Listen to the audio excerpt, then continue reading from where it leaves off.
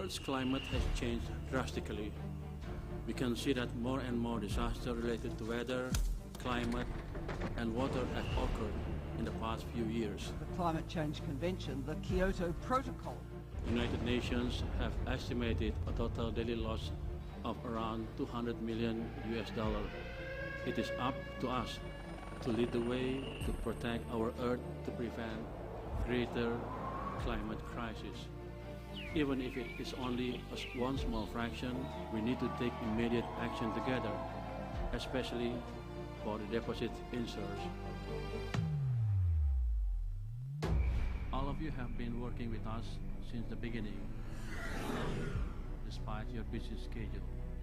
The part of the G20 side events along the IQTC International Seminar. The seminar, among other side events of G20 presidency of Indonesia, would like to encourage all of the deposit insurers around the world to call real actions to fight the climate change. And may we have your attention, please, distinguished delegates, ladies and gentlemen. We kindly invite you to join us here in the ballroom, and please kindly take your seat as the opening ceremony for the first International Quality Tourism Conference will begin shortly. Thank you. Ladies and gentlemen, for your information, we also provide you with translation services. Bapak dan Ibu, sebagai informasi, kami menyiapkan translation service. Jadi bagi Bapak dan Ibu yang membutuhkan bisa mengambil receiver interpreter, di mana channel 1 untuk bahasa Indonesia dan channel 2 untuk bahasa Inggris. Sebagai informasi, untuk receiver interpreter hanya dapat digunakan di dalam ruangan. Terima kasih.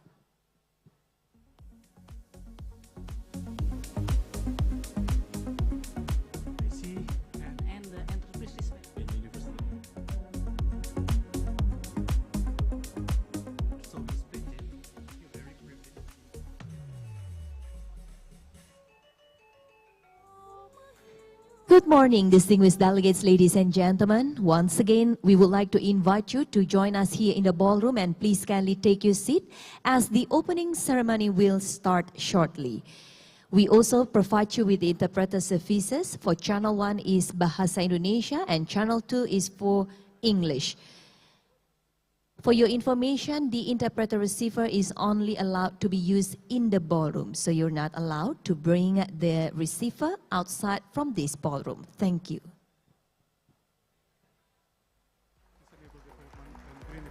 Outline for the presentation. How to drive the economic growth. Deposit insurance. The local NGOs. One fundamental difference. I would like to officially announce the closing of second AID APRC study visit and international seminar. Dari Nusa Dua Bali, saat ini saya sudah bersama dengan Ibu Lana Sulistianingsih selaku anggota Dewan Komisioner Kepala Eksekutif Lembaga Penjamin Simpanan atau LPS. Concern kita terhadap ekonomi hijau ataupun misalnya climate change tadi itu perlu kita cetuskan.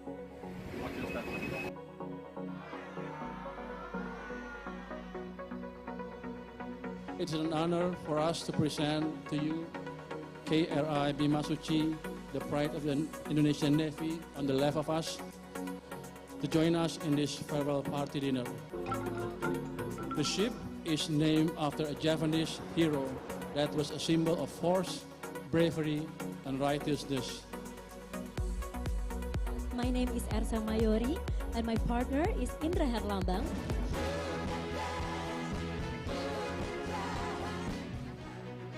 I really hope today's discussion can pave the way for how to make the Earth a better place and better future for the next generation. We gather together, we never shall die.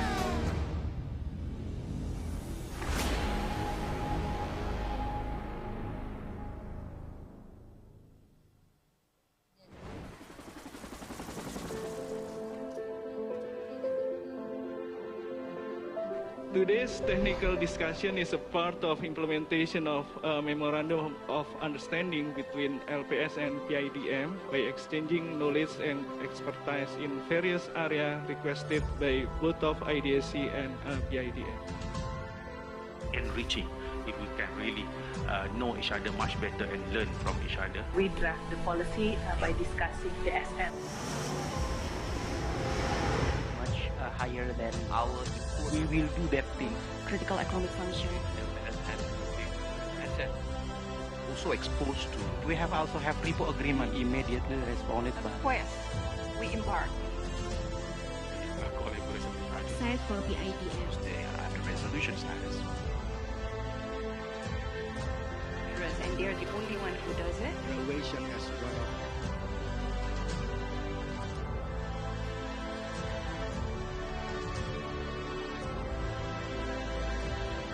A very good morning and allow me to welcome the Honorable Bapak Dato Sri Sukri Samad, Chairman of PIDM, the Honorable Bapak Purbaya Yudi Sadewa, Chairman of IDIC, Bapak Didi Madiono, Member of Board of Commissioner, Ibu Gloria Go Gim from Director of PIDM, the Honorable also Bapak Rafis Azwan Abdullah, CEO of PIDM, the Honorable Ibu Aviza Abdullah, Executive Vice President of PIDM, the Honorable Executive Director and Head of Office of IDIC, and official of PIDM and IDIC. I will be your moderator of today's session. Our Chairman, Bapak Purbaya. Exchanging knowledge and experience from PIDM is our priority for today's discussion. An initiative to strengthen our ties. Together we can achieve great things. Perform due diligence. Relationship, advanced thinking. Liquidity is one of them. Increasing as well. The claim, there's only the payment. Was so vital, supervisor, in this case in Malaysia. As we reach the conclusion of this productive high-level meeting,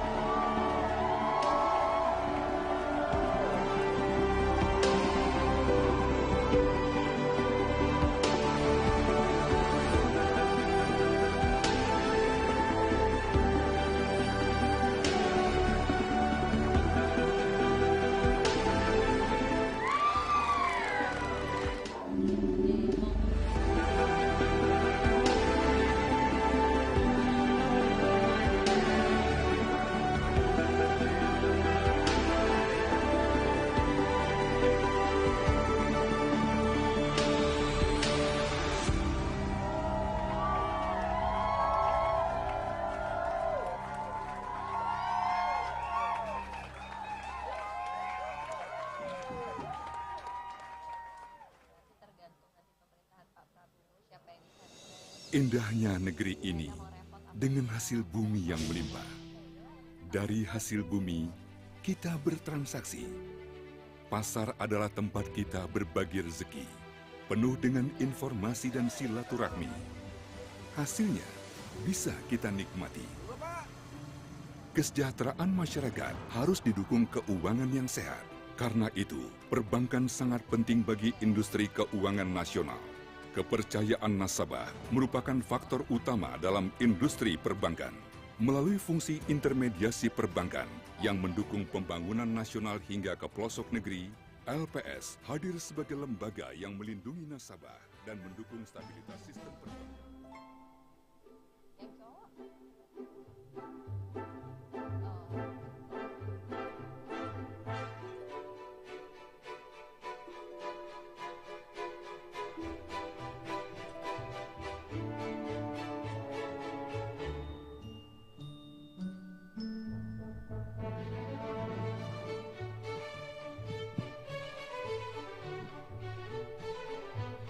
Ladies and gentlemen, may we have your attention, please? Good morning and welcome to the Meru Sanur Bali. We would like to invite you all to please kindly take your seat and prepare ourselves to start the opening session.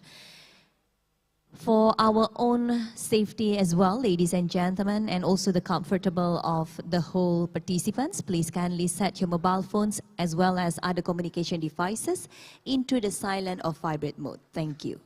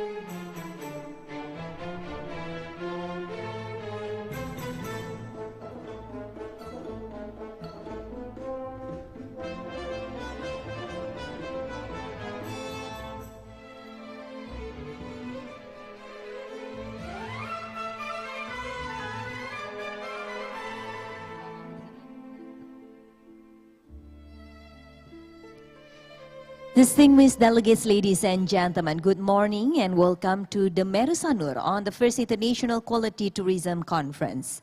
We kindly invite you all to please take your seat in the ballroom and please kindly turn your mobile phone into the silent mode or the vibrate mode during the proceedings of the events. Thank you.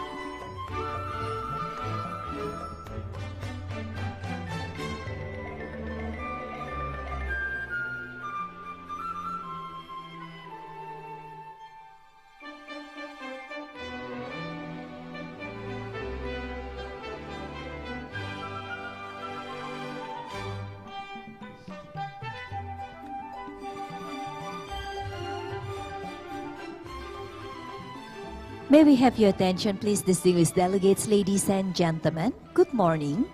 As we are about to start the arrangement for the opening ceremony for the first International Quality Tourism Conference, please kindly take your seat and prepare yourself. And for your information as well, ladies and gentlemen, His Excellency Bapak Luhut Binsar Panjaitan will join us in this ballroom in another 5 minutes. Therefore, once again, please kindly take your seat and let's prepare ourselves for the arrangement this morning. Thank you.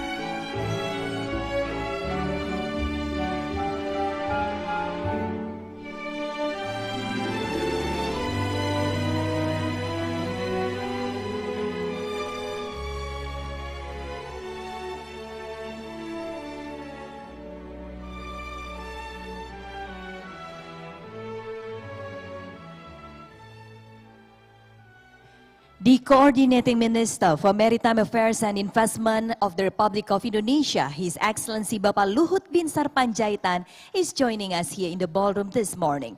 Welcome and good morning to His Excellency once again, Bapak Luhut Binsar Panjaitan.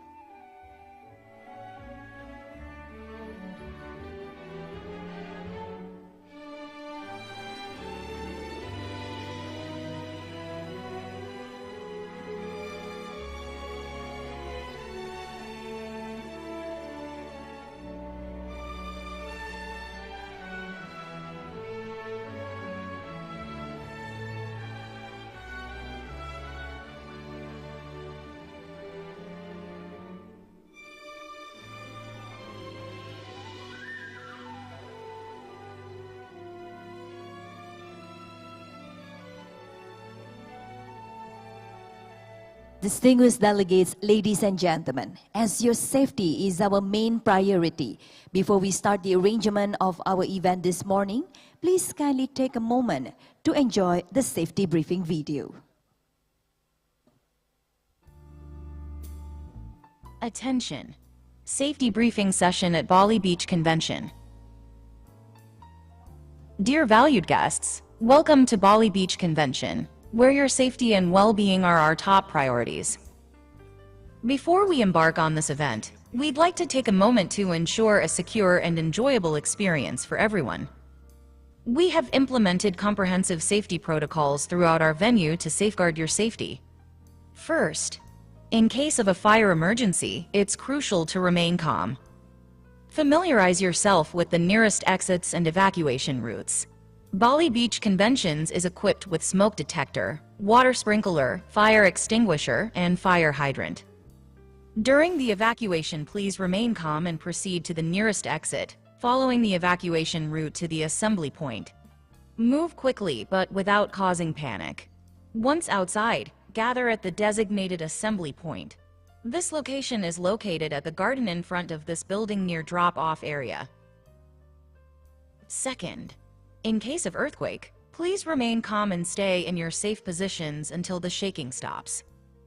After the shaking, evacuate the building using the designated evacuation routes, and move quickly but cautiously to the assembly point. While at the assembly point, follow instructions from your designated safety wardens or team leaders. Ensure you are a safe distance away from the building, and keep the pathways clear for emergency responders. Third, in case of potential tsunami, please follow the evacuation signs and directions provided by our staff. Move swiftly but safely towards the Bali Beach Hotel building. Upon reaching the Bali Beach Hotel building, proceed to the designated assembly point on the 6th floor by using the emergency staircase located near the elevator. Once at the assembly point on the 6th floor, stay calm and assist others as necessary. Thank you for your attention. We encourage you to enjoy your time here at Bali Beach Convention, filled with enriching experiences, insightful sessions, and fruitful connections.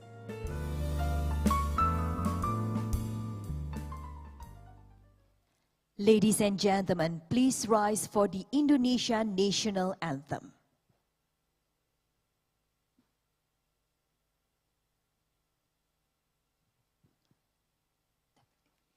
Indonesia Raya.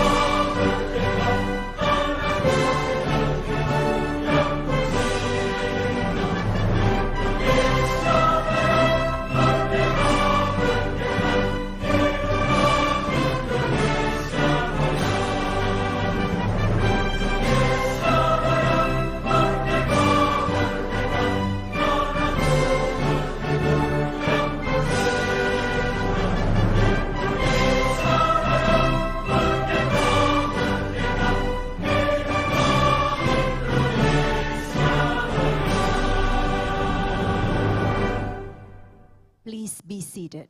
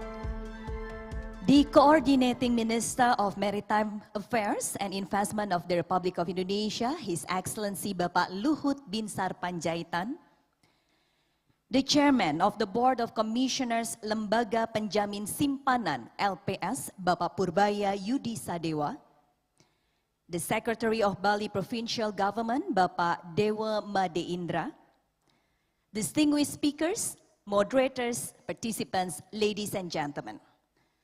Assalamualaikum warahmatullahi wabarakatuh. Shalom, salam sejahtera bagi kita semua. Namo Buddhaya, salam kebajikan, Om Swastiastu. Good morning, Excellencies, distinguished guests, and tourism industry leaders from all around the world. It is an honor to welcome you this morning to the first International Quality Tourism Conference initiated by the Coordinating Ministry for Maritime Affairs and Investment of the Republic of Indonesia. Allow me please to introduce myself. My name is Dian Ariswari, and it is indeed an honor for me to be able to standing in front of all of you as the Master of Ceremony. Ladies and gentlemen, this conference represents a crucial step in ensuring that the tourism industry in ASEAN Plus 3 develops sustainably and responsibly. It aims to create a brighter future for the region's tourism industry and its communities.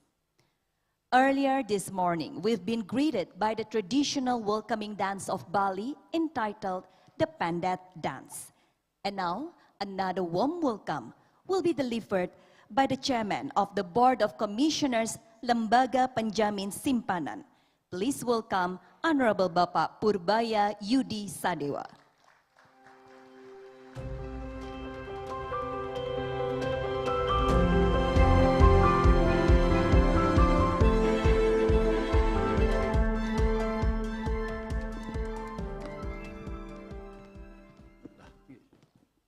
Bismillahirrahmanirrahim.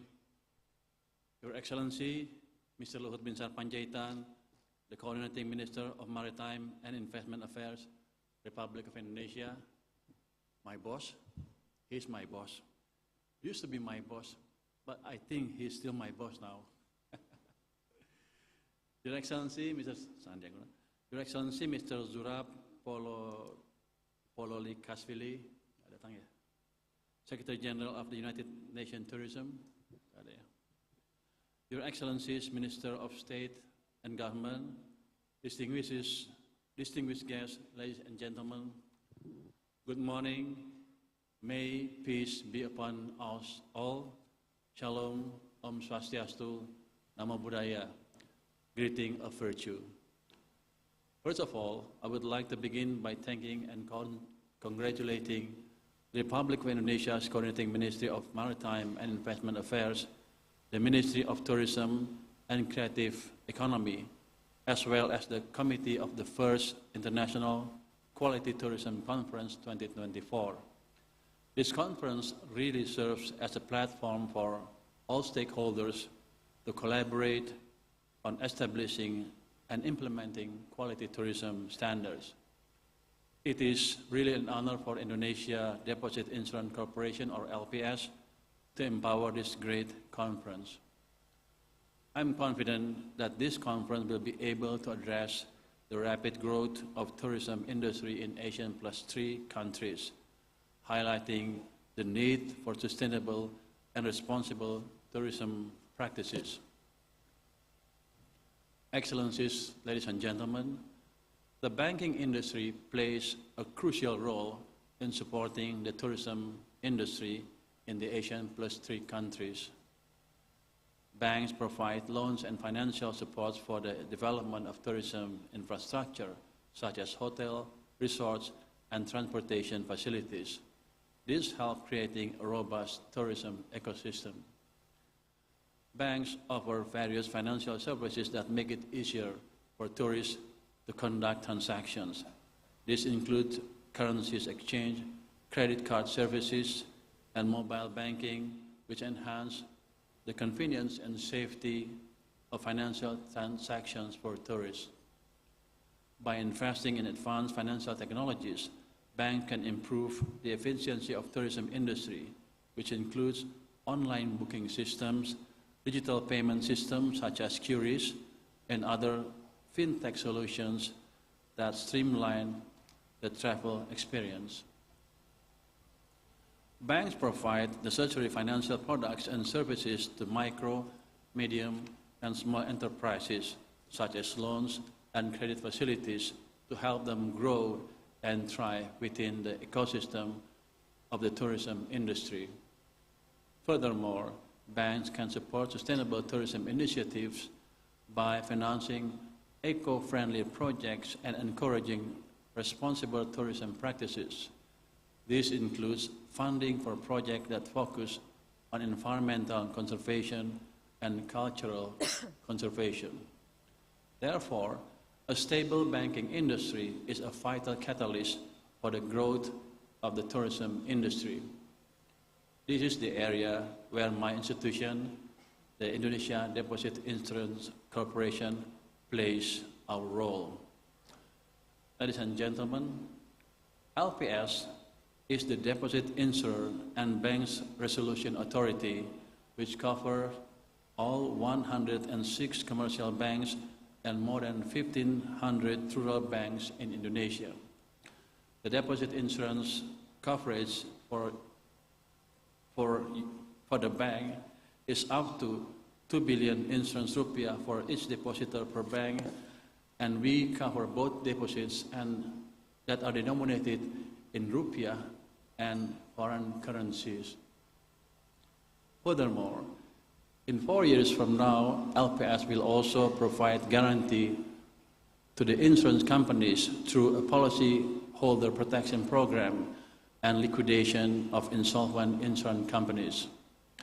Together with our fellow institution, that is Bank Indonesia, Financial Services Authority or OJK, and Ministry of Finance, we are the Indonesian financial safety net that manifests as the Financial System Stability Committee, aiming to safeguard the Indonesian financial system stability. And I should say we are conducting our job quite well so far.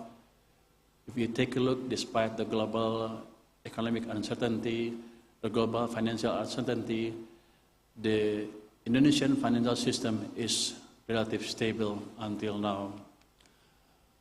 With LPS on duty, tourists do not have to worry about utilizing banking services in Indonesia. Travel more and enjoy Indonesia sceneries and cultures. If there are international visitors here, this occasion is a tourist conference, right? But don't stay too long in your conference room. Enjoy tourist destination in Bali and enjoy yourself. Yeah. Excellencies, ladies and gentlemen, I believe that the symbiotic relationship between tourism and financial sector is instrumental in bolstering sustainable economic growth in Asian plus 3 countries. Therefore, I hope this conference will be able to bring not only profound discussion, but also produce real actionable synergies. Pak Luhut used to say, jangan ngomong-ngomong doang, not talk-talk only, implement it. Creating a theory is easy, but implementing it is difficult.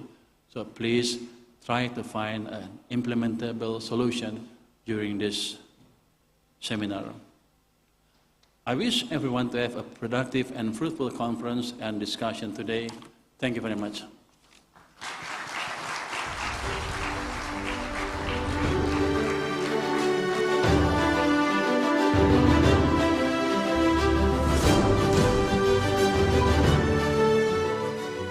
Thank you so much to Bapak Purbaya Yudi Sadewa for the warm welcome.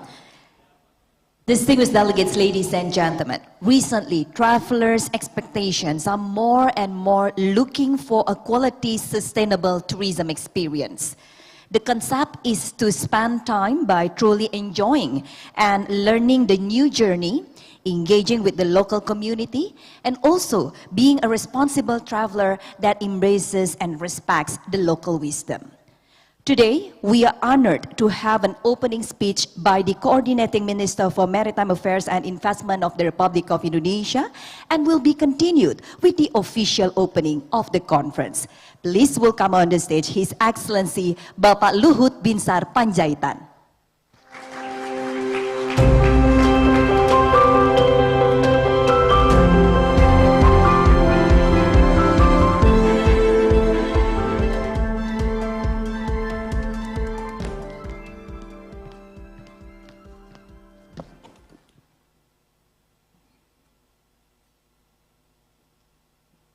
Excellencies, ladies and gentlemen, very good morning to all of you, and it's an honor to stand before you at the International Quality Tourism Conference. I extend my gratitude to the Indonesia Deposit Insurance Corporation, Excellency Purbaya, for its support, demonstrating commitment beyond financial stability by fostering the growth of our tourism sector. And my sincere appreciation also goes to the Central Bank of Indonesia, the Minister of Tourism and Creative Economy, the Minister of National Development Planning for your collaborative efforts in developing quality tourism, with the presence of representative from the World Economic Forum. This meeting will have the chance to deepen and widen the discussion on what takes to develop and implement quality tourism. Ladies and gentlemen, the global economy continues to face challenges, including geopolitical tensions and the slowdown of major economies like the US and China. Despite these pressures, macroeconomic indicators remain among the strongest in the G20 and ASEAN. The first half of 2024, our economy grew 5.1%, driven by robust exports and rising investment. This growth reflects our strategic focus on diversifying and strengthening our economic foundation.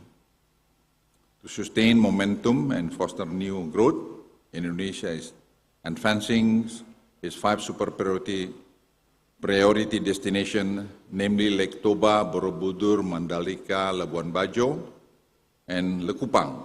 We are also implementing the Proud to Travel in Indonesia campaign in 2023.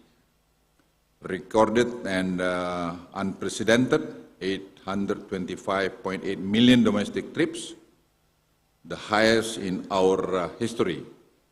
And we plan to reach 1 billion domestic trips by end of this year. We saw foreign investor numbers rebound to 11.7 million this year, will be nearly reaching pre-COVID-19 levels. Despite the promise of imminent benefits, we have also experienced the downside of tourism, from local communities being uprooted to environmental degradation, the demonstration by local communities against foreign tourists in Barcelona serve a stark reminder. This island Bali is also alarmingly leading in that direction.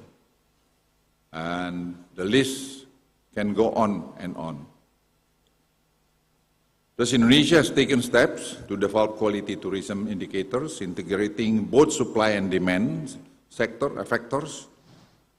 On the supply side, we enhance basic competitiveness infrastructures, accessibility, and sustainable destination management. On the demand side, focus on the uniqueness and high value of our destination, ensuring that our tourism offerings are competitive, sustainable, and beneficial to local communities. As part of our commitment to quality tourism, we will issue a presidential instruction to designate Bali as the pilot province for quality tourism implementation, with plans to expand these practices nationwide. This initiative will hopefully position Indonesia tourism sector globally for its efforts in setting high standard and sustainability in visitor satisfaction. Having said that, this meeting just a small step that hopefully contributes to the betterment of the tourism sectors.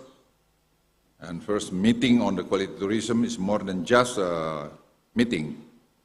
It is a continuation of the old saying, habit of dialogue. A dialogue that rests on understanding that tourism is the way for us. It is your belief that meeting can foster better understanding of where we are and where we need to go. Ladies and gentlemen, we had several meetings in Jakarta to do some evaluation about the tourist destination in Indonesia. We set up 55 indicators. For instance, like this one I think is very important. It's like Bali, we like to maintain Bali as a, paradise island. So we have to evaluate what happened in Bali. We just don't want to see Bali, so many foreign tourists, but the quality of tourism is not good. So we're going to take action. Hopefully by next week, we're going to have a meeting in Jakarta to finalize this new regulation. We understand around over 200,000 foreign people live in Bali today, but create also some problem because we like to maintain also the culture of Bali.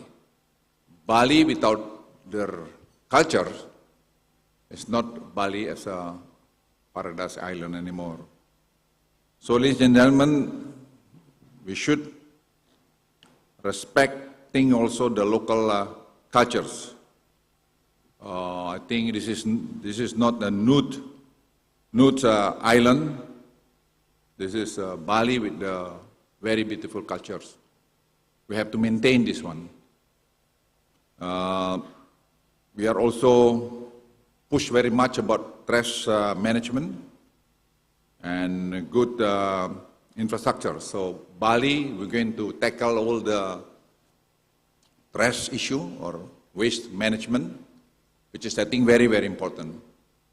Central government been working very hard for this, but not very successful yet. But I believe within 6 or 1 year ahead, we're going to tackle the whole issue of trash in Bali. So we don't want to see Suwung anymore exist over there. I talked to the local government about this. And we don't want to see also the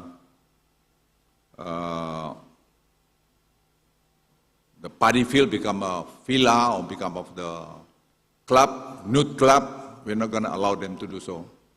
We're going to do the evaluation of this, and then I think BPKP going to audit several areas in Bali in order to find out what's really going on. And also the immigration, we like to check all those things. We don't want to see the foreign people replace the local people job in this island. But the very important one, ladies and gentlemen, we like to see the Balinese culture have to be there forever. Otherwise, no more Bali. This is, I think, very important. And number of the local tourism also quite good, very good, and increasing and time to time. And you have to understand also the middle class in Indonesia growing very much.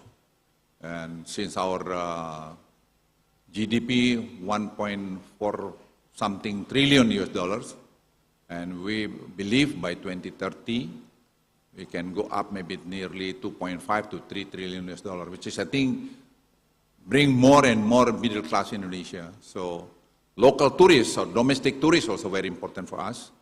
So not only the foreign tourists. Foreign tourists who bring problem here, narcotic, gang and others, we can deport from Indonesia, from Bali. And we don't want them to enter Bali anymore because they create problem in Bali. So we like to see Bali with the very friendly aura, with the beautiful culture. We have to protect this one. We don't want to see the paddy field convert to be nude club or to be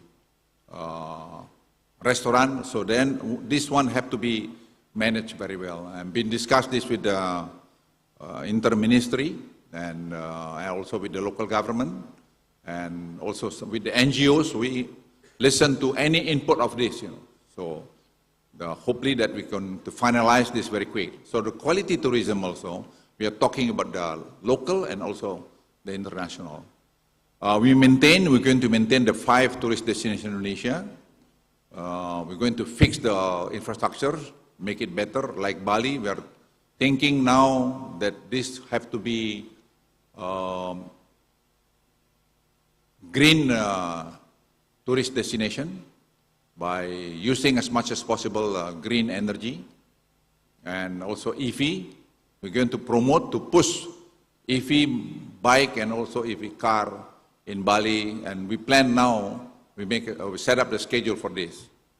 So, ladies and gentlemen, Indonesia today, I should say that we are doing pretty well, and we are very proud, and we are very firm that we can manage our own people, our own country. So, in terms of infrastructures, I'm pretty confident that we can make Bali much better in the near future. The President-elect also has planned to connect North Bali to South Bali, Southern Bali, and we're going to have also the road, maybe toll road. We'll see what happens. A study ongoing now, and we requested also the World Bank to do study on the underground LRT from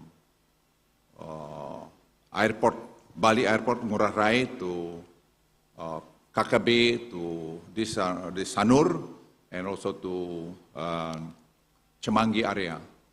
So this is, I think, very important. We don't like, to be honest to you, like we see a mall at the middle of tourist destination. It's like in Sanur here, to make a traffic jam, So we like to reshape this, the Bali, So basically the purpose of that, like mentioned earlier by Excellency Purbaya and also my staff, that would like to see Bali as a paradise island. So with your support, ladies and gentlemen, let me enjoy to stay here. Come visit Bali, and then we'll see the aura of Bali. Bring peaceful, bring, the beautiful thing to our mind. And people can do, meditation here, can socialize with the people here. No gangster. Gangster we can ban to enter Indonesia forever. So we don't mind maybe 10,000 the criminal people or unknown people not allowed to enter Bali anymore on Indonesia. For us, quality is more important than numbers. Numbers is very important, but numbers again we can get it from domestic tourism. So don't get me wrong in this one, because we don't want also the job of the local people replaced by the foreign tourists. We don't want to see this thing happen, because what happened today, we have to create also prosperity to the people of Bali. And I've been discussed to so many NGOs also in Bali, and they agree to our activities. Of course, we are very still open to some input before we make an announcement officially about this. And I think soon we're going to announce what you're going to do. And they are started already to do some audit in 4 spots in Bali. So soon, I think I give them the timing, within 3 weeks' time, they should come the result of this audit. So from that audit, we can move forward. Thank you very much. Enjoy this discussion. I do hope that we can see the good result of this. And thank you very much also to the sponsors like MasterCard and LPS, especially Pak Purbaya and other people who has been working together with the government of Indonesia. Thank you very much. Om Santi Santi Santi Om. Thank you. Please remain on the stage, Bapak, as now we will continue with the striking of the gong. Therefore, I would like to also invite Mr. Purbaya Yudi Sadewa to also join His Excellency Bapak Luhut Binsar Panjaitan on the stage for the striking of the gong.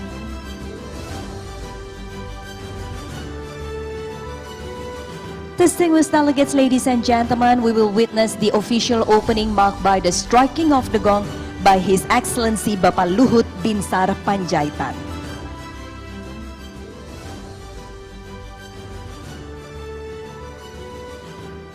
Kindly in my countdown in 3, 2, 1.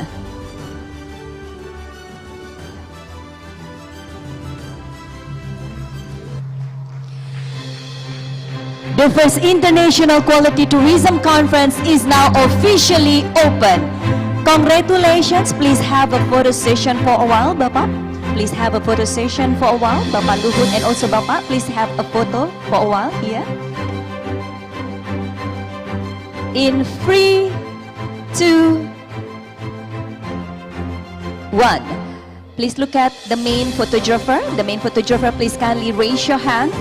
Fotografer utama boleh mengangkat tangan. Please kindly look at the main photographer in 3, 2, 1. Please join me in giving a round of applause, ladies and gentlemen, as a congratulations for the official opening of the first International Quality Tourism Conference. Thank you so much to Bapak Luhut Binsar Panjaitan as well as to Bapak Purbaya Yudi Sadewa. You may now return back to your seat and also continue to the next agenda as well. Thank you so much. Once again, congratulations with the official opening of the first International Quality Tourism Conference, which are already officially open by His Excellency Bapak Luhut Binsar Panjaitan, the Coordinating Minister for Maritime Affairs and Investment of the Republic of Indonesia. Thank you so much once again. Well, distinguished delegates, ladies and gentlemen, this morning we will go directly to the first panel session. Therefore, please remain here in the ballroom. Once again, let's give a round of applause to His Excellency Bapak Luhut Binsar Panjaitan. Thank you so much for joining us this morning during the opening sessions of the first International Quality Tourism Conference. Distinguished delegates, ladies and gentlemen, the first International Quality Tourism Conference is initiated by the Coordinating Ministry for Maritime Affairs and Investment of the Republic of Indonesia, the Central Bank of Indonesia, the Ministry of Tourism and Creative Economy of the Republic of Indonesia, and the Ministry of National Development Planning of the Republic of Indonesia. This event is powered by Lembaga Penjamin Simpanan LPS and supported by MasterCard, Pertamina, Telkom Indonesia, BCA, BRI, and Traveloka. Let's give a round of applause to all of our generous sponsors that already support the first International Quality Tourism Conference. For your information, on each day of our conference, we will have free panel session. And tomorrow, we also will have the Minister of Tourism and Creative Economy of the Republic of Indonesia, Bapak Sandiaga Salahuddin Uno, that will also joining us on the second day of our conference. And now, ladies and gentlemen, before we start our first plenary session, we would like to also once again emphasize the objectives of the first International Quality Tourism Conference. So the implementations of the first International Quality Tourism Conference 2024 in Bali aims to raise the awareness among stakeholders about the importance of the quality tourism itself and also to encourage sustainable and responsible practices. And this morning, without further ado, we will go directly to our first plenary session. Ladies and gentlemen, on the first plenary session, we will discuss further regarding the quality tourism strategy among countries. Before we start, I would like to introduce our moderator that will lead the first session. So our moderator is a communication professional with 16 years of experience in broadcast media. He served as a national TV news anchor and also executive producer. His expertise also includes managing breaking news, building relationships with key stakeholders, and excelling in news production, editorial messaging, and also corporate communication. Ladies and gentlemen, without further ado, please join me in welcoming our moderator, Bapak Timothy Marbun.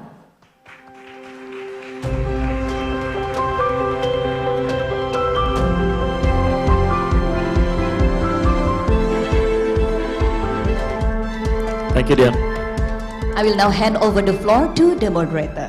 Timothy, please. Thank you very much. Good morning, ladies and gentlemen, distinguished guests.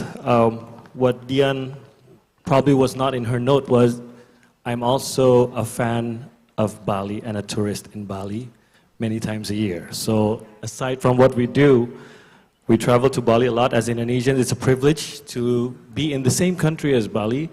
And it's very refreshing, as Pak Luhut said, and also Pak Purbaya, what Indonesia has plans for Bali and also some parts of Indonesia, which also includes increasing quality tourism. You might not really read the Indonesian news, but we've had some troubles in tourism in Indonesia, and I guess what we will be discussing here would contribute in the solution to some of those matters. And well, one, as Pak Luhut said, we don't want gangsters in here. So, because you're here, you're not a gangster. Thank you for not being a gangster, everyone. So you're very much welcome in Indonesia, and I guess I also would like to emphasize on what Pak Luhut said. Please enjoy Bali while you're here. So, ladies and gentlemen, once again, good morning and welcome to our first plenary session in the first International Quality Tourism Conference 2024. This will be the first session. We have 3 sessions today, and I will be with you for all 3 sessions, and we will have a colleague for the next day. Today, we are not here just to discuss tourism, but to also shape its future, especially among ASEAN Plus 3. Our region has seen incredible growth in tourism, which brings prosperity, yes, but also brings challenges, such as environmental degradation, and also some areas over tourism, including here as well. Now, this conference is a critical step in addressing these issues by setting and upholding as well standards for quality tourism, ensuring our destinations not only remain attractive, but also remain sustainable. As we kick off this session, we focus on the strategies that can help our countries lead in implementing these quality tourism standards. And hopefully, our first session here would become a strong foundation for the rest of the day, ensuring that conversations we have here will carry forward in the next sessions and also the sessions tomorrow. Now, let me just introduce our speakers that will be sitting here with me on the stage. I am honored to introduce our first speaker, Ibu Amalia Adininggar Widyasanti, the Deputy Minister for Economic Affairs at Indonesia's Ministry of National Development Planning, Bappenas. Ibu Winnie, as she is known, has been instrumental in integrating sustainable development into national policy. With a PhD in economics from the University of Melbourne and significant experiences as senior advisor to the Minister for Economy and Financing, Ibu Winnie is a key figure in Indonesia's development strategies. And she will be presenting on integrating quality tourism into national policy. Our next speaker is Randy Durban, the CEO of the Global Sustainable Tourism Council, or GSTC. He has over 20 years of senior leadership experience, including roles as president of TravCoa and Intrav. Randy has been at the forefront of advancing sustainability in the tourism industry. Now, his work with the GSTC plays a critical role in aligning international standards with national tourism strategies, what we need to hear here today. And Randy will be discussing integrating global sustainability standards into national quality tourism strategies. Our next speaker is Dr. Shashank Vikram, the Consul General of India in Bali. He is a seasoned diplomat from the 2004 batch of the Indian Foreign Service. Dr. Vikram's career spans important roles, such as the Consul General in Durban and Birmingham, with significant contributions in Lisbon and Brasilia. His medical background and extensive diplomatic experience position him perfectly to discuss enhancing the Indian tourist experience in Indonesia through quality tourism initiatives. And our next speaker, our final speaker, we have Liz Ortiguera, Managing Director of Asia Pacific and Senior Advisor to the CEO at the World Travel and Tourism Council, with 25 years of experience in the travel industry, including 18 years at American Express and leadership roles in digital and travel startups. Liz is a leader in shaping global tourism. She will present on global leadership in quality tourism, best practices, and future directions for sustainable growth. Ladies and gentlemen, let's welcome our speakers on stage.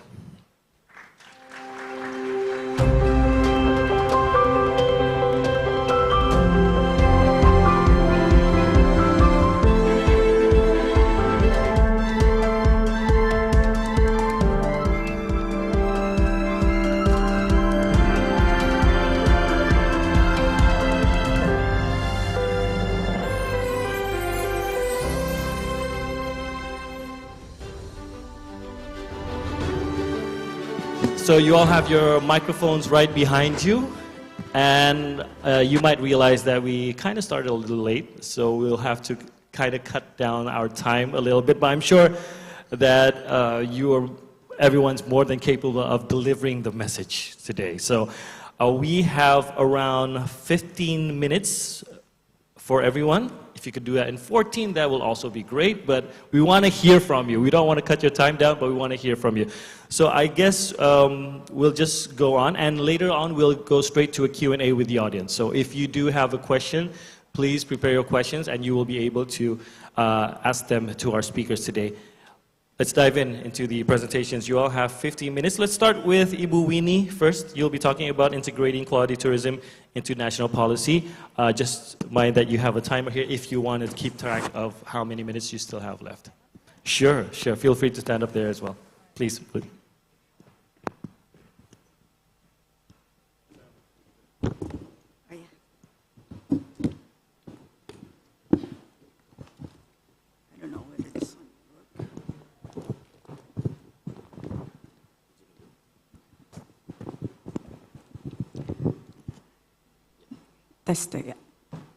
Thank you very much, distinguished ladies and gentlemen.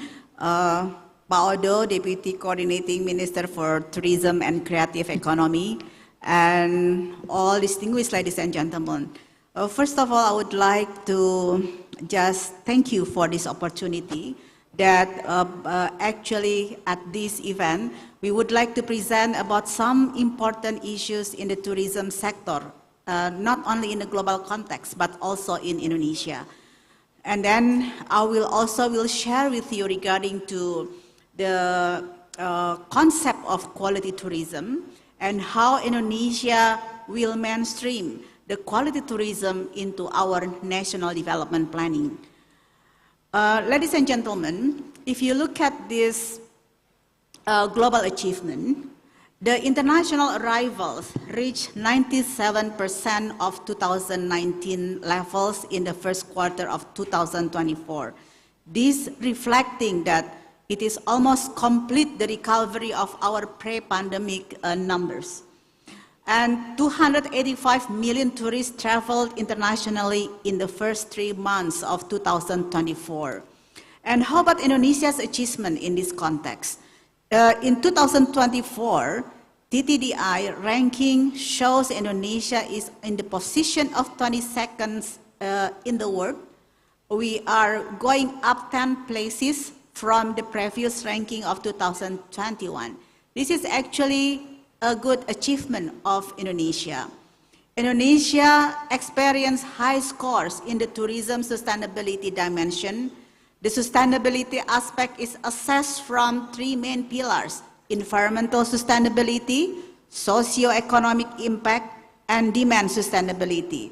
So this increase in ranking shows Indonesia tourism already successful in recovering from the COVID-19 pandemic, and then it is putting also on the social welfare as a primary target. And how about the global challenges? As Pak Luhut mentioned, that we are actually facing the over-tourism. We are pressing on the multidimensional issue as well. And this is characterized by the perception of tourists and residents that a place resides with the excessive visitors. This phenomenon significantly diminishes the quality of life for residents and diminishes the visitor experiences. If you look at this number, tourism symptoms include a situation where visits exceed the destination capacity. It is over tourism, meaning that exceed the destination capacity, and sometimes we are facing that residents are angry, and then also tourists or visitors are miserable. So local governments have proposed tourism levies or entry fees to make visits more expensive, and thereby it's expecting to limit the number of people to come. The Indonesian challenge is that we have several tourism destinations starting to feel the over-tourism. For example, if you look at Bali, one of the most favorite destinations is potential to face the over-tourism issues. Tourism development in Bali is concentrated in the Sarbagita area, Denpasar, Badung, Gianyar, Tabanan. As many as 75% of hotels, restaurants, and tourist attractions are located in the Sarbagita area. Based on the assessment of the 3 Bali key tourism area, it shows that Canggu shows an overload with high visitation and limited tourist flow management. Legian Seminyak, the number of visitors is very large, and there is pressure on infrastructure or traffic is congested. Ubud has high tourism visitation, but it is still well managed. So to support the acceleration of quality tourism implementation, the Joint Secretariat for the Acceleration of Tourism Sector Development, we call it Sekber Pariwisata, initiated studies on quality tourism in 2020. Quality tourism consists of 4 pillars. First is basic competitiveness, which refers to the fundamental factors a destination must meet to become a competitive tourist destination. Secondly is sustainability, which involves factors that support the sustainability of the environment, such as cultural value, socio-economic value, historical and knowledge aspects of the destination. Thirdly, uniqueness encompasses the unique factors of destination that offer experiences rarely found in other destinations. Fourth is high value, which refers tourism activities can provide a high value aspect to tourists, supported by high value experiences, exclusivity of the products and services, personalization, and premium quality. So I will repeat that quality tourism consists of 4 pillars: basic competitiveness, sustainability, uniqueness, and high value. So the quality tourism framework was developed into an index that consider various standards such as Tourism and Travel Development Index, TTDI, also include environmental social governance or ESG, and also include other multinational commitments such as Sustainable Development Goals. So if you look at this, slide, quality tourism as a means of tourism contribution.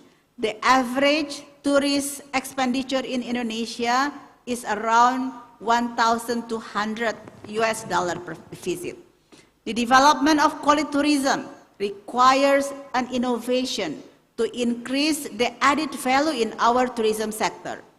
Indonesia's tourism contribution to our GDP is targeted to increase to amount of 4.5% in 2024 to become 5% in 2029.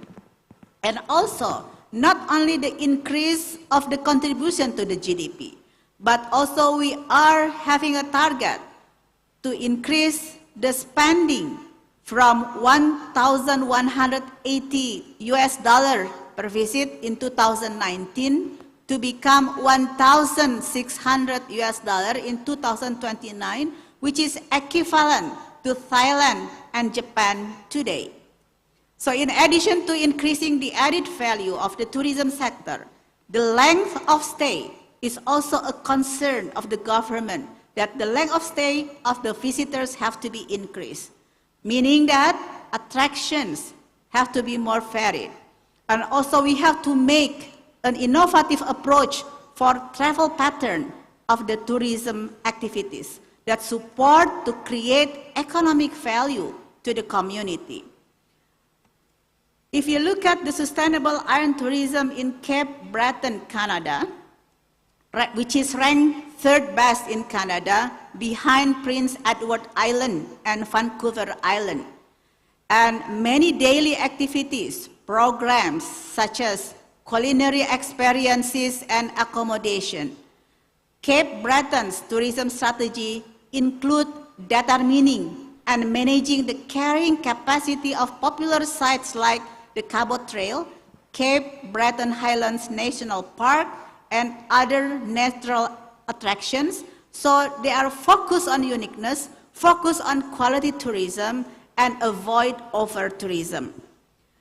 So if you look at the project implemented by the Tourism and Entrepreneurship Laboratory at Hellenic Mediterranean University, which is creating a sustainable tourism observatory in Crete, Greece. The Crete Tourism Observatory project responsible for planning and implementation of applied research on issues of local and regional. Crete Tourism Observatory would have to ensure the construction, operability, and usability of a complete archive of data and information in Cretan tourism area. So what the Cretes do is actually to implement and to ensure the carrying capacity limits to prevent overcrowding and degradation in the area. Another example is medical tourism in Thailand, which is considered as a qualified tourism products and businesses.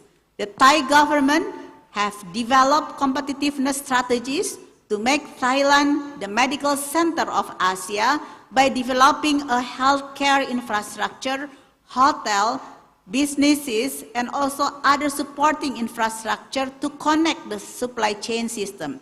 So this is what we are now.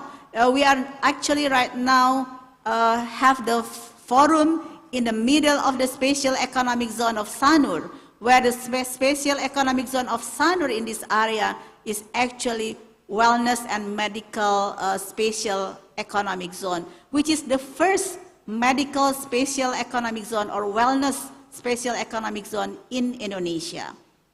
So last but not least, I would like to emphasize on slide 8 that quality tourism policy is actually really in our long-term and medium-term national tourism policy direction in our long-term and medium-term planning document. Quality tourism is a part of our future development concept for tourism sector. And also in Indonesia's long-term plan, it is stated that the future tourism must address existing issues and challenges and also to avoid overcoming over-tourism and other complexity issues and uncertainty. We also focus on tourism management and also sustainable tourism, with the goal that tourism sector will contribute 8% to the national GDP by 2045 and generate $100 billion in foreign exchange 2045. Indonesia has several strategies, such as integrating international and domestic connectivity, innovating and diversifying attractions and in priority destinations, and strengthening tourism resources and promotion. Tourism should also prioritize quality over quantity. In our medium-term development planning, RPJMN 2025-2029, Indonesia now is being formulated a development strategy for quality tourism policy in our national medium-term planning document, or we call it RPJMN. Quality and sustainable tourism is developed by implementing the principle of blue, green, circular economy, including regenerative tourism. Building green infrastructure for basic infrastructure and tourism sport, strengthening inclusive supply chains, improving the government of tourism destination and industries, improving the competence of tourism human resources, and preserving the environment and culture, increasing preparedness for disaster risk, and also strengthening tourism financing mechanism and strengthening responsible marketing. So one on the strategic in the implementing quality tourism is through blue-green circular economic concept, which is prepared by the Ministry of National Development Planning and Ministry of Tourism and Creative Economy. This document is one of the guidelines for business actors in the tourism sector to be able to implement sustainable tourism by applying the principles of blue, green, and circular economic concept into the tourism destination and tourism activities and tourism sectors.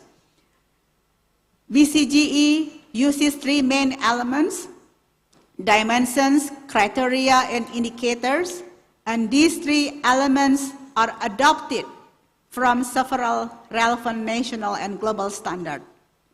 So, in BCGE dimension and criteria, there is a sustainable resources, environmental conservation, environmentally friendly product design, environmentally friendly services, and also social inclusion and BCGE governance.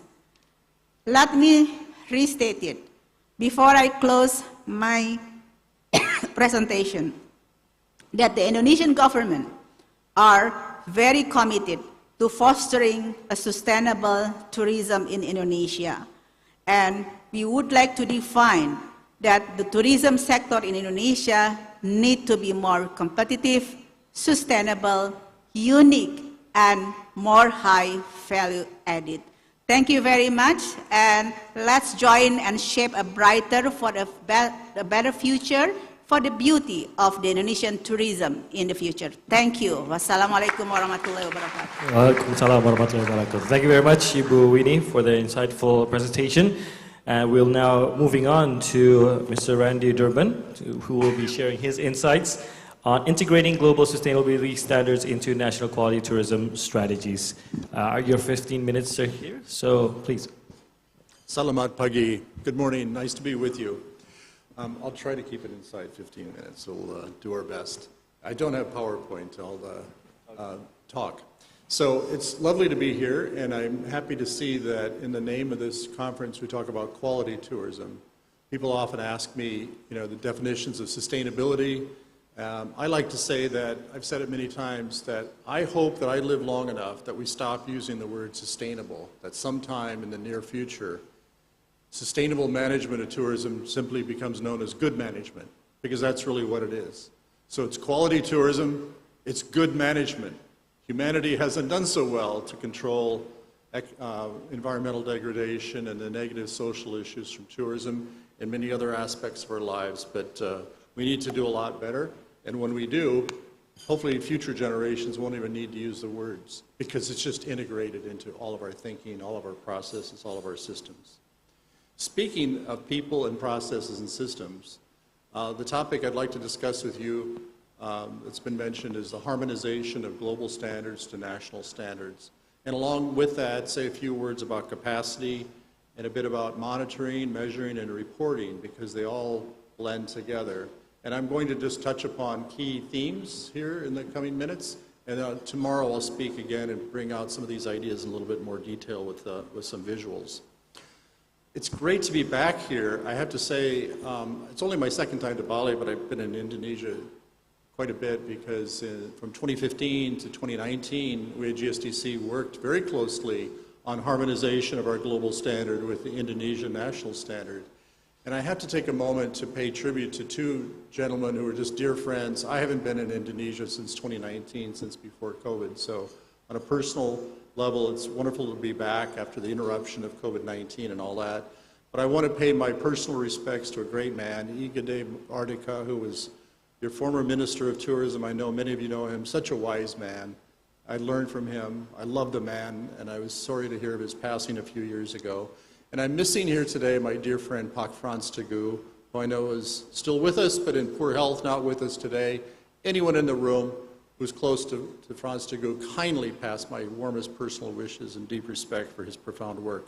Both of them relate to the things I want to talk about because we were working in those years in harmonization. Actually, the Ministry of Tourism and Creative Economy of Indonesia owns a national standard for destinations that's based on the GSTC criteria. So before I talk about that and harmonization in general of national standards, I have to say a word about why the GSTC criteria for the organization that I lead are considered as credible global standards. So a word on that. In 2007, UNEP, United Nations Environment Program, and UNWTO, UN Tourism, created us. We're not in the UN. They created us as a separate nonprofit to continue their work. They had been working together for 3 years, those two UN agencies, to define sustainable tourism for the UN system based on the Millennium Development Goals. So all of our work, the foundation was the Millennium Development Goals, so it's easily mapped to the Sustainable Development Goals. That's our foundation. And again, our foundation is UN definition, so we're doing their work. And also the GSTC criteria have credibility because of the incredibly inclusive process we go through to create and revise them. We turn to public consultation. We spend more than a year to create each standard and nearly a year to revise it approximately every 5 years. So these are not standards in a committee. They're not Western standards. They're not a small group. We put out a massive call to all corners of the world, to public sector, private sector, academia, NGOs, and so forth. So the inclusivity is unmatched. Nothing comes anywhere close to that. So for those reasons, the UN Foundation, the SDG Foundation, and then the inclusive process to manage them, give them the great credibility. And Frans Teguh and others in the world have seen the value of that. So here we created that program. So when we were created then by those UN agencies, they wanted us not only to create global standards, but to help industry and government apply them in systematic ways. So that's a big part of our work. But also to help redefine sustainability. Because at that point, most people thought of sustainability purely as environmental issues. And our standards, the GSTC criteria, are based on the 4 pillars of good governance for sustainability, social issues, including community impacts, cultural issues to respect and preserve heritage and to respect living culture, ethnic minorities, indigenous peoples, and of course the environment. So all of our work is based on those 4 pillars and that very definition. So one of the things we did in the early days is we created a program, a formal program, to designate a national standard as having compliance to our global standard. And think about it, it really provides the best of both worlds. That program where if your national standard is following the GSTC criteria, you're drawing from this global inclusion of what we mean in the definitions, so we're all speaking the same language and following the same attributes, but then you can add your national or localized context and make it a formal national program. And that's exactly what the Ministry of Tourism and Creative Economy did with us for several years. So that was on our destination criteria. We have standards for hotels, tour operators, Destinations, the destination criteria serves for public policy and for guidance of management of a localized destination. And now we've recently created MICE criteria, and we're in the final stages of developing attractions criteria, and we'll do a few more subsectors. So that's who we are with the global standards. I would encourage you, I was also, the theme of this session really is about innovation. And I want to propose to you that the travel and tourism needs to innovate when it comes to applying standards and looking at award systems and certification. Everyone is confused on this issue for good reason. Nobody has ever really pulled in and controlled the wild, free market where people can just call themselves a certification body. When we talk to people in other sectors, they're just shocked to hear that there are entities around the world calling themselves certification bodies for green hotels that aren't certification bodies at all. They have no external review. Most of them are a guided self-assessment. Many of them are mediocre, some are bad, but yet we treat them all as the same. We think there's nearly 400 in the world.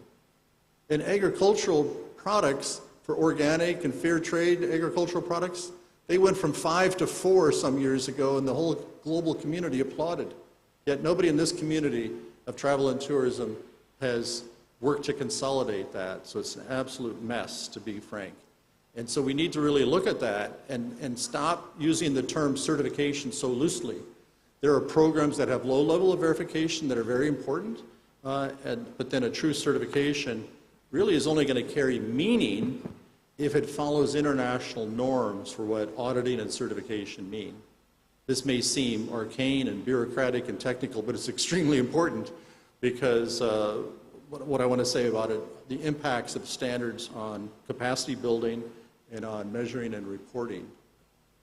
Why do I say all that? Well, let's challenge ourselves also just in how we use the word standard.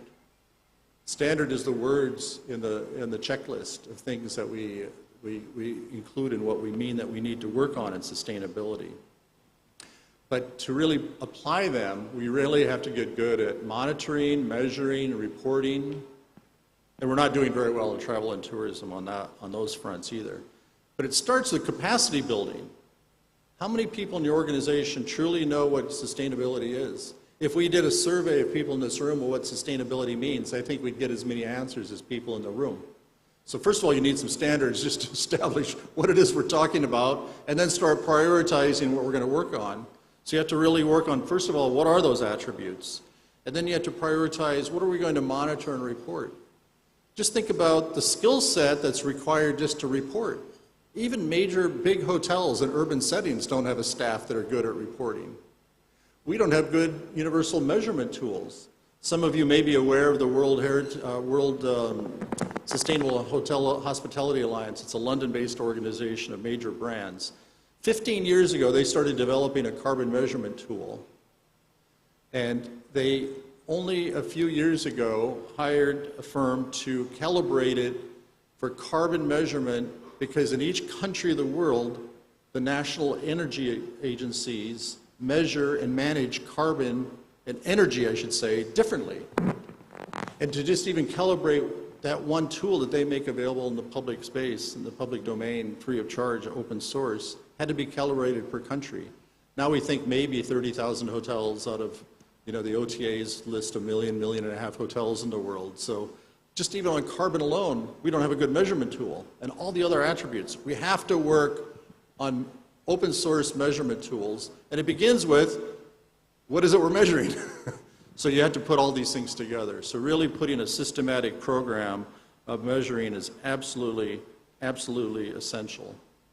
Another thing that I think is lacking in our industry relates to my criticism of the word certification, how it's loosely used and overused. We need good verification systems. But you can't have verification until people are performing better, so you have to have capacity building through training. You have to have measurement systems and reporting systems, and they all flow from standards. But we can't stop at just standards. We have to move on to all those things of measuring and reporting skills and development. That's really our way out of being stuck. And I think many people are stuck. Where do we go? Where do we start first? We know we have to do something on carbon and this and that. But we just really need to develop systems and processes for improvement. Average length of stay needs to be measured better if we want quality tourism at the destination level. But the businesses really need help, and they need guidance on all of this. So tomorrow I'll talk a little bit more in detail about some other national programs, but here in Indonesia I mentioned the harmonization of our standard was with the destination criteria to help the ministry, help a number of emerging destinations in Indonesia develop their skills. We helped with some training and so forth on that. But there's enormous need and opportunity for national ministries to encourage industry to work in a harmonized way. And very quickly, I'll just mention a couple and I'll draw out a little bit more detail tomorrow. The country of Turkey has done a remarkable job. They have set up a program where every hotel in the country, by the end of this month, which is now 2 days away, August 29, I think, they gave them 2 years. Every hotel in the country had to show a level of verification through an audit that they conform to 1/3 of the GSTC criteria. Actually, formally a national standard, harmonized with the GSTC criteria. But we need that process, that starter. To go all in on sustainability is just impossible for organizations large and small. They need guidance, they need priorities, they need training, they need skills development, but they need targets. So the Turkish government has set a target to say that 1/3 of the standard every hotel has to cover by the end of this month. Then they'll have 2 years to show evidence of compliance to 2/3 of the GSTC criteria for hotels. And then by 2030, they want every hotel in the country to be fully certified. So think of what that has to happen in all those years. We have facilitated and capacitated an army of trainers through the big country of Turkey in the Turkish language to go in an affordable way to go teach hotels how to be more sustainable in their native language. So they're all improving, they're learning how to do better, they're learning how to report. That's a skill set. And it has to be done gradually. And then they've got 2 years to do 2/3 of the standard, and then they've got more years to go to 100%. So if we feel stuck, it's for good reason, or you're not alone. The whole world is stuck. And the way out is to have a methodical plan to say, let's take this in stages. Let's prioritize the things we're going to work on. We're going to work on plastics. We're going to work on waste management. We're going to work on water. We're going to work on carbon, whatever they are, on social issues, labor practices, whatever. Set our targets and work on those piece by piece, gradually over the course of time. I'll also talk a bit about Singapore with a remarkable program. Now, Singapore has money to do this. They subsidize certification and they subsidize worker training. But the Turkish model is very interesting in terms of the whole financial model as well. That encourages all that. And one final comment on Turkey is that their certification of hotels is probably the most rigorous in the world, and it's also one of the least expensive because they require it, they mandate it, so we can create a mechanism and an apparatus that's at scale that we can do high quality review and encouragement to improvement in an affordable way. So more tomorrow. Thank you all for being here, and I look forward to Q&A, so thank you. Thank you very much, Mr. Durban. Let's give a round of applause to Mr. Durban. Moving on, we're moving to Dr. Vikram, who'll be talking about how can Indonesia's tourism sector effectively communicate its commitment towards quality tourism to Indian tourists, and what kind of messaging is most successful. You have 15 minutes, which will be coming up in a second now. So please, time is yours. Thank you so much. Honorable Minister, distinguished guests, and ladies and gentlemen, a very good morning. And it's indeed an honor to be here and to be able to share my thoughts on this subject. Today morning when I was coming for this conference, I was thinking, in what way can I contribute to this conference? And there were also many questions in my mind. So I must say that many of those questions have been answered when I heard the speech of Honorable Minister Luhut and then of the Deputy Minister. because most of the things I feel which were in my mind, the government of Indonesia is already focusing on them and working. Second thing was that, the most of the stakeholders I see here are either the domain expert or from the government side. And I come from a different side. I come from the side of the people who are receiving the hospitality you are providing. So Indian tourists in Indonesia, and I would say in Bali, are now the second largest foreign tourists. And this number is increasing at a very sharp rate. So just in April this year, 2024, we had 44,198 tourists coming from India. And in May, it was 66,400. So you can see between 2 months, there was approximately a growth of 50%. It has a market share of 12.19% in May 2024, and cumulative total of around 218,629 visitors from January to May this year alone. So we are easily looking at a very high number of Indian tourists when we will calculate this data in the end of 2024. And if you can see, this rise is not just after COVID recovery. It is much more than the numbers which we had even before COVID was. So Bali, in particular, and Indonesia in general, has become a tourist destination, which is one of the favored destinations for Indian tourists when they go abroad. And we see lot number of them coming here. And when I see at Indian tourists coming here, we generally find, but this is one of the important factors also, that since December till here, for the first time, we have 2 direct flights between India and Bali, which is one is coming from Bangalore and one is coming from Delhi. And anybody who tries the Delhi flight will know that it is always full. So they are doing good business, and it is also in the works that it is possible that we will have 2 more flights coming to Bali by the end of this year. So the direct connectivity, which was never there, it is there. And this is, as you know, it's a private enterprise, it's a business. So if it is happening, it means there is demand, and there is a strong demand for it. Now, when we look at Indian tourists coming to Bali, I have seen that there are generally 3 kinds. One is the individual tourist or the families which come on vacations, and they go around and they indulge in different kind of activities. And they are largely confined to, the usual tourist itinerary which is provided, and which is basically going to the beaches, going for the adventure sports, in Bali to temples, because there is a strong cultural connect on that angle with India, and also different places here. But this is one kind of tourism which I feel Indian tourists going anywhere generally do.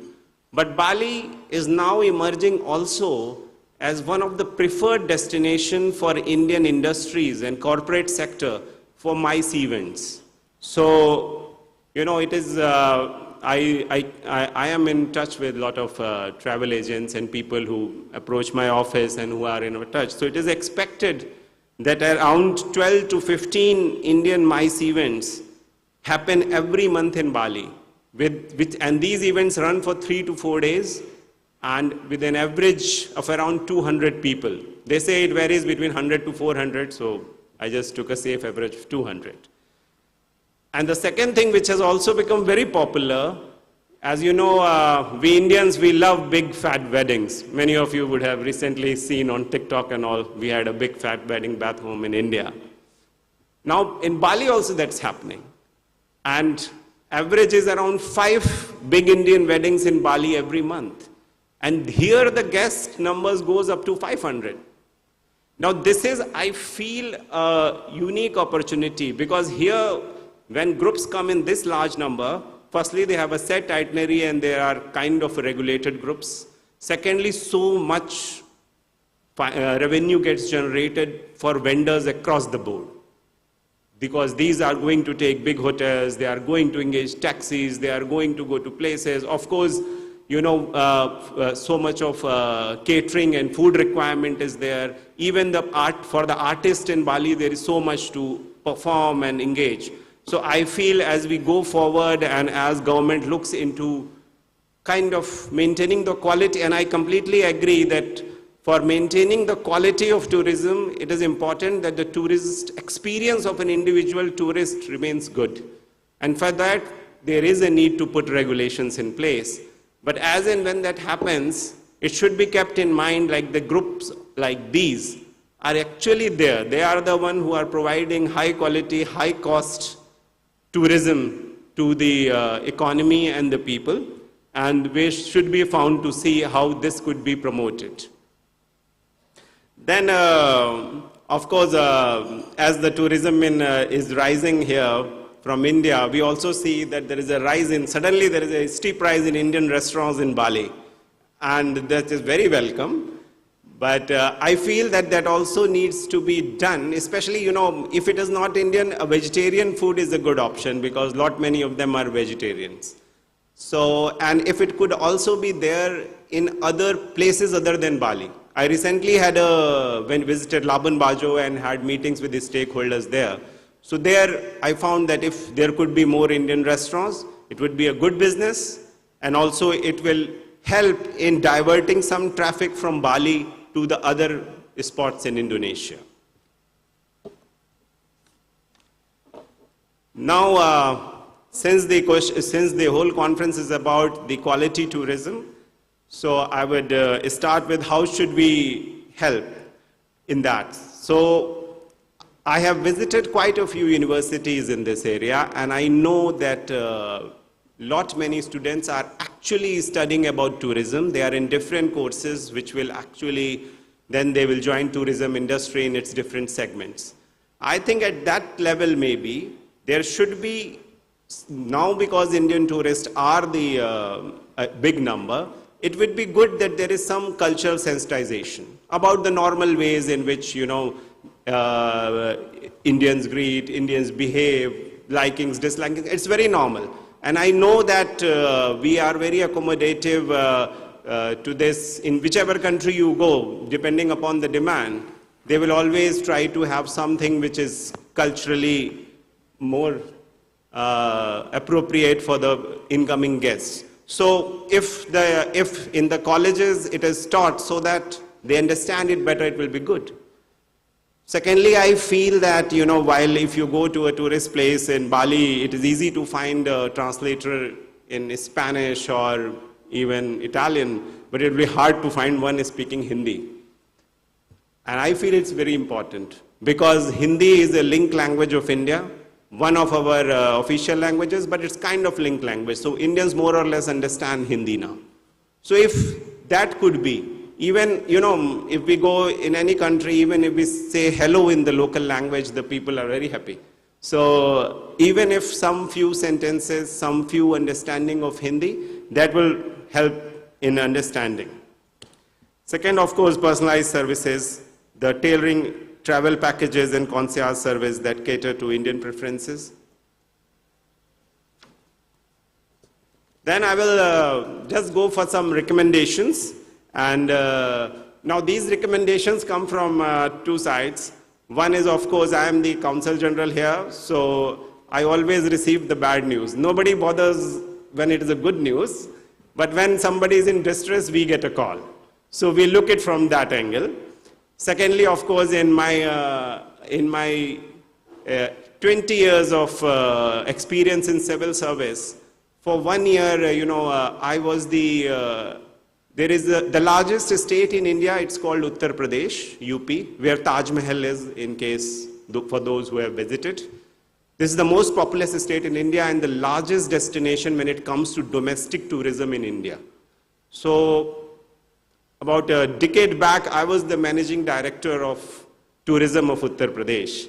So from my experience there and from my experience here, being again at a place where tourism and the entry from India from tourist angle is very important, I would just like to make some recommendations. One is that invest in staff training to improve the understanding of Indian customs and preferences. Second, develop and promote culturally relevant travel packages and experiences, because lot many Indian tourists, especially this middle class India which comes, they are not all of them are actually into adventure sports, though that's mostly for young people. They will look for more culturally engaging things. And if packages are like that, it will help more. And the third thing is that, see, there is a language barrier, because obviously Bhasha is the language spoken here, and in India, people speak many different languages. It will be very good if we can establish a toll-free helpline, which is basically a very simple number, like you have 100 or 999 in other countries, where any tourist in need, and it may not only be emergency line, it can be a call center diverting the calls. And it could be, if you are somewhere and you want to know where I could find a taxi, or where I can find a hospital, or if I'm in this emergency, I have had some bad experience, how can I report to the police, or so many different things. Such a toll-free line, would be good, because I know that there are different ways and there are different numbers, but having one unified number in multiple languages, that would be a good step and will also give an immediate sense of relief to the tourists who are in distress. Because we all know that when you are in distress, just having WhatsApp chat is not enough. You actually would like to call and talk to someone. Somebody should hear you out, which I feel is something which can be easily done, so I would recommend for that. Secondly, recently, we also have been having many cases of medical emergencies, especially for the people who do adventure activities on the seaside, whether it's swimming or snorkeling and things like that. So one very common thing which is done in emergency medical response is that if we can have the installation of AEDs, they are for the emergency resuscitation of the people. And it could be done at least at the popular tourist spots, like the beaches in Canggu, in Kuta, and places like that. So it would bring immediate medical relief for the people. And of course, enough training of the lifeguards there, and even the community there, so that they can help the people in need. Because we all know, and I think we just saw a thing which was talking about, we saw a picture about the traffic congestion in Bali. And I live in Renon, and if somebody invites me for a dinner in Canggu, I'm very apprehensive whether I should go there or not, because I know it is a 3 to 4 hour job.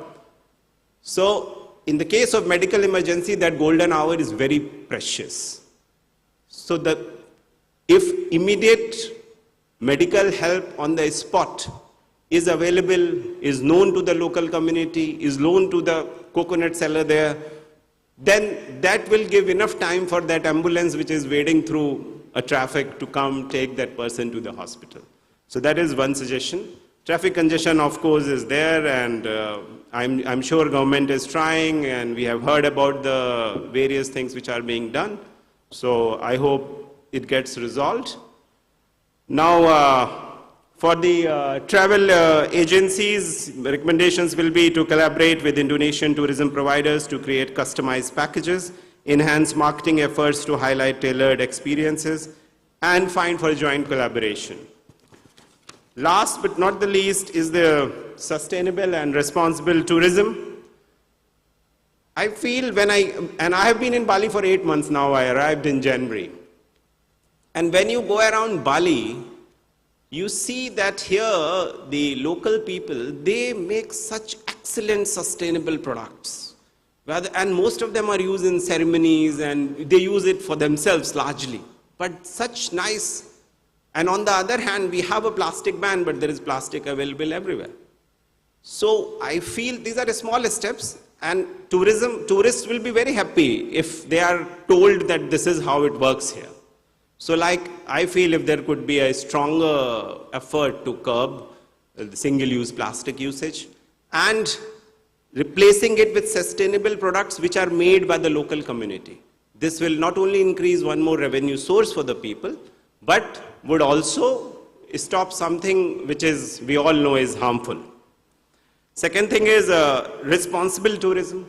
I think, as Honorable Minister also mentioned, that Bali is not Bali just because of its sand and beaches. There are beaches in many places in the world. Bali is Bali because of its unique culture. So it is important that any tourist coming to Bali is sensitized about it. Now, you have people coming from all across the world who don't understand the local language. They are here for 3-4 days to have some party or relax. They don't know about the local culture. They may actually do things which may be considered insensitive, but they may not know what better to do. So maybe some campaign to make people more aware, some online information, or some kind of popular, I would say, advisory or something on the major tourist spots, that what you should be, what would be appreciated if you do more like this in Bali. So that is all, and I think I've already finished my time, and he's staring at me. So thank you so much. And if there are any questions, I would be happy to answer. Thank you very much, Dr. Vikram. Let's give a round of applause. I was only staring because the story was very interesting. Thank you. So, moving on to Ms. Liz Ortiguera, who will be talking about global leadership in quality tourism. Time is yours. You have 15 minutes. Check. Okay. I won't use the podium because I'm too petite for that. I'll be hidden. First of all, I'm Liz Ortiguera of World Travel and Tourism Council, or also known as WTTC. And I'm very honored to be here with you today. I've been coming to Bali for 28 years, and I feel very fortunate after my many trips here to Bali over the years. I do feel like I've seen real Bali, and I have a deep love and respect for the culture, and I hope more tourists can appreciate it in a deeper way than maybe some have had a chance recently. So I'm really happy to be part of this initiative. So as WTTC, we're considered the voice of travel. We represent the largest corporates globally. So 200 of the largest travel corporations are our members.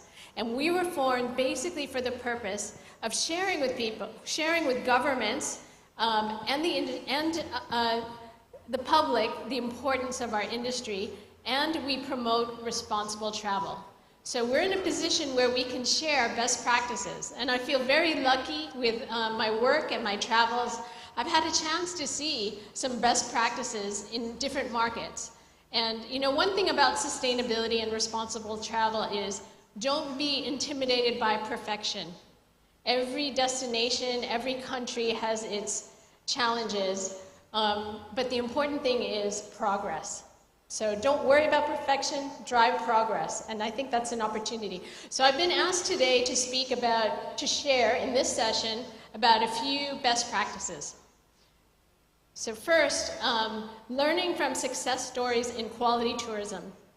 And there are many. I would even share, you know, with other audiences some of the practices you have here in Bali. But I'll mention a few that I've seen recently that I feel are great examples. Last year, we hosted our global summit in Rwanda. Now, you might wonder, what can Asia learn from an African country? Rwanda is actually extraordinary. They came from a period of darkness and genocide, and they have emerged, and you know, the nickname is they're the Singapore of Africa. So visiting there, it's quite amazing. Now, one global best practice, I had the privilege of traveling with a team from Cornell University. And they were doing a business school case study about Rwanda's guerrilla tourism and how it really is a world-class example. Now, their gorillas were actually on the verge of extinction. They only had a population of about 250 in 1990, but Rwanda basically designed a program in the last 10 to 15 years that basically focused on high-value, low-impact tourism. The gorillas are very protected. The price is premium. So guerrilla tourism in other countries in Africa might be, let's say, $500. They charge a much higher premium in Rwanda, but for good reason. The money goes back to gorilla conservation. The money goes into the community and the development boards. So it's really a conservation-first approach. So they've been able to lift their gorilla population out of extreme risk up to a population of 1,000 and growing. So this is a great example where it's regenerative. You can really, with good design and intelligent marketing, you can basically transform and drive tourism to support your local needs. Second one, which is near and dear to my heart. For the past 15 years or so, I've worked with a charity in Cambodia, and this is a charity hotel and restaurant school. It's a tiny one in Siem Reap. It takes 150 students a year, but from the poorest of the poor families. These are students that come, sleep on a straw mat, have a broken roof to their bamboo hut, or really, their family makes less than $1 a day. So we're able to basically, it's the most efficient means, and this is what travel can do. This is what travel for good can do. It really is an amazing engine for jobs creation and poverty alleviation. But you need to give that opportunity to the poorest of the poor. So this school, little school, within 11 months, basically, over 20 years, we get 100% rate of employment. We do partnerships with 12 or so of the local 3- and 4-star hotels. And these students, some of whom have never seen a bed, have never seen a washing machine, they're basically employed then in 4- and 5-star hotels. And it's been so successful that the hotels say to us, can you also create a graduate program? And so this is what travel can do. Another great practice that I saw, and this was when I was actually on a holiday in Portugal. They have this lovely program, and it translates to, so you'll see around the city, shops with this logo. And it translates to shops with history. So the backbone of travel and tourism is SMEs. And part of the heart of it is really preserving the culture, the history, and those SMEs that reinforce that. So with this program, the government actually gives financial support, legal support, and promotional support. So this helps you continue your traditions and your culture if you preserve the shops that are progressing on this. The role of the private sector. Of course, it's very critical in terms of driving quality and sustainable tourism. One of our key members is Intrepid. They have an office here. I happened to see them on the drive from the airport. And they have, if you look at their history, they have been a pioneer in terms of ecotourism. And I had recently had the benefit of reading their annual report. They're a B corporation, so this is a very principled company that provides small group tours, and they want to see positive change. They want to be a contributor. Now, Intrepid, I would say, is a great example of the power of profit and purpose. And it's instilled in the mission and the execution of everything they do. Next, I'll talk about hotel sustainability basics. This is WTTC's entry-level program to sustainability. It's designed for even small independent properties to get a start in sustainportability. And this was really ideated and has been advocated by two corporates, Jinjiang Hotel Group out of China and Radisson. And they not only have embraced it within their properties, they've also been advocating it in the region. So this particular program was designed by WTTC by the industry for the industry. So it emphasizes the role that private enterprise can play. Fostering public-private collaboration for sustainable tourism growth. There are many, we really can't accomplish and achieve quality, responsible tourism without public-private partnerships. TAT, for example, just last week, they announced a 3rd edition of One for Nature. So they have continually had programs that reinforce the importance of responsible tourism. Costa Rica, they have a program reinforced by the government, certification for sustainable tourism, a commitment to renewable energy, and payment for environmental services plan, as well as a commitment to community-based tourism programs. And then lastly, this is the destination I live in. And I will admit this, I've lived in Singapore for 18 years now. It has not been the most sustainable destination.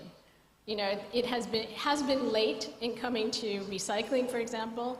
But I have to say, when the Singapore government puts their mind to something, they accomplish it. So what I've seen is a transformational change in the last 2 to 3 years. I know they're partnering with Randy and his organization in terms of their commitment to GSTC destination criteria.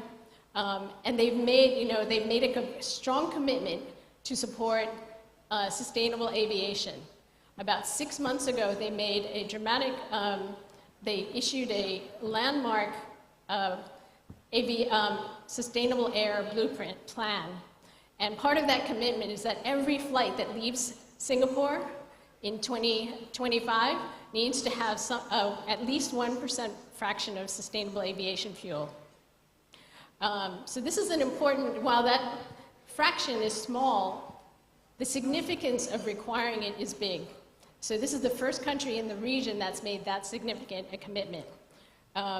As well, and as Randy mentioned, in terms of their hotel sustainability roadmap, the government is supporting the industry in terms of achieving a goal of 60% of the rooms having certified sustainability criteria. And so the importance of having public and private cooperation is huge. With that, I'll turn it over to you. Thank you. Thank you very much. Let's give a round of applause to Ms. Otegera. Very interesting. If Mr. Purbaya also mentioned what Pak Luhut likes to say, it's not just talk. We have to implement. So you've shown how implementation has taken place and the benefits for those respective places. So I think we have around 15 minutes to take some questions from the floor. If you do have a question, please do raise your hand. I think we could have around 2 or 3 within the main time that we have, the 15 minutes. Raise your hand anytime. We'll try to go to you. But before that, I think if I do have time, I'd like to ask a few questions as well to our speakers. Starting off to Winnie, it's interesting to know that our government is committed into increasing quality tourism here in Indonesia. But what would you say has been the hardest sector? Because as what we've heard here, it's not just the government, it's not just the private sector.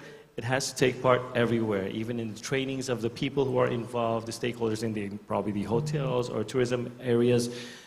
It starts from regulations as well.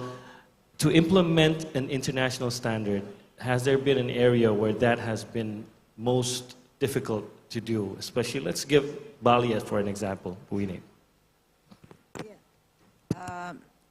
Thank you for the question. That's true, because there's actually some challenges that we would like to apply the international standard. But the thing is that it has to be a collaborative effort. Because we have to build awareness at the first place. Awareness, the importance of applying the international standard sustainability aspect. Because some people still not aware of it. Because some people still think that the more people come, the better. Yeah. But the thing is that for the time being, that everyone believes that the more quality of tourism is the better, not the more quantity of tourism is the better. But that's growing slowly. So. Exactly. So meaning that there have to be like a transition period, because we cannot just have a sudden change. Yeah. It is very difficult to have sudden change, and it is impossible to have sudden change. But the thing is that that's why we always we are trying to get a collaborative effort. And we also, when we are building the index of quality tourism, that also involving many agencies. And the thing is that also not only the government, not only the private sectors, but the community itself have to be aware of it. Yeah. Because the quality of tourism is much more important right now Yeah. than only rely on the quantity of the tourism. Yeah. Having a communication background, it's hard for me to not try to see it from the point of view of the people involved, the people in that area where tourism occurs. And you can't really implement something if they don't believe in it, right? That's what you said. So even if we make those regulations, even if we apply those international standards, Mr. Durban, if the people don't really understand or unmotivated by why should I do this, why should we be serious in this, why should I take this training and so on, why should I learn Hindi as Dr. Vikram explained, if they don't feel that need, we can't really make that change. So what has been implemented in trying to make it come from both sides, regulation sides or those who are in the industry side, and also from the people involved realizing, trying to make them realize that this is beneficial for them? You're looking at me. Yes, I am looking best at practices you. in the Best world. practices internationally, that's what I Best want. practices we've seen in the world on both development and on community buy-in. Yeah. They're related. Is you have to engage with the community. You have to get them involved in development, and you have to get them involved in understanding the impacts of tourism. If you're a citizen, a resident of a community, and you're not directly involved in tourism, you're annoyed. Yeah, true. But then when you're informed that, hey, that tax revenue paid for that new hospital, and improved that road, and improved education for your child, when that information is known, then there's buy-in. So you just really need community information flowing in all ways about the benefits of tourism. We know, just be honest, we know there's some annoyances. That's life, you know, there's people in your way. But, you know, understanding the benefits. But on the development side, all the best things happen with engagement. And this is something we feel strongly about too. A success factor for development is people in the Department of Tourism locally or Ministry of Tourism that have stability and stay for a long time. You had the example of Cape Breton in Canada. In Western Canada, there's an area in British Columbia. They spent 5 years developing a bicycle, converted an old rail trail to bicycle and hiking. Took them 5 years just to get all the permits from all the native people, the First Nation people. And the program was this tremendous success. Small businesses selling ice cream and bicycle repair and inns and a tremendous success. And it took years to develop. And because the community was involved in the development, the community, you know, understands all the challenges. I mean, that's a little bit of a dramatic example, but I think you get my point. Communication. Yeah, but that's very If important. I could add to what he said, and also to what I said, that what Indonesia now trying to do to shift to the quality tourism, one way that we do is that to change the development indicators.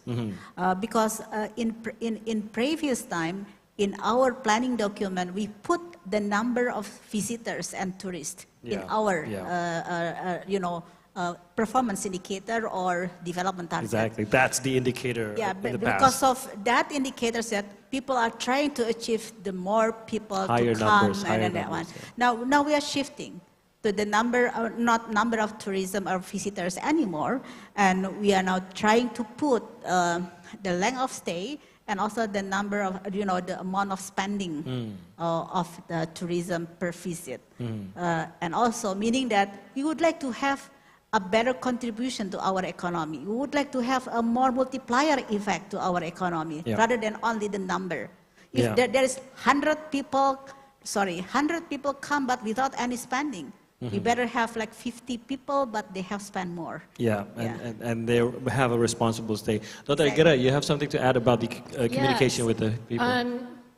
To your question around how do you engage the staff and the people, I heard an amazing testimonial recently that I want to share. About 6 months ago, I presented our Hotel Basics program to about 800 hotel leaders in India. And one of the CEOs came up to me, and he's the CEO of a small boutique chain. You might know them, GRT Hotels. And he came up to me and said, I want to implement your program. I said, okay, you know, and I hear that a lot. Then a few months later, he contacted me and he said, it's done. And I was surprised because 20 hotels, 22 hotels, that's a bit fast. Yeah. And he presented to me and he said, at first when I told my team about these 12 criteria, they said, why do we have to do this? Why, you know, we have a hotel on the lake. Why do we have to monitor our water usage? We have plenty of electricity. Why do we need to monitor that? He said they were questioning it. And then he saw a shift, and he said, then they realized, and he said, he told me, Liz, you're right, it's a mindset change. And now he says they're so passionate about it. And they even took it further. He told me that they converted some of their hotel rooms to botanical rooms. Wow. And filled, you know, they embraced the whole green concept. And then he also told me, you know, one of the statistics I presented that I thought might be controversial was that in India, there are only 12% women in travel and tourism in salaried jobs, in the formal jobs. He took that statistic and he said, I realize I only have 10% women on my staff. I increased it to 20%. Now we make sure that there's always a woman on duty. And, you know, I thought that was amazing. So, you know, I think it is a mind shift change, especially Gen Z millennials. They will enter hotels and look for green elements. Yeah. You know, and if you don't have it, you're going to look outdated. You'll be as outdated as, you know, in the 70s, they had plastic covered furniture. It'll be like that. Yeah. We can't use that anymore in our living room. So if there are any questions, please do raise your hands. We still have around 7 minutes to answer your questions. Anyone from the table? I think table number, I can't see your number there. We see hands risen in the back. Somebody please bring them a microphone. Yeah. So I think we'll take two first. So this gentleman here and the one lady right in front of him. Then, yes, later on we go to that lady. Please mention your name, sir. Okay, thank you very much. Om Swastiastu. I'm Wisnu Arimbawa from GD Tour Indonesia. It's so pleased to be here in this international conference of quality tourism. It's very interesting when we talk about quality tourism for Ibu and maybe the other speakers also. We most of the time concerning to the spending power that she just mentioned it. To be honest, in the village tourism, or we call it desa wisata, we have some young travelers. They are actually even backpackers. They don't spend a lot in terms of money, but they mingle and helping the locals a lot in terms of out of money. I mean, they will stay in our homestay. They will teach local for English, for example, and then they take our young and student in the village to do collecting plastic rubbish in the village while they are doing a village trekking. That is a concept of not about spending power only, but also about how to implement the green tourism, the sustainable tourism, involving the locals, they helping the locals.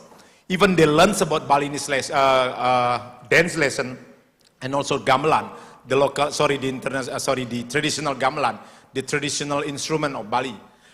But they are not only focusing on spending.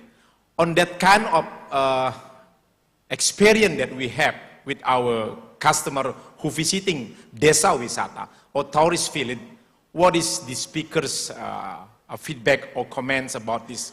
Because quality tourism is not 100% identically with the spending power. Thank you. Thank you, Wisnu. One more question from the lady in front of us, Wisnu. You may just, yeah, thank you. Thank you. My name is Teti Nebaho, coming from Lake Toba, Samosir Regency. We are coming far away from Lake Toba to Bali. My question, I sent my question to Mrs. Amalia. We do really agree about length of stay and spending. In 2023, Samosir has the number of visitors around 1 million, but they're spending still 1,450,000 rupiah so it's still very low. Hopefully, in national policy, you will have program to support Lake Toba as a super priority destination in Indonesia, especially in educate human resources around Lake Toba, because the big problem is not infrastructure in Lake Toba, but the mindset of human resources in Lake Toba and surroundings. The second, this is my request, not question. Oh, sorry, to Mrs. Amelia. After we read together the 8 mission of our president, from 8 missions, no one of the missions mentioned about the tourism. So we really hope that in your new document for RPJMN, hopefully you will include about tourism, especially in super priority destination in Indonesia. And the second is my request, our request from Lake Toba to Mr. Randy and Mrs. Altogether. Miss Liz, be our guide to establish sustainable tourism in Lake Toba.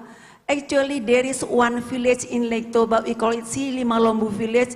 It was visited by Maxi McQueen in 2020 as the best village.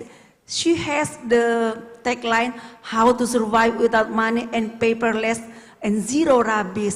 But it is very hard for her to empower or to influence the people around. So be our guide and please help us, please support us, Samosir Island especially.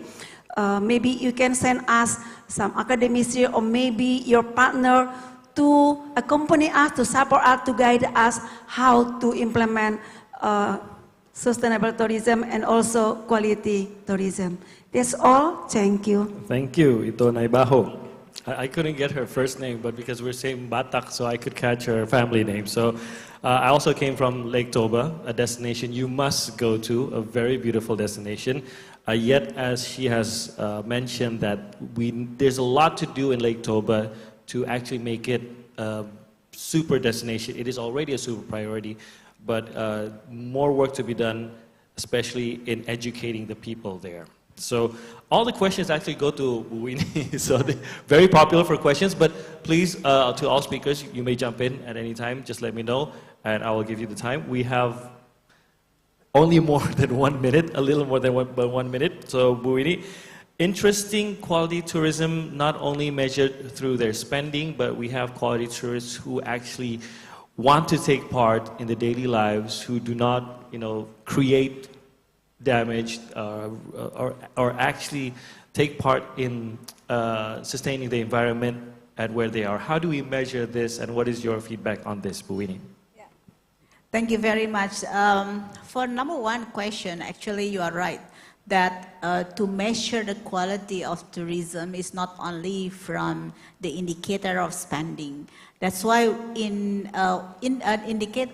spending, indicators of spending of the tourists is actually only one of the many indicators that we are now using in our medium-term development plan and also in our long-term development plan.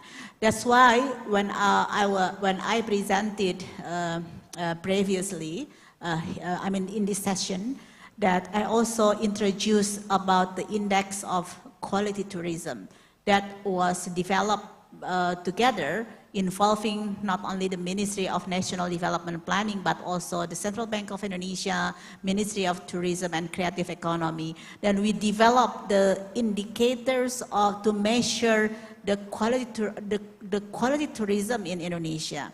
That is actually adopted not only the spending, but also there's some aspects that I explained during my presentation, including the uniqueness, sustainability aspects, and also a social aspect as well. So meaning that when you are talking about desa wisata, that how that tourism activities can really impactful not only to the economic impact but also social and environmental impact. That is actually the basic concept of quality tourism.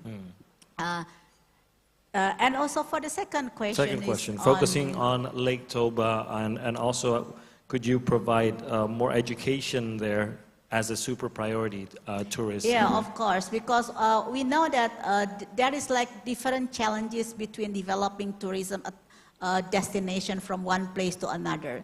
We know that the challenges that we are facing when we're developing Borobudur area and Toba, Danau Toba area is you know it, and that is, you know, that create different challenges.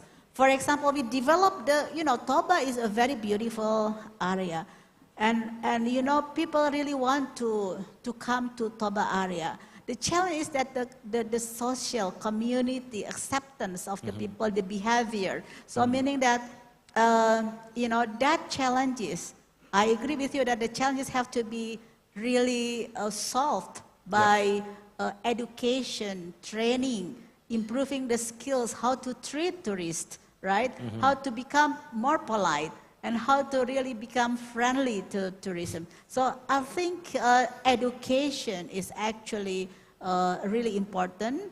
And then several years ago until this year, the government provide intervention through, you call it dana alokasi khusus, what would you call it in English? Special allocation Allocated fund. funds, yeah. A special allocation fund for tourism, which is directed to Toba area. Yep. And then one of the component of that special fund, special allocation fund, is to also improve the skills and to do some capacity building for the people, especially the community.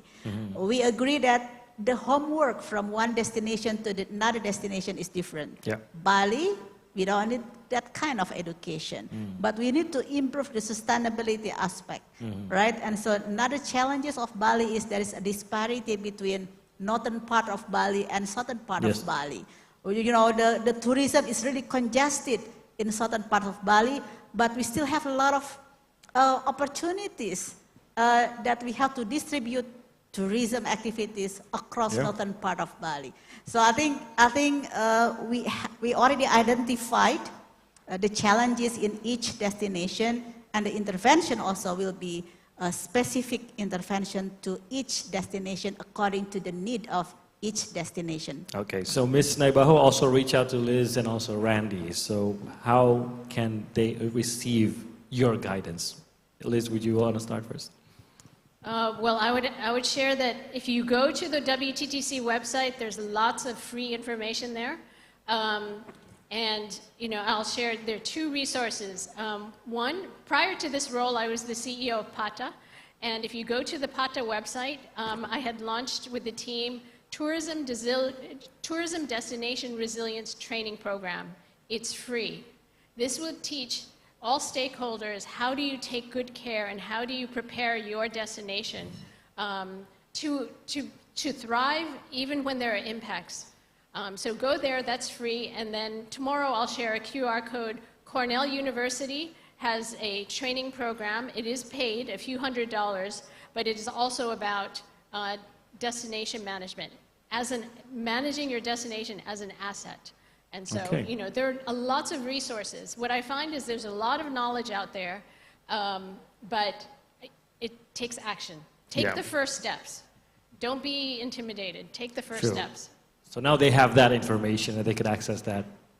So on the first question, I agree with everything Whitney has said, but I just want to build upon it. In our work globally, we hear the constant question, you know, do we charge more at a destination to get quality tourists? And I don't really support that idea of charging more. You know, having a fund, then people question, well, what's the money used for? And then you lower trust with the government when there's a fund. That money should be invested in, if you're going to add any taxes or anything for tourists, put the money into development to really extend the length of stay. If there's one thing a destination should simplify their management on, it's measure and study length of stay. Because everything flows from that. The longer a visitor stays, not only are they spending more money, they're spending more money with more people. There's more social fairness. If they come for a short time, they do TripAdvisor's top 2 or 3 things. If they stay another day, they're doing TripAdvisor's top 4 or 5 things. The longer they stay, the more the community benefits, so you're spreading out the economic benefit. There's more dispersion of where they are, so there's less environmental degradation because, you know, those visitors are more places. So, you know, the idea of charging a fee and going into a fund, I don't think those work so well. But maybe charging certain taxes that then go to specific development projects that disperse the visitor, that create more for them to do. And something that destination managers always don't think of is that sometimes we think we have to create another attraction that has an admission gate and draw money there. But if you have some kind of popular hiking trail or something and there's no admission, but it encourages people to increase the average length of stay so we get more restaurant income and overnight and hotels and taxes and so forth, then think broadly about all that to lengthen the stay. Dr. Vikram, you want to add? I would just like to add to his point.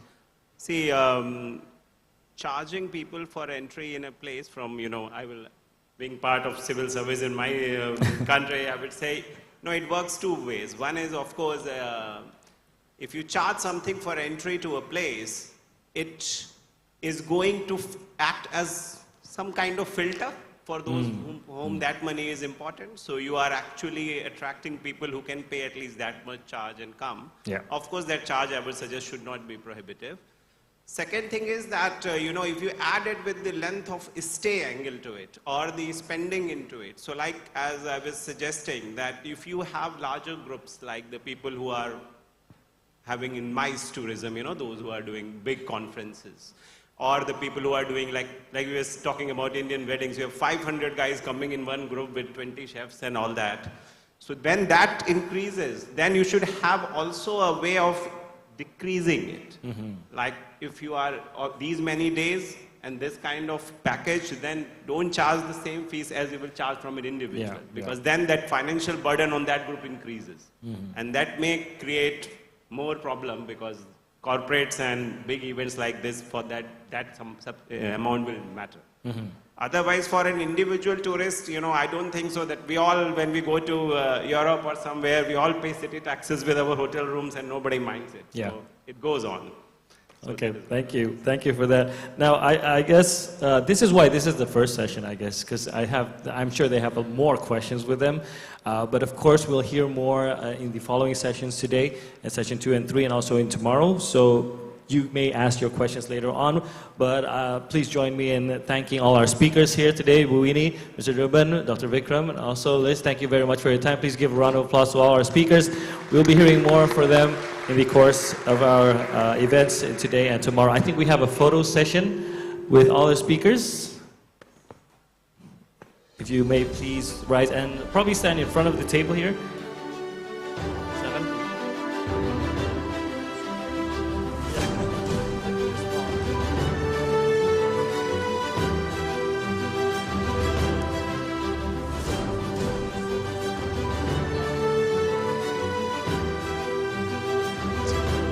Thank you so much to our moderator as well as all of the panelists on the first plenary session. Once again, thank you so much to Mrs. Amalia, Mr. Randy Durban, Dr. Shashank, and also Mrs. Liz Ortiguera, as well as the moderator, of course, for our first plenary session. Thank you so much once again for a very fruitful session that we have during the first plenary session. You may now return back to your seat. Thank you.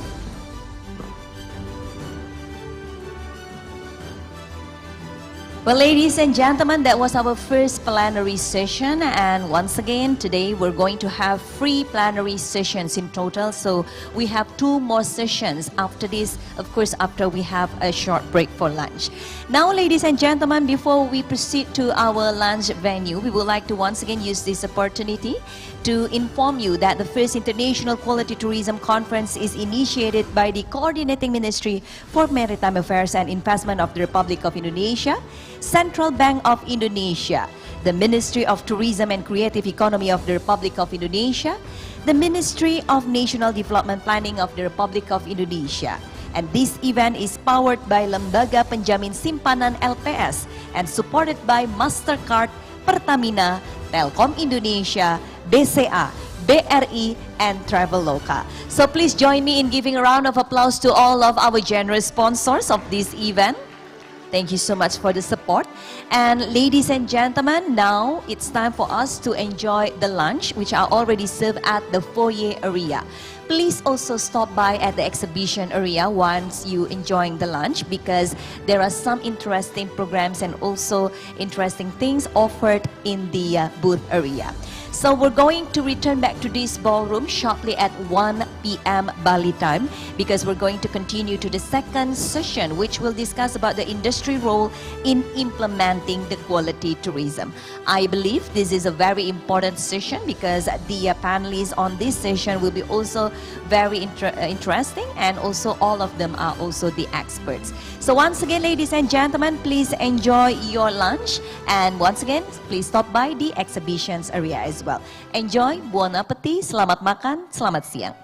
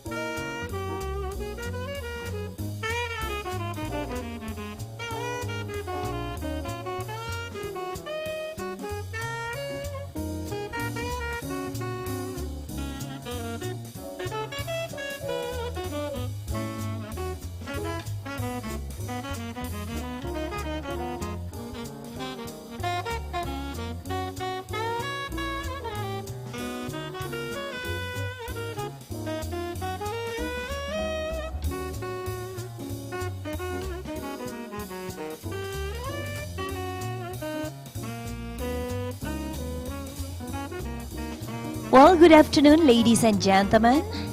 For your information, we will start the second session immediately after this. Therefore, for those who already finished their lunch, please kindly return back to your seat. And we will start again sharply at 1 p.m. local time. Thank you.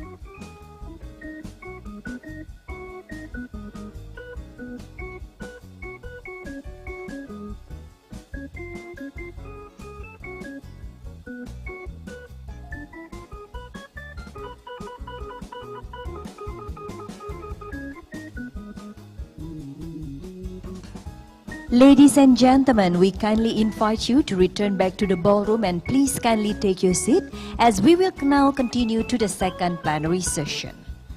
Once again, may we have your attention, please, distinguished delegates, ladies and gentlemen, as we will continue with the next agenda on the first International Quality Tourism Conference. We would like to invite everyone to please kindly return back to this ballroom. Let's settle back and continue with the second plenary session. Thank you.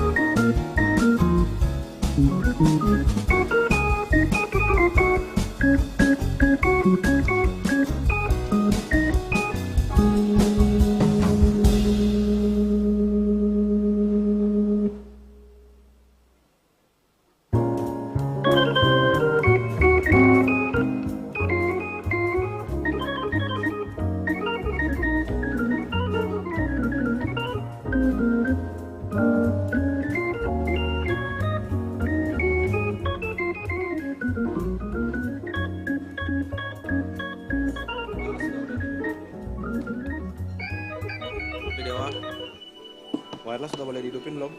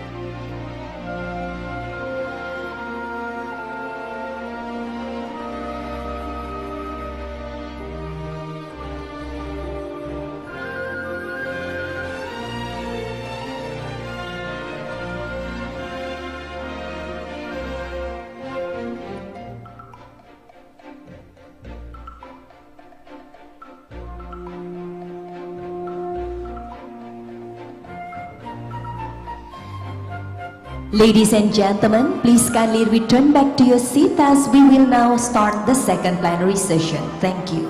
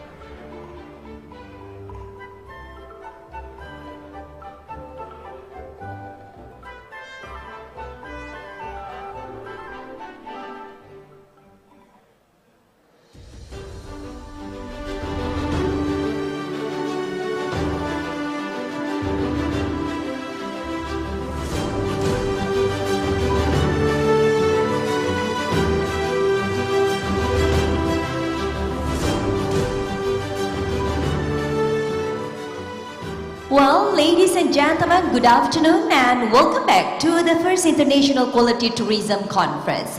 I believe that everyone has now enough energy to continue to the next session, as on the second session we will discuss further regarding the role of the industry on implementing the quality tourism.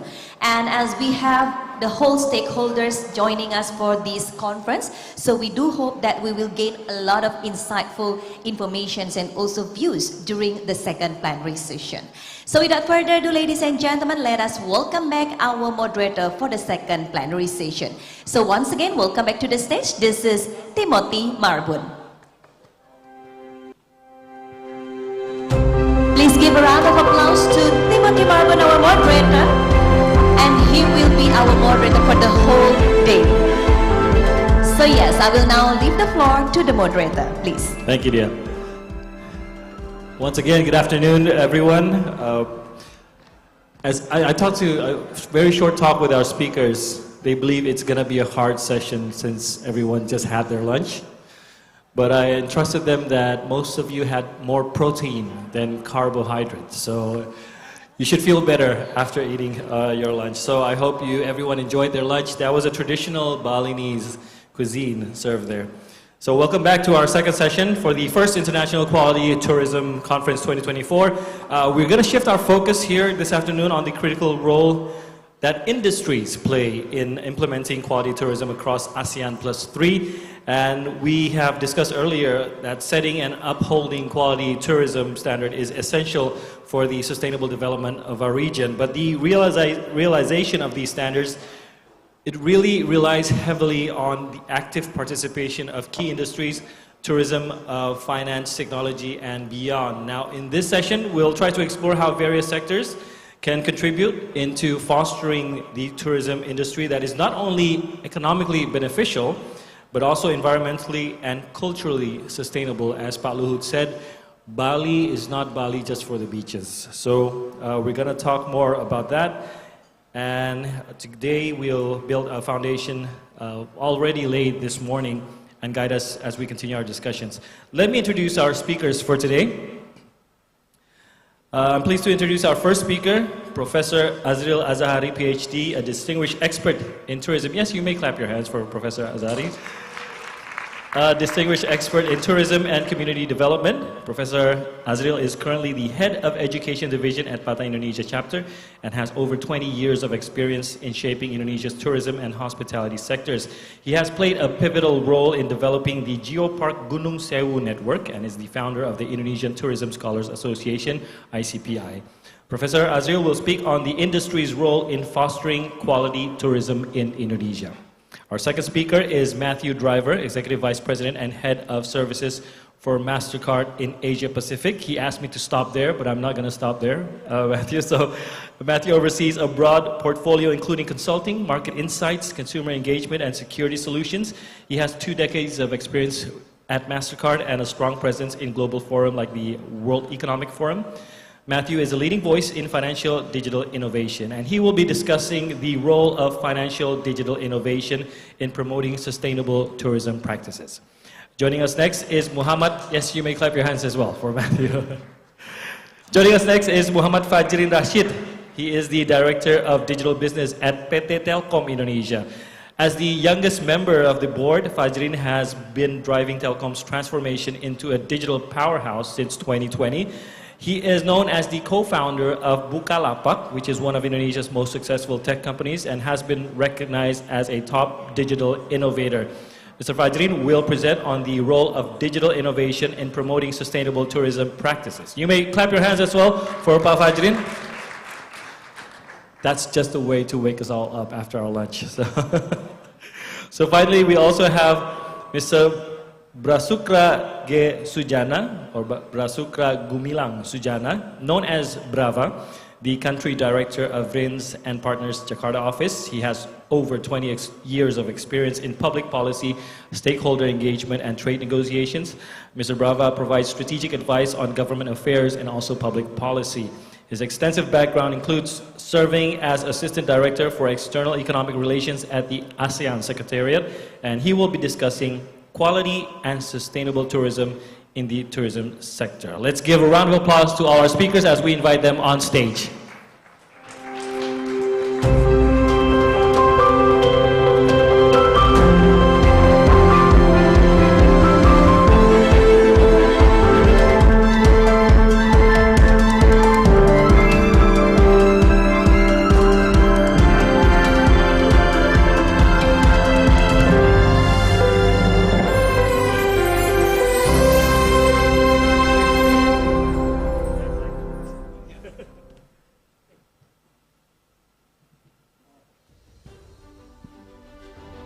Okay, so as like the first session, we will have presentations from our speakers first. Everyone will have 20 minutes for their presentation, and later on we'll continue with a Q&A for the floor. If you do have questions, you may prepare them now, and you may ask them when we open the Q&A session. We're moving on to our first presentation. We'll start with Professor Azir Azahari. He will be talking on the industry's role in fostering quality tourism in Indonesia. Would you like to do it from the podium or from your seat? Feel free to do much better on the podium. Okay, so you have a timer here, so you may keep track of your time at this monitor. No, so you could, this is just a timer. Yes, you could use this for you. Okay, thank you very much.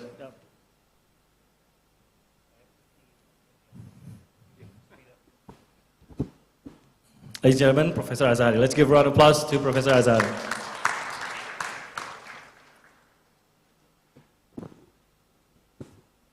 Thank you, moderators. Good afternoon, distinguished guests, and my colleague is the Maganda Hapun po. Maraming salamat you are coming to Bali. Well, I just oh no, we start, because with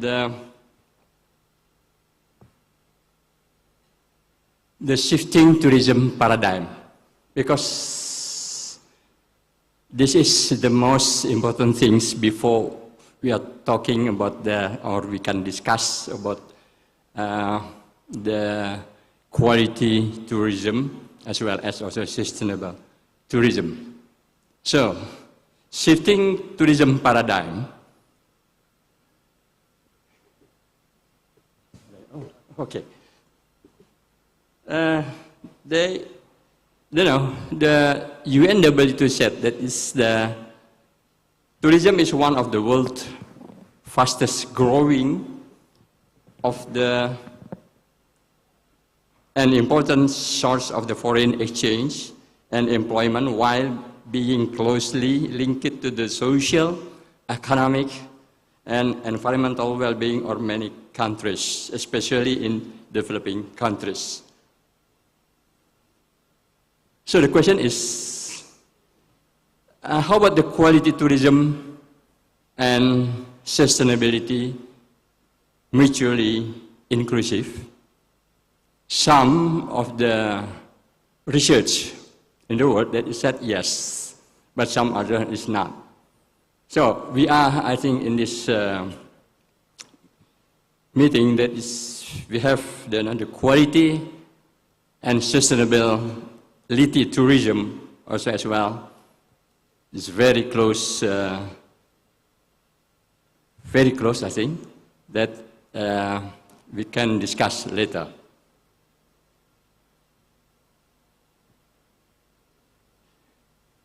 We believe that the concept of the quality tourism is to spend one's time in a destination by truly maximizing, enjoying, and learning in the whole journey, and also being a responsible traveler. So this is a lot of what is mentioned, but I just come to the most important thing is the shifting tourism paradigm. Before 1980, the paradigm or the tourism paradigm is on the mass tourism. Sometimes we can call also the quantity tourism. And there is the sun, sand, and sea. So this is more the mass tourism. Mass tourism is up to 1980.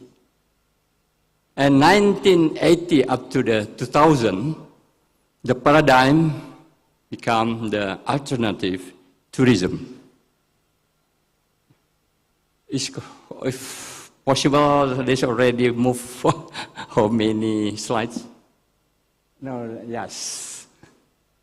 The pictures, the black one.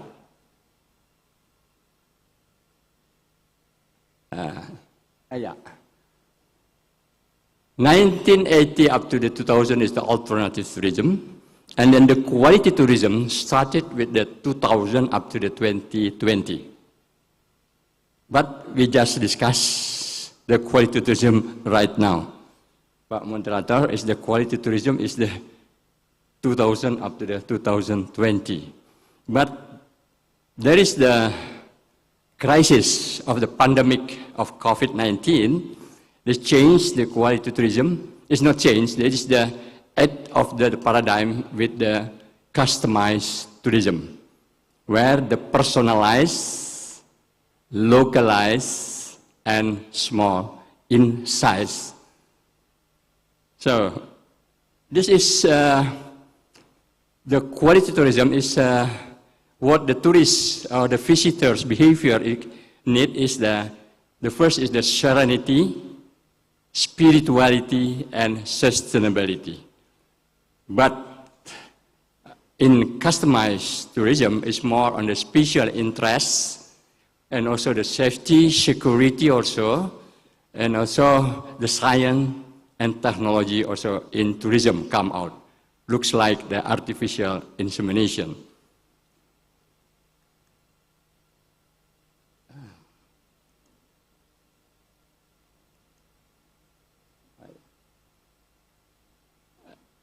So this is, I think we can more discuss, I think, later about the customized tourism. Because a lot of the research conducted is there more on the customized, based on our crisis of the pandemic COVID-19. Now, the result is, what I said, that is from volume to values tourism. Before, for the mass tourism or the quantity tourism, we can thinking about more on the tourist numbers, the quantity, but right now it's already changed or shifting to the values. The first I just discussed about what is the visitor's attraction. I think in Indonesia, some people or the experts thinking about the attraction is as attraction. this is the wrong way of the translation. Attraction is not atraksi. Based on the Kamus Besar Bahasa Indonesia, atraksi adalah pertunjukan or tontonan. But the attraction is not. This is the to attract. It's much better if we translate is the in daya tarik. This is much better. So the second is daya tarik is not daya tarik tourism. Daya tarik is visitors tourism. So visitors tourism is daya tarik, depend on the visitors' behavior. It's not for the tourism. This is sometimes, we are wrong way to using the word of the atraksi. The three of the daya tarik of visitors attraction. The first is uniqueness. I think you know what is the uniqueness. There is very only one. The second is the authenticity. Authentic is local. And the third is the, what I call the exotism. Wow, is the memorable. Thinking about that. This is the visitors attraction. So the quality is also very close with the visitors attraction. This is the change of the shifting of the, I call it the balance of the paradigm, balance of life paradigm. If the mass tourism is more on the statistical numbers only, tourist is just a number, and then foreign exchange earnings, trickle-down effect theory. But in the quality tourism, so length of stay, since I think that the good people from the Bali, I think also asking about what is the effect is not for the money. Yes, maybe later we can discuss. It's not only for the spending of the money too, and contribution tourism sector to the GDP, gross domestic product, creating jobs in the tourism, and also has the community participation. This is to community participation as well as also for the visitors involvement or visitors participation. And then enhancing also for the quality of life, the best experiences of the visitors itself. And then if before past paradigm, we just thinking the market-led approach, but right now is the product and service-led approach, or guest respect local culture.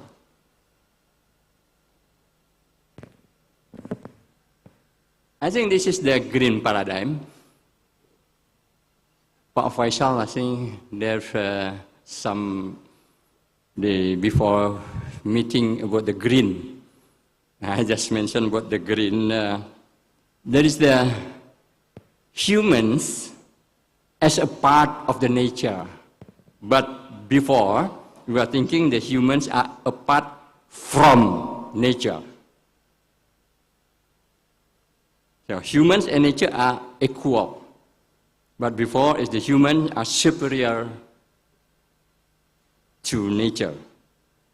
Now, I think this is what is the difference between, for the existing, the paradigm for our see about the tourism is not looks like the quantity tourism or the mass tourism.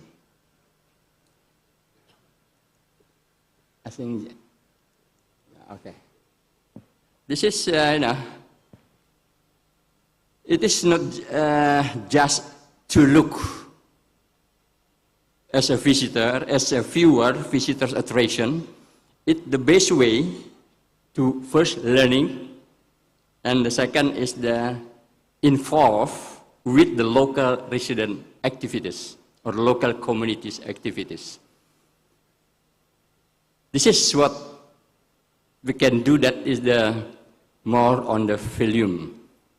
That it's not only the money, and also for the tourists or the visitors involved with the local residents, also local communities. I said it is the height of the human visitor touch, the high touch, not high tech. Before it's the high tech, but now it's the human touch, or high touch, and it is a people industry.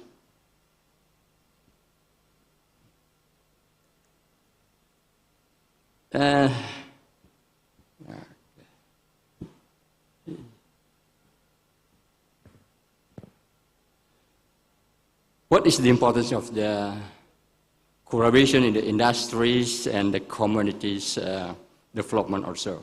The first is the better responsible travelers.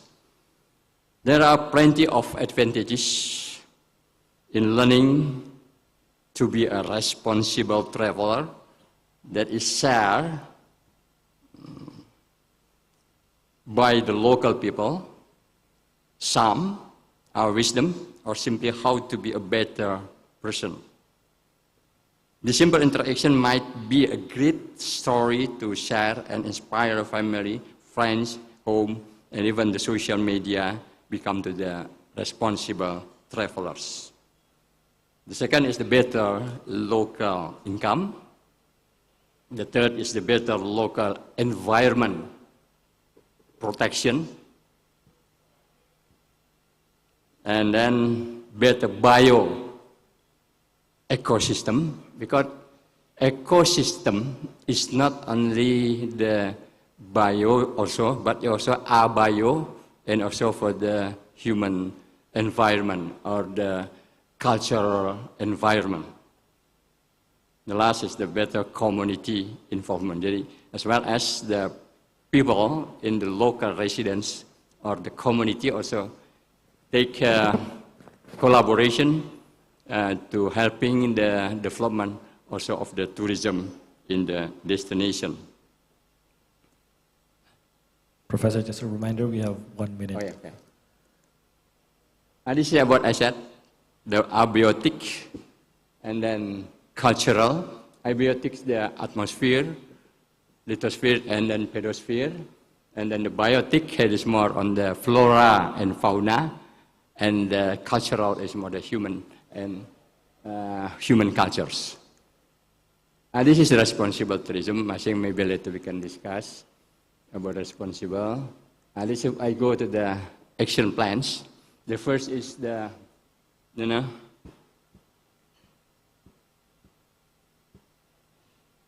to guide the maintaining the guidelines.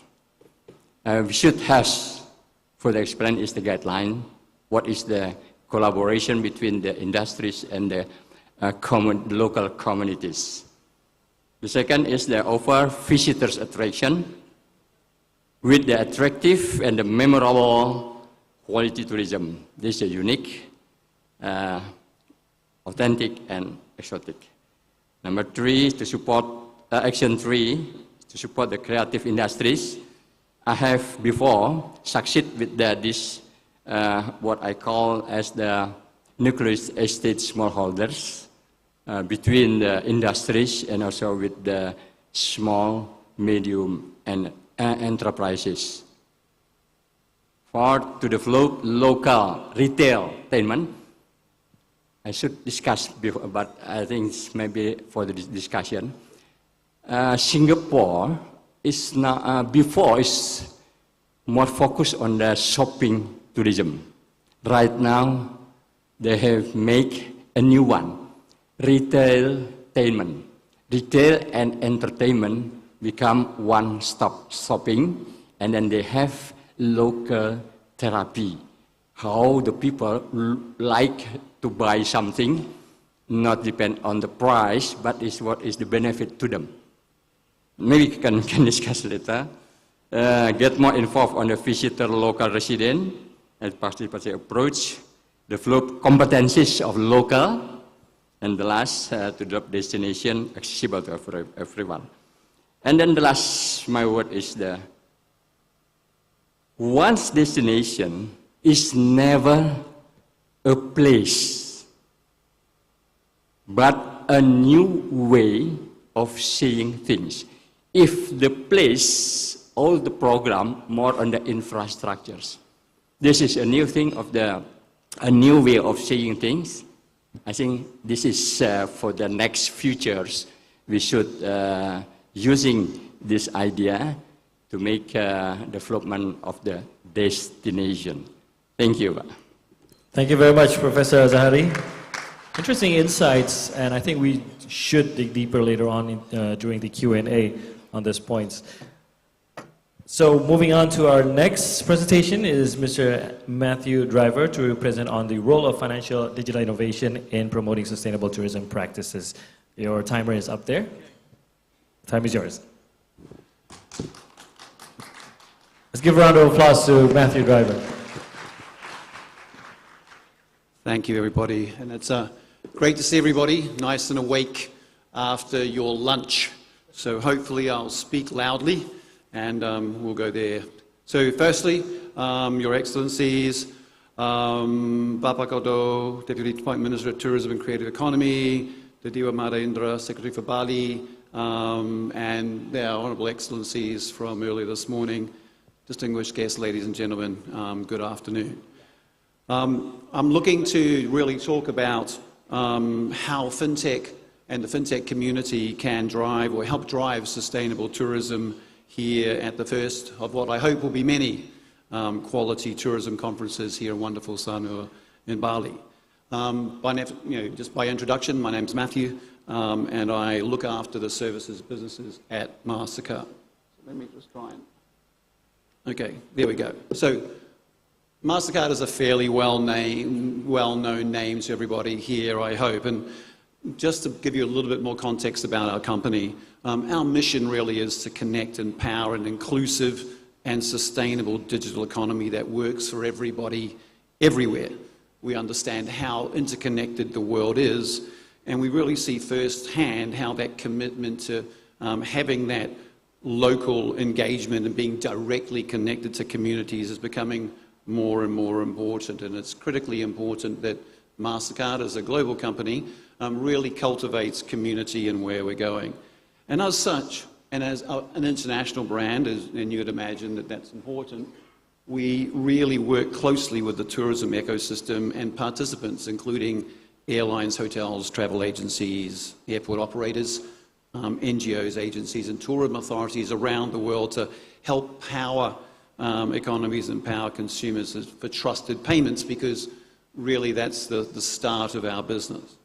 But we recognize much more than that, and that we're trying to build and bring people into the digital economy. That's why it's critically important for us to double down on a commitment to financial inclusion to bring 1 billion people into the digital financial ecosystem by 2025. I think as the world's original fintech, we're really trying to drive digitally empowered collaboration and focusing in particular on the needs of small businesses and individuals. And this is a very important segment as we think about building out sustainable tourism. I think the critical piece is that for us really in the situation is to try to make sure that we're not only leveraging our brand, but also thinking about how do we drive transformation locally on the ground. So a good example for us is really just quickly our commitment to the Priceless Planet Coalition. This is something that we're working with 150 partners around the world, and we're committed to really restoring 100 million trees via reforestation programs around the world. So part of this is to really think through how can we make a difference and really support those communities, promote biodiversity, and really try to benefit communities with reforestation. Okay, let me just try to give a little bit of context and around some of the things that we're talking about from a sustainable tourism perspective. I think for all of us this morning, we learned about how the travel, I guess, recovery is really happening in Indonesia. I think we're very close to being back at 2019 levels. I think the number this morning was 97%.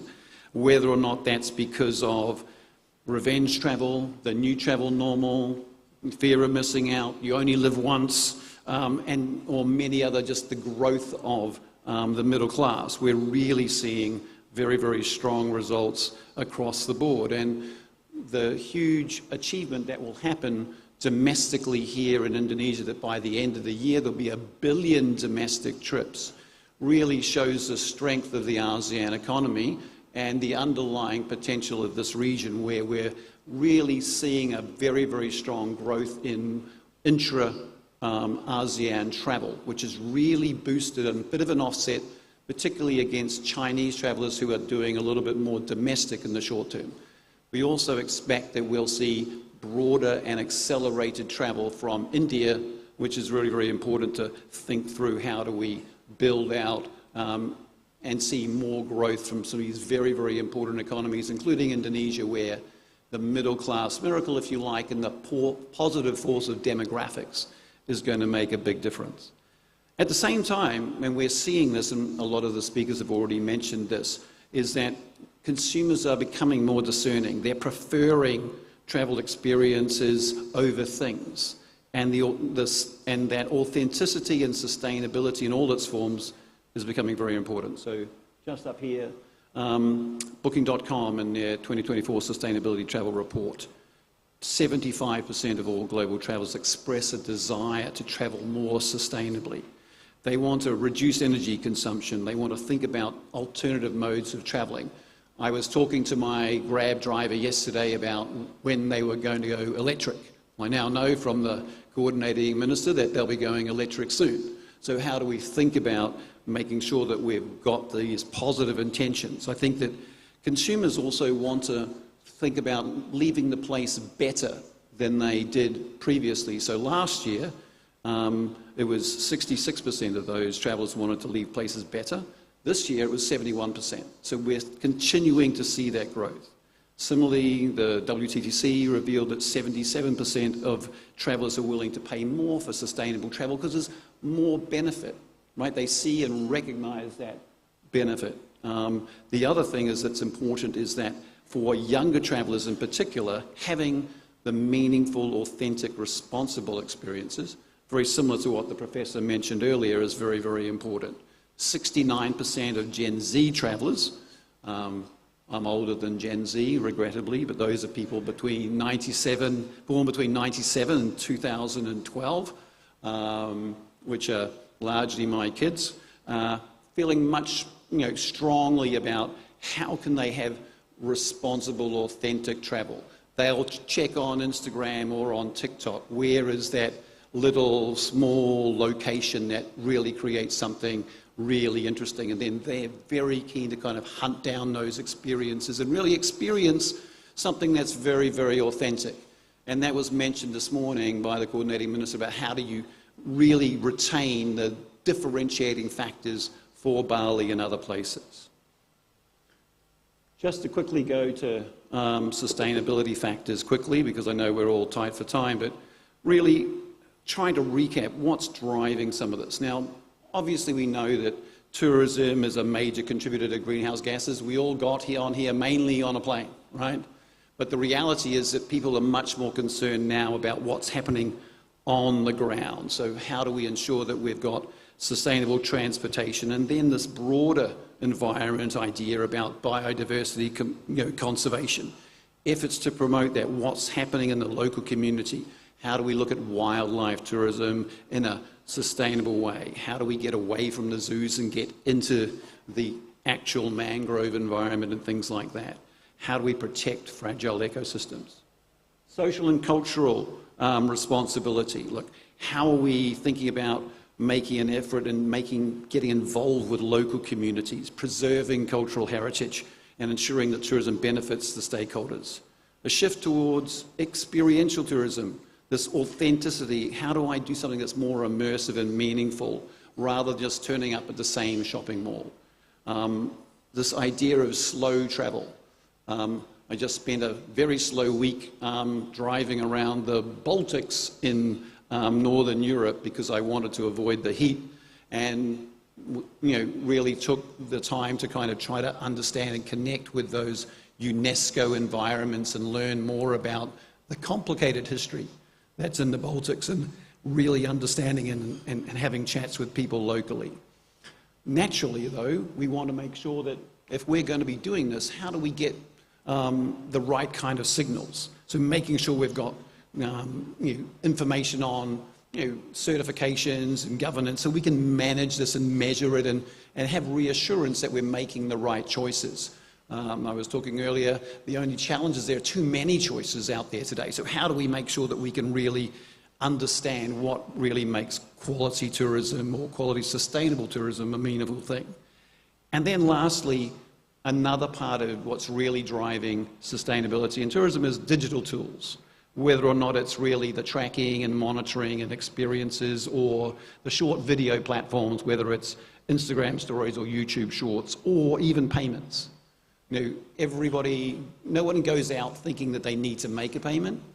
They want to have that experience, but the digital environment to make those things easier, take the manual processes out of it, take away paper, drive transparency, are very, very important things that the fintech community can really drive for sustainability.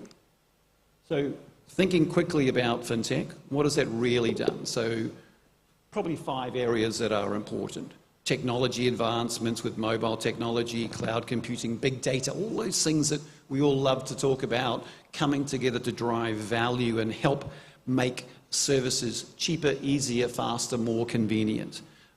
We've seen regulatory changes that the regulators are trying to ensure there's more competition, setting up digital banking licenses, open banking to try to make sure we're embedding information so consumers can give permission so they have services that are brought to them.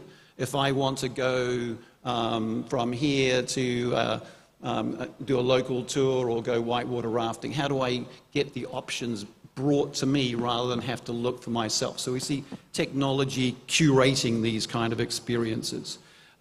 We have digital-first customers, not quite born with the phone in their hand, but just about, right? They're used to Gojek, they're used to Grab, they're used to video as well as Netflix. They want to have these experiences, and so they're demanding change. We've had competitive changes that come from Grab or Shopee doing these things differently, and these all come back to drive increased efficiency and really make a difference in the environment. I do think it's important to recognize that environmental benefits are elimination of paper, all the manual processes that we've talked about, conserving resources. Social is really how do we make sure that not only can small businesses make payments but get paid? And that's always been such a critical thing. So fintech enables people to deliver and make payments and empower those businesses, and that's a very big part of the social community. And then lastly, there's direct economic effort, so increased velocity of money, long-term prosperity. And I think those things are important. So as we transition to the 2.5 minutes I have left, is really thinking about where can fintech firms think about sustainable tourism? And I think this in a couple of ways. One is in just all the payment enablement I talked about, whether it's digital payments, contactless, super apps, remittances, but more importantly, microfinance. And how do we making sure that, fly now, pay later? How do you make sure that you're giving credit and empowering consumers to make these sustainable choices? Micro-insurance, something that's become very, very important. When I made my Grab trip to get my batik shirt, part of the, just recently, I asked the concierge, how do I get there? And, get in Grab, but then Grab offered me micro-insurance. And that's an additional value that's embedded into that solution. Value-added solutions like blockchain or intelligent assistant services. How would you, having a conversation with a AI-empowered chatbot that knows your preferences, that can start to provide you with sustainable options with the right kind of, informed by the right kind of certifications that we don't really understand. Carbon offsets, we do a big program on Carbon Calculator, making sure that people understand how they can potentially offset their consumption by planting a tree, using our Process Planet Coalition, or even digital identity, making sure that you're protected and are safe and secure. And lastly, really on the data analytics side. So how do we think about working with destinations and and tourism ecosystem providers to really contact and communicate with the right kind of communities and better deliver a better experience, not only for the traveller, but more importantly for the provider of those services. So if we were going to think about quickly, what are the three kind of things that I would think about from a fintech perspective? There are so many things going on, and I'm sure a lot of you have been using these services already. The first one really for me is, if we're going to double down, it's really the deploying of solutions that serve smaller services providers, closing the loop in the last mile of delivery, right? And that's something that's particularly important. The smaller industries quite often are at a disadvantage. They don't necessarily have the manpower. If you're a mum and pop operator, you've got a small eco resort, how do you actually get known? How do we make sure that we're reaching out and working with those groups? How do we think about public-private partnerships to really make sure that we're empowering those smaller operators? Because if we lift the capability for those smaller operators, that's something that's very, very important. Secondly, just leveraging data and AI.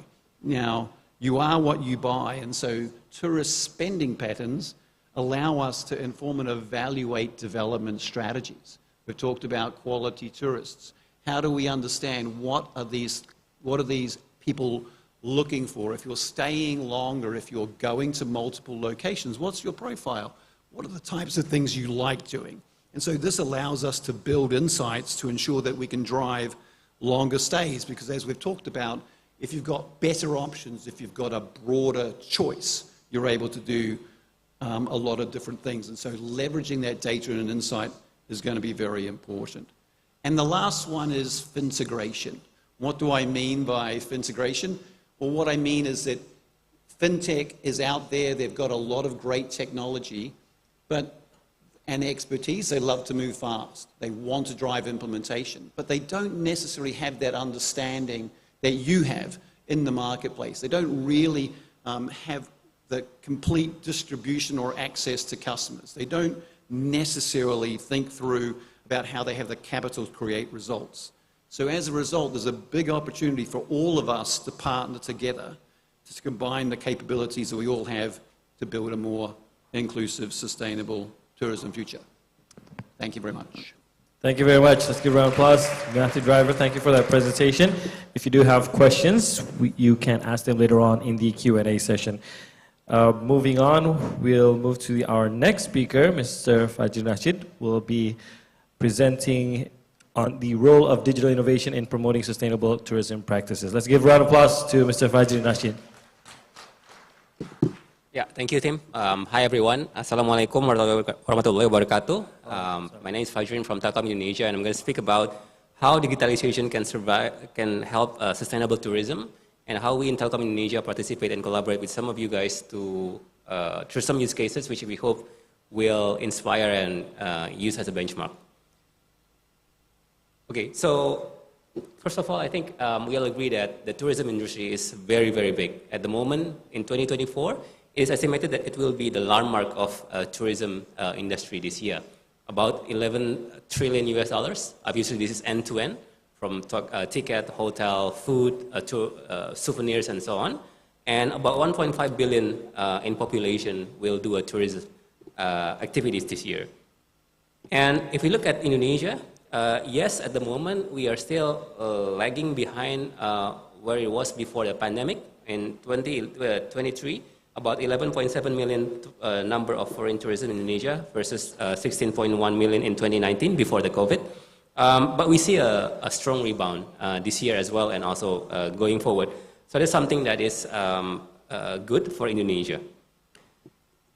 And next about digitalization. So everyone, when we talk about digital economy in Indonesia, we see the big numbers today, but what I'm going to say is it will be even much bigger going forward. It will be estimated to grow about 5 times, from $77 billion US in 2022 to about $360 billion US by 2030. So about 5 times in about 8 years.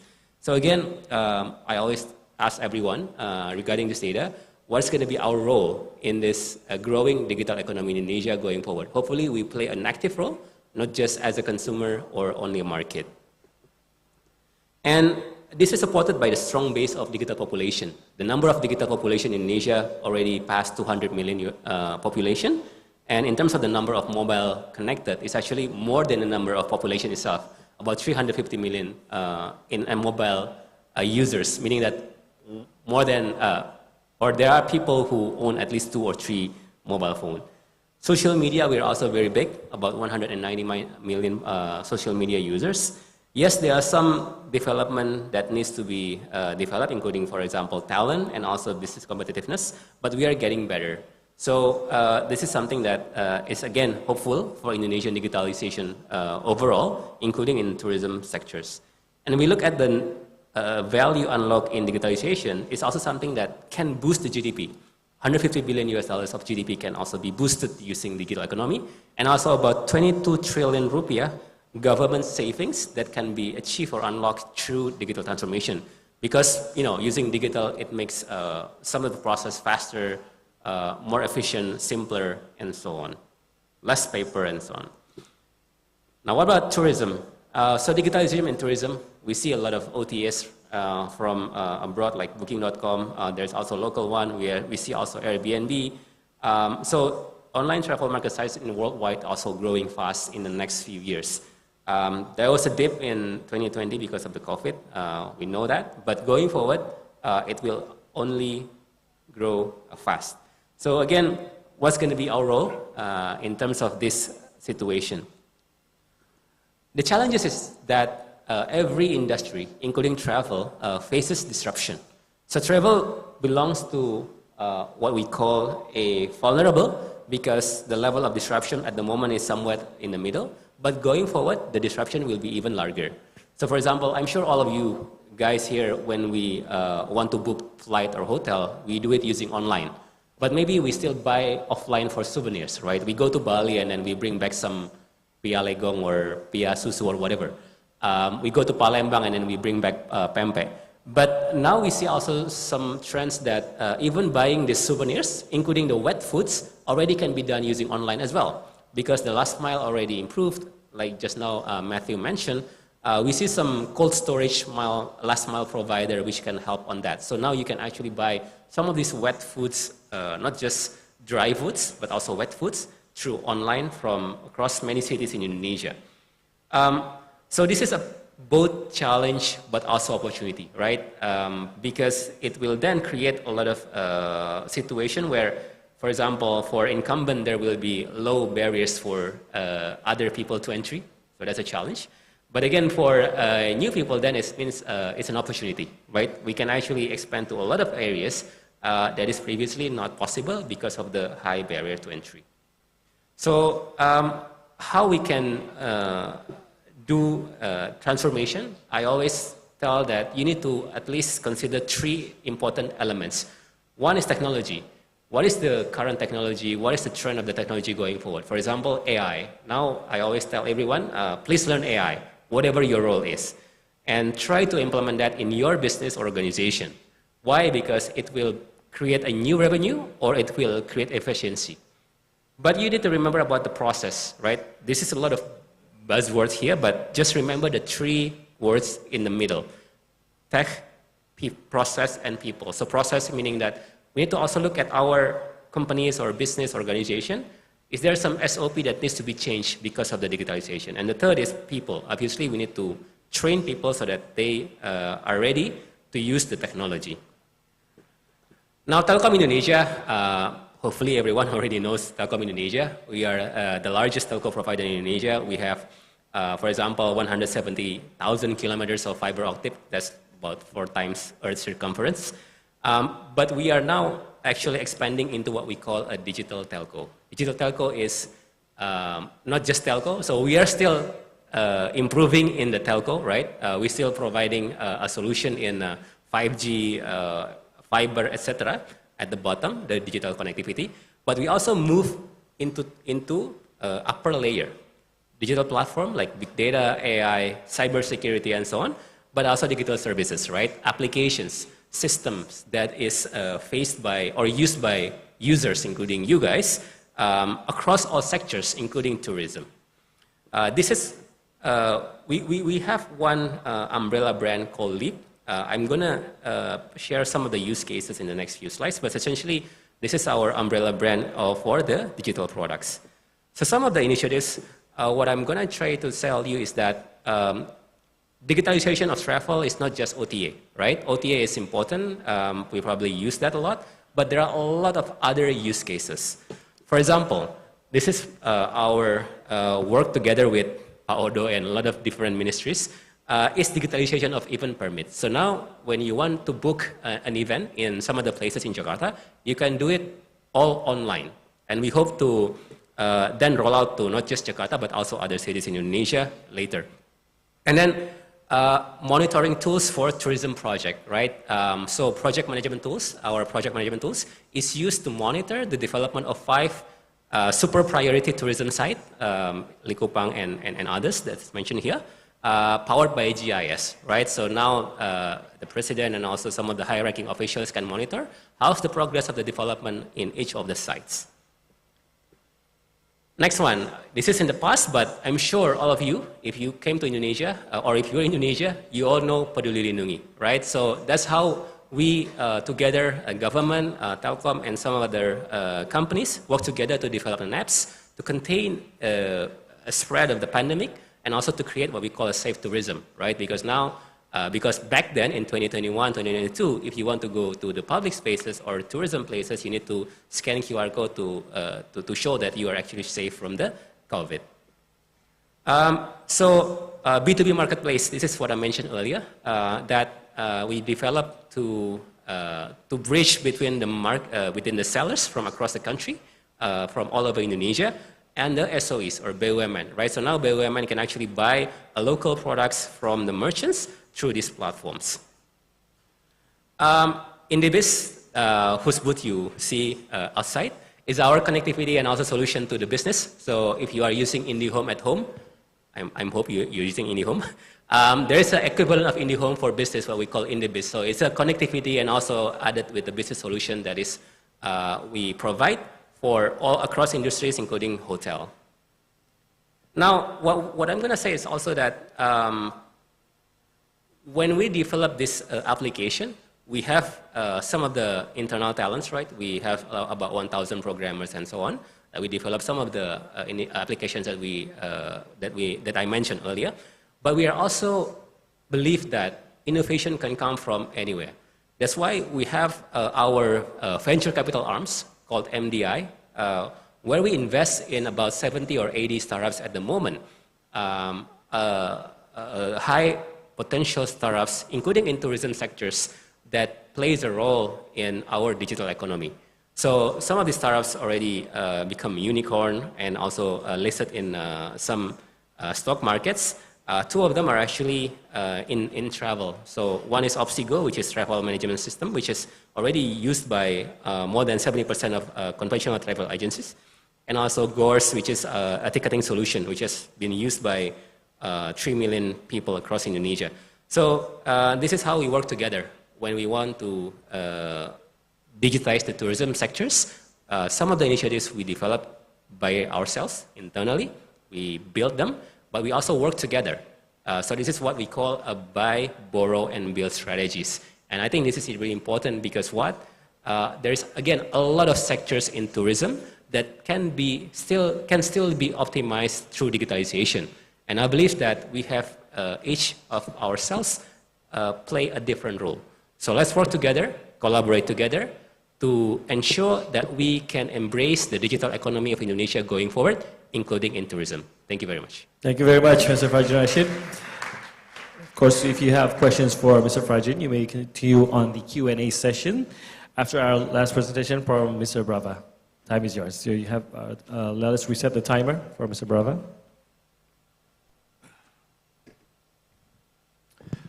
Thank you. Good afternoon, everyone. And just want to thank Marves for having us today.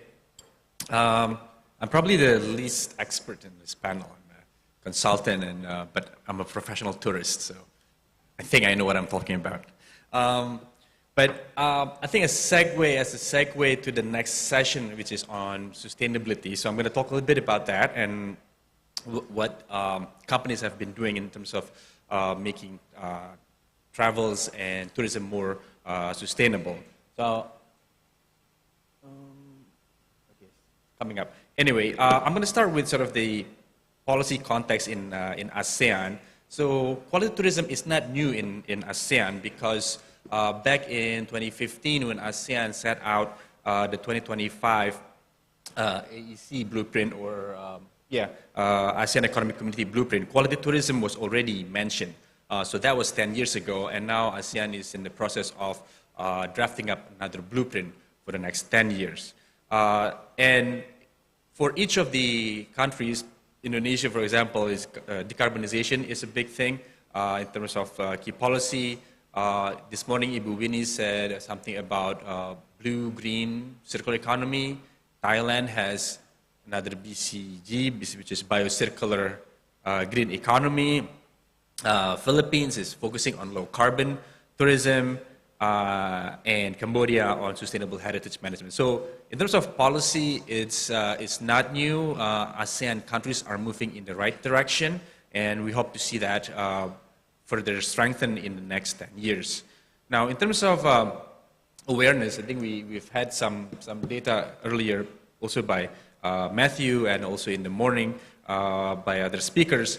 Basically, we're seeing that a lot of tourists and travelers are more aware of the carbon footprint, of the environmental impact of their travels, and key concerns, including reducing environmental impact, has increased in the past several years. One study shows about two-thirds of travelers would like to reduce environmental impact and also support local culture and local communities. Another study shows an increase from something like 68% 2 years ago to 82% increase in awareness of environmental impact. Now, one key aspect that is difficult to do in terms of sustainability is to reduce the carbon footprint. And tourism as a whole is responsible for about 8% of the global carbon emission, and half of that is aviation. So not all of us can, have the time or the resources to sail from Indonesia to New York or to Europe or from India to Bali. So this is difficult to reduce emissions from aviation. Of course, the industry is experimenting with all kinds of things like sustainable aviation fuel, but for the medium to longer term, aviation will still be a big component of carbon footprint in tourism. One study by the Indonesian research agency, BRIN, on all 11 ASEAN members, including Timor-Leste, shows that for every 1,000 foreign tourists, there will be 4% increase in employment, great. About $200 million in revenue, yes, but also 4.14 million metric ton of additional carbon emission. So it comes at that price in terms of carbon emission. Now, what has the industry done, and what can it do further? Three things. First, carbon footprint calculator. It's everywhere now. My hypothetical trip to Paris would, however, would have the cheapest flight would have twice the carbon emission of average other airlines. So I don't know how that's calculated, but it's the cheapest. So like, do I go for the cheapest one, but the highest amount of carbon emission?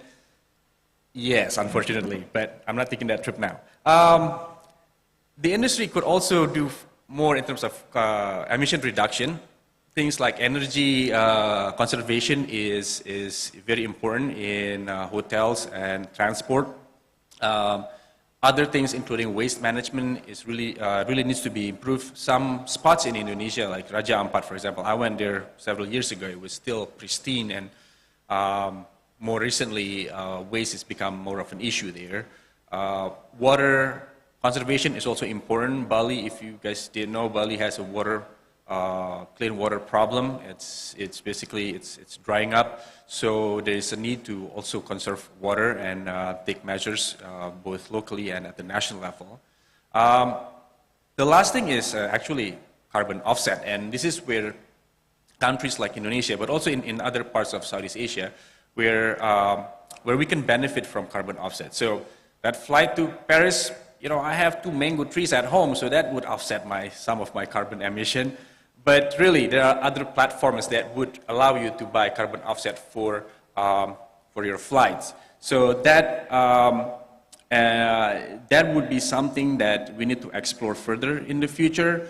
It's something that has been explored in sort of isolated platforms and places, but we should scale it up. So if I can come up with just one message for going forward, it's not that we don't have new innovative solutions, but rather that we need to scale up this kind of solutions in the future and link the digitalization side, like as Fajrin has said, with the sustainability side and how to offset that carbon emission. Let me stop there and give you back 8 more minutes. Thank you. Thank you very much for the extra 8 minutes, Mr. Rama.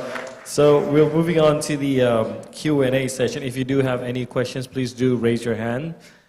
I'll start with my first question, which actually could go to everyone here since we're talking about the role of the industry. And from our discussion, even from our morning discussion, we know that we need a collaboration, cross-industry collaboration as well if we're trying to achieve what we're trying to achieve here. So how can this cross-industry collaboration happen, particularly as we've heard from the presentations between technology, finance, and also tourism? How can it be enhanced to drive innovation towards quality tourism? So what can we do together and how do we start? Professor, if you may start first. What can we do, Professor? Oh, your mic is a bit far away from me. Thank you. That's correct. For the collaboration with the industries and the community, or local community, there should be joined. I have already experienced before that we make helping is not from the finance only, to also to fill all the innovation as well as also the capabilities also in the local communities. So the weakness of the local community is the market, and also not in the economical scale. Scala economy, economical scale is not yet. So the industry should be helping them to make joints and also for the quality. If the micro, small and medium level is sometimes, I've already sent to the Australia some from the SME enterprises, but it's rejected by the Australian. Because of the quality? Because of the quality. Okay. It didn't meet the standards there. Yes, that's mostly for the standard. So the industries should be made is standardized for that. So we develop for example, make the food example, and then for the packaging, for the standardized, and also including for the nutritional facts. For example, I have collaboration with them to develop, sago. Sago. Sago in some areas is not only the Maluku or in the Papua. Sago. Sago. I developed also the sago is if you have the Google, you can see looking for the sagomi. Sagomi. Okay, you may Google. You can make it the sagomi. This is a product me, and then we have selling through the online. But the problem is this is still. So I would like to make the standardized of the, the good sago beside the, if we compare with the gandum. Gandum, what is wheat. Gandum? Wheat, yeah. Wheat, yes. Gandum is more on the gluten-free. First. Sago is gluten-free. Gluten-free. Okay. And then I have researched, I think Pak Indra is know very, very well. I have already, my research is the also probiotics. So the food itself, I make the cookies, I make the satay. Satay is from the sagu, and also. So that's vegetarian satay. Right, the vegetarian, yes, for the vegetarian. But the taste is the same. Okay. Yeah, I make that also rice. This is just some experiment, edit for the bacteria for that, and then become the probiotic. Probiotic is the more on the antioxidant. It's a good for, and also it is the medicine for diabetes first. The second is autoimmune, and cancer. Okay. So my philosophy is to make the food become the medicine, not medicine may become the food. Okay. So there is very, very to helping the industries, also to helping the local people. This is they make it, yes, can be. Okay. But we teaching for the technology, helping, and then the weaknesses is that this very important is the small scale. It's not not benefit to them. This should be combined. Combine some collaboration. For example, in Bupati, Kabupaten, district level. Districts, yeah. We can make it and then can make standardize all things. So we make the finishing of the all things, the quality as well also for the packaging. So we have to realize that we could grow that together. So everyone in this industry and all stakeholders. So, but we need helping from the government. Okay. Especially for the local government. Yeah. Agreed. So, Mr. Driver, what is your view on this? How can we work this on cross-industry and to really aim, if we're really aiming on quality tourism, how could we work together? Well, I think that the first thing is that it's clear that there is a fairly aligned understanding about what the challenges are. And I think that the critical thing is that you just need to ensure that you've got the, I guess, the dialogue forums to make these things happen. So this is a great example of, if you're going to get people together, you need to bring them together first. Yeah. Right. So I do think that ensuring that you have the right folks with the right intention together is the very first point. So you're doing that. I think secondly, you're going to have to think about standards, right? Because I do think that one of the things I learned today from people who know this much better than I do is that there are millions, well, I don't think millions, but hundreds of different standards. Yeah. And so how do you actually get more alignment about what does good look like, or how are we measuring it? I think part of this conversation is really thinking about you can't manage what you can't measure, right? So how do you track progress? I think that's something that's very, very important. We mentioned this earlier. I think the small business community, that's very, very important. And then it's about collaborating on not only in a public-private partnership piece, but there's a distinct role for that. I think that's very, very important, particularly on micro-community. But beyond that, I think that it's behoves those larger players who have resources and aligned objectives to think about how we can do it. So whether it's Telkomsel or whether it's somebody else that may have similar ambitions to ourselves, how do we go out there and also build community? Because there are a lot of Indonesian companies who have a very good understanding. So how do we bring those things together? So I think there's a standards piece. There's really a kind of a collaboration piece. There's a role for private-public partnerships, which is complementary. But I think that the key thing is you've got. I was trying to put it all together with S's, but I couldn't do it. Maybe just too much nice Indonesian food at lunchtime. But the idea is that you have to start with this dialogue. So by establishing the dialogue, you then think about the right segment that you're going to get after. I'll give you an example, kind of building on the professor's thought about food, right, is halal tourism, right? This is we've had a partnership with a company called Crescent Rating for a long time, and I think that halal tourism is very, very important, family-centric. They want lots of different, they're very concerned about the quality of food. They want to make sure that it's got the integrity there, right?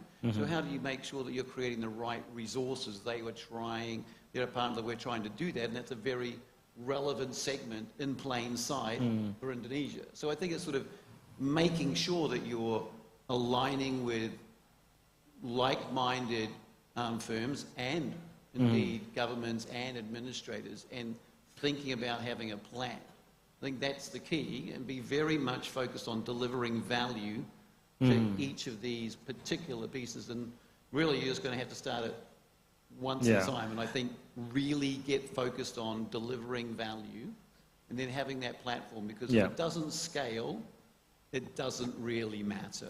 And I think that's the other piece that's so important. So I had segment, scale, standards, but I didn't quite get the other rest together. Just jumping in on your example there about the halal standards, there's a very clear standard there on how to do things.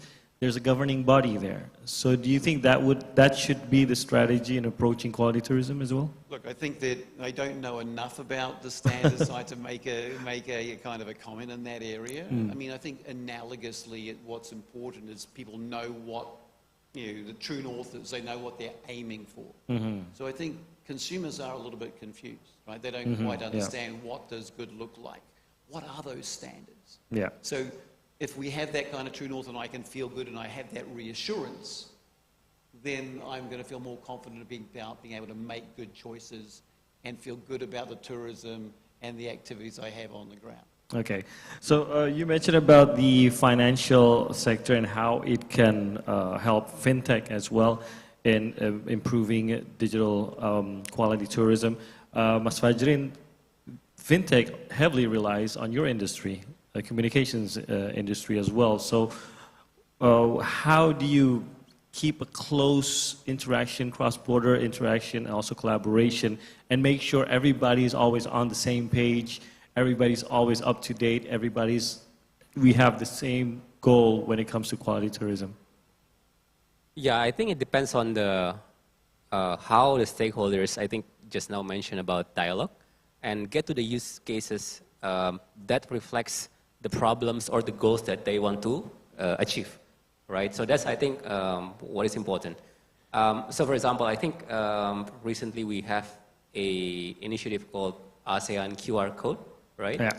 So I think that's a very good initiative, because it makes easier for people. Of course, there are some Indonesians who will then go abroad as well, right? To visit Thailand or Malaysia and so on. But the vice versa is also coming here, right? Now, how do we then capture these opportunities for these ASEAN and probably other countries that will follow these initiatives as well? Is the key. Right? Another example I want to show is just now the digitalization of event permit, right? I forgot whether it was Taylor Swift or Coldplay, but at the time it was only 1 day here, right? But then in Singapore, I think 3 or 6 days. So there was a loss of opportunity, right? Because then there will be loss of opportunity for food industry, hotel industry, flight, and so on here in Indonesia, because only 1 day. So what's the problem there, right? The root cause is apparently the permit, because it's uncertain, it's complicated to get a permit here. Luckily, the government stance was, okay, that's a fair feedback. How can we improve that? And one of them is through digitalization. Now it's clear, transparent. It's still beta, but I think it shows a good result so far. So hopefully then, going forward, global EOs and other people will consider that, okay, now doing permit in Indonesia is easier. I want to invest more. I want to build an event more going forward in Indonesia. True. So don't worry about Taylor Swift. Oasis, we have Oasis now. They say that's the Eras tour for the Gen X and millennials. So who knows, they'll come to Indonesia. Interesting. So what is your point, Pak Brafa, on the cross-border collaboration? What can we be doing now, and how do we enhance innovation in this? Yeah, I think in terms of the triangle of tourism, digitalization, and sustainability, there's a lot more to do even at the ASEAN level. For example, I mentioned carbon offset, but at this point we're not able to sell cross-border carbon credit, right? I'm sure the government is working on that, but that's one thing that could unlock a lot of this emission offset in the region.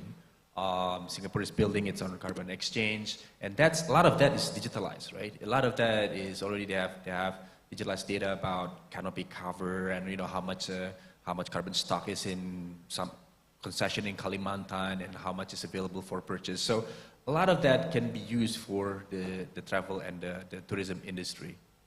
Must the drive come from the government, or do you think the industry could be the leading force here? They're an element of both. Obviously, there's a policy angle to it, and the governments in the region should be working together, and they are, right? They are working together. Internally, also, the Indonesian government is working on that. But also, the B2B, we've seen a lot of interest on this, right, from Singaporean companies.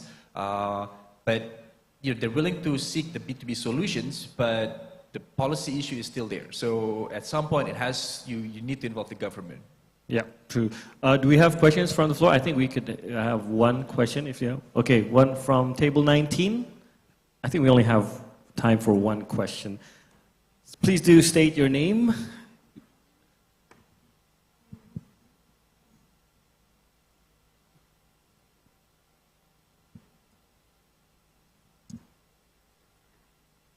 Thank you for the opportunity, the moderator and all the speaker. My name is Nova. I came from Bengkulu province in Sumatra Island. It's so far from Bali. Actually, I am from local government, Bapeda Provinsi Bengkulu. Talking about international quality tourism, I'm afraid of that it's still so far for our timeline. But following this conference, I believe that every province can be the new Bali for the next destination that has an international quality tourism. I think you could give an applause to that. So that would be a good hope for Indonesia. Thank you. And talking about Bengkulu, we also have some of nature destination. We have beach, we call it Pantai Panjang. We also have historical tourism. The biggest fortress in Southeast Asia, Benteng Marlborough. We also have the attraction with cultural base, we call it Festival Tabut. This event also one of the national event of Kemenko Aircraft in 2024. Now the question for all speakers, as a small province that still fight how to increase the visitor, find a lot of obstacles such as infrastructure, connectivity, public services, lower funding for tourism management, how we can be a part of the new destination of Indonesia that can be improved to be the international quality of tourism. I think that is the question from Bengkulu. Thank you very much. Wassalamualaikum warahmatullahi wabarakatuh. Waalaikumsalam warahmatullahi wabarakatuh. Great question to Ms. Nova from Bengkulu. We do not have much time, but I would like to hear how a province like Bengkulu or a small area can also have what Bali has, the attention that Bali has, because they have all the assets, although lacking in infrastructure and technological coverage or so on. Is it possible, and what would you suggest? Probably a little from everyone here. Prof? Thank you, Ibu from Bengkulu. There is a very good flowers, rafflesia, the big, the giant flowers there. The idea is, if there is ants and the sugar, you do not bring the ants, semutnya. Is do not bring the semut, but you make the gula, sugar. Make the sugar. The gula, and then semut from the other visitors come to your Bengkulu. Attracted to that. Yes, because the potential is very, very good in the Bengkulu. For example, also coffee. Coffee from Bengkulu is very nice. Yeah. This is very good, I think, if we can develop that. But local, the uniqueness, unique from that area, and then authenticity, from Bengkulu, and also exotics. I think this is very important for them. And then there is a lot of things to make it's not New Bali wrong. You make the Bengkulu, not the New Bali. You make the Bengkulu is different from Bali. I think it's more than Bali. You can make it. I think for example, the giant flowers is Rafflesia, something. It is, and also your coffee, I think, is very good also. It's not like that. It's also the culture from Bengkulu, from the first president, I think. So there is the housing heritage, homes, heritage cultures, and also very good there. Yeah. So the make gula, not bring the smooth. Okay. The gula is the gula from Bengkulu, not gula from Bali. Not bring Bali to the Bengkulu. That is wrong. Yeah. So interesting point there. So moving on, Mr. Driver, areas probably not so popular. Do they attract attention? Maybe from your side as well. Just take your point of view of the matter. I mean, look, just quickly, there are so many great places in Indonesia, so it's great to hear about your destination. Look, I think it all comes down to basically, it's a little bit of marketing, right? At the end of the day. You want to be different, so you want to be able to create your differentiation. At the same time, we've talked about the customers are looking for these new locations. Yeah. And then you need to use digital platforms, without question. My friend over here can probably help. We can possibly help. I mean, it's thinking about understanding the types of tourists that you want. What are the types of people that go to your kind of location? We can do, say for example, in the consulting world, you do lookalike analysis. So what you do is you identify people who like to go to probably slightly more off the beaten track, more authentic, more local kind of scenarios, and think about, how do I target those people? And the way you're going to target them is digitally, right? Utilizing insights from the people who go there today. Yeah. And then also building maybe a little ecosystem in your own environment, right? So one is, how do you create that differentiation? Build your own ecosystem. Think about marketing, and then leverage digital platforms to give you that access and scale, informed by other travelers who have gone somewhere else. Yeah. So you've got some understanding about what they're looking for. That way, you're very focused on a use case, you're focused on solving for what they want, and then you build from there. But it takes that kind of marketing focus, but sure, leverage those digital platforms, give yourself scale. It's your own like a little small business. How do you go and you utilize the platform to give yourself more amplification, if you like? You'll always find someone tired of being stuck in Canggu traffic. So they might want to come to Bengkulu. And I think the beauty of I'm always reminded of what Steve Jobs also, said about the internet itself. When it comes to the internet or the World Wide Web, the biggest company can look like any other small company, and vice versa, because what they see is what they see on the web, right? The biggest company might have 10 offices on the main road, and this MSME might just only have one small office, but on the web, this company could make their website look really good. As you said, your presence online, digital, can look as good as Bali as well, right? Younger people who want to go further afield, they're more digital. Yeah, So thinking about and they're more digital. Exactly. Exactly. So Ajrin, do you have anything to add on that? Yeah, I have two keywords here. The first is digital. Why? Because digital democratizes everything from the economy, from the politics, including tourism, right? From the economy, we see the marketplace. Now, a lot of SMEs thrive because of the marketplace platforms. From politics, now we see a lot of debates in Twitter, for example.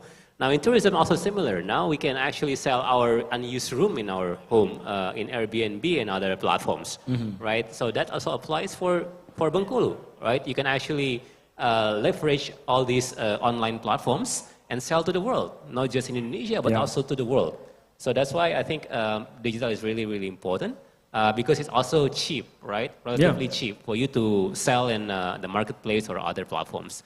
The second is what I call a story, right? Every good attraction outside Indonesia, right? You go to Japan, you go to Italy. When you go to a place, you will see a tremendous story there.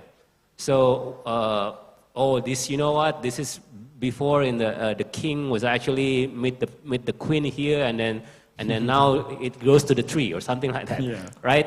So you will see some story like that. That I think not just in Bengkulu, in Indonesia, I think we are a bit lacking there in terms of how we can actually conduct a storytelling, a good storytelling. So how we can actually conduct a storytelling, I think that's the key. That's why I think I suggest not just you, but I think everyone here, to work together again with, I think, filmmaker, now even a game producer also. Some of the game actually trying to create a game about a local or Indonesian situation, right?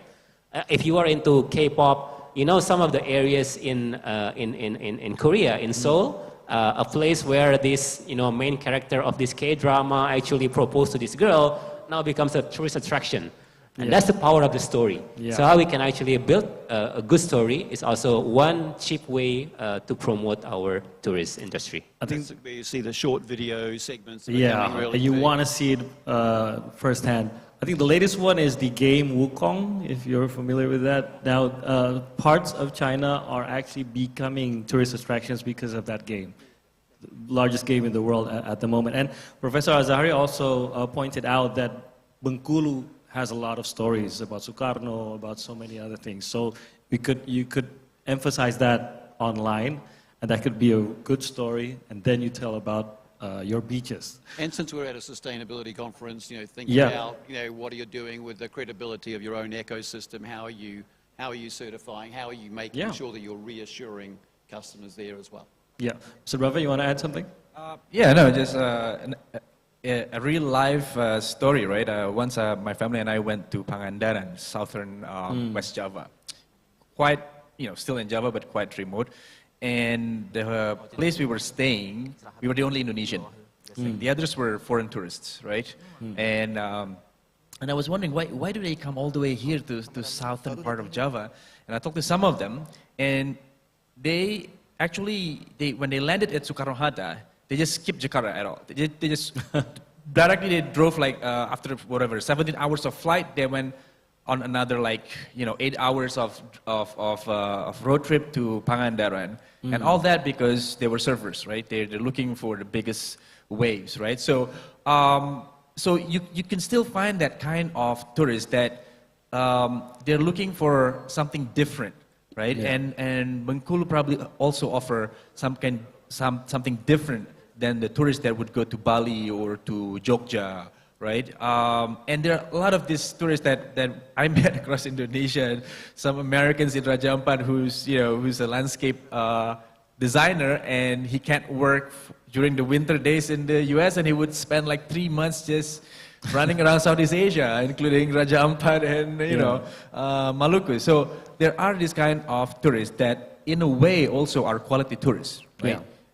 They're not just low spending and short duration tourists. They are long-term tourists, and they spend also a lot of money, and they very like mindful, the country. I guess. Very mindful about the culture and the Yeah. environment at the place. I think the homework is really like what the other speakers have said, is how do you plug into that kind of digital world, the internet, and provide that kind of information to tourists that would not normally or would not look for mainstream places. So yeah. Okay, I think that was a very good question, and I think we got very good answers. Thank you very much to all our speakers. And I guess we'll have to talk more about how to really maximize our digital platforms, which can start today. I mean, if Nova wanted to do that, she could start actually today to improve that. And thank you very much once again. Let's give a round of applause to all our speakers here today. Thank you for your insights, everyone. And Matthew, just thank you for emphasizing you're not Gen Z. I had my doubts there, so I thought you were so. Okay, I think we have a photo session. If you all may stand in front of the tables. Thank you. So yes, the moderator, along with the whole panelists on the second panel session, will now have a photo session to officially close the second plenary session. So after this, we will go directly to session number 3, which will be also the last session on our first International Quality Tourism Conference. In 3, 2, 1. One more time, let's give another round of applause, ladies and gentlemen, to all of the speakers and also our moderator on the second panel session. Thank you so much. Thank you to all panelists. You may now return back to your seat. And to our moderator, Timothy, we will just go directly to the third session. So yes, ladies and gentlemen, we will now continue to the third session, which will be the last plenary sessions that we have today on the day 1 of our first International Quality Tourism Conference. So on the first plenary, we have shared strategies across countries in implementing quality tourism.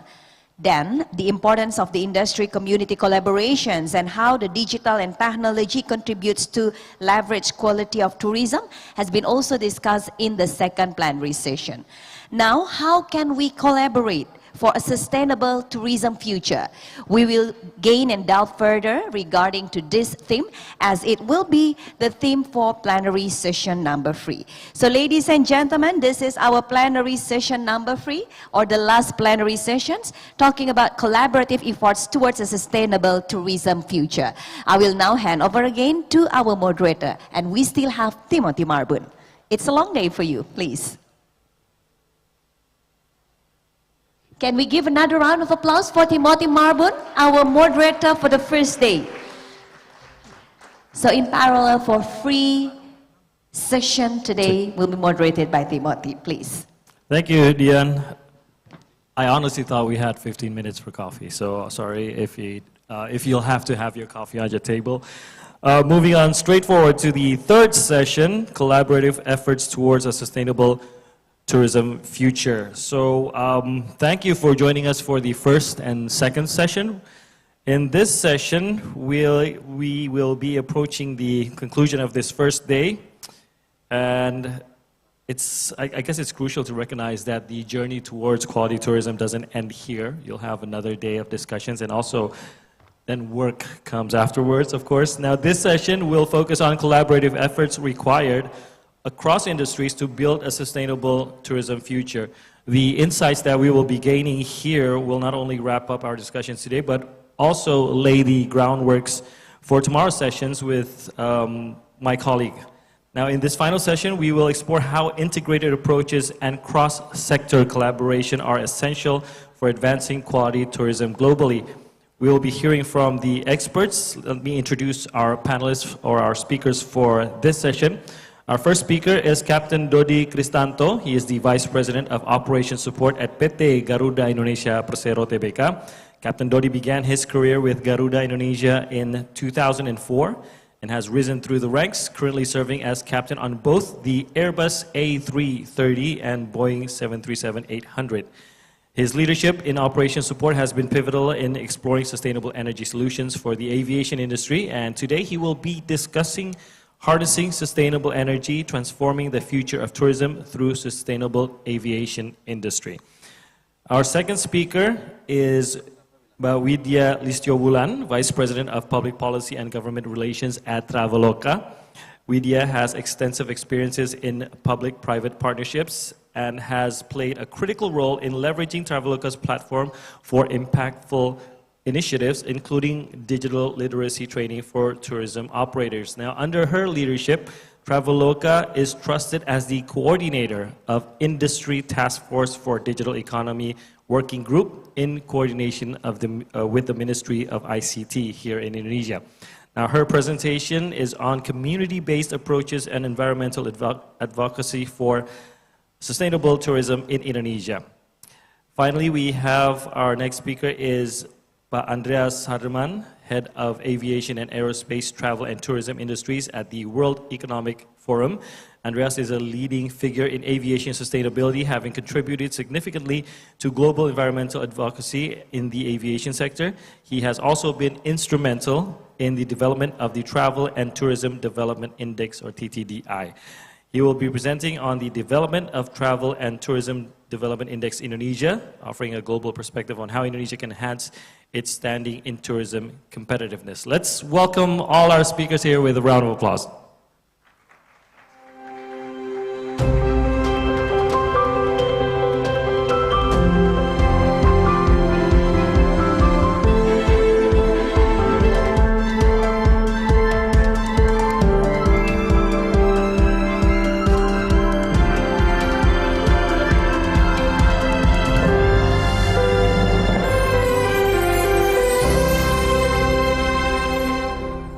All right, thanks everyone for being here with us in Bali and staying. I saw everyone stayed from the first session. So this is the wrap up of all our sessions for today, I guess.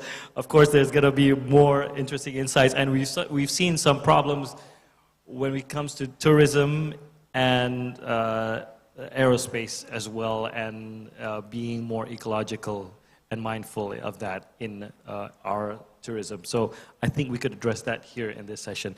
Now, we're just moving on straight to our presentations. You all have 15 minutes, I believe, because there's 15 minutes there on the screen. So you'll have your timer on the monitor. Each speaker will have 15 minutes before we go to the Q&A. If you have questions later on, you may ask those questions during the Q&A session. First presentation will come from Captain Dodi Cristanto on harnessing sustainable energy, transforming the future of tourism through sustainable aviation industry. So you want to do it from the podium or from the cockpit? I guess so. Please, Cap.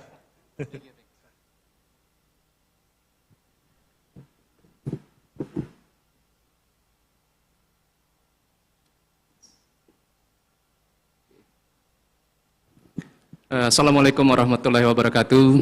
Good afternoon, ladies and gentlemen. My name is Dodi Cristanto, represent my CEO, Mr. Ivan Setiaputra. He sent best regard for this event.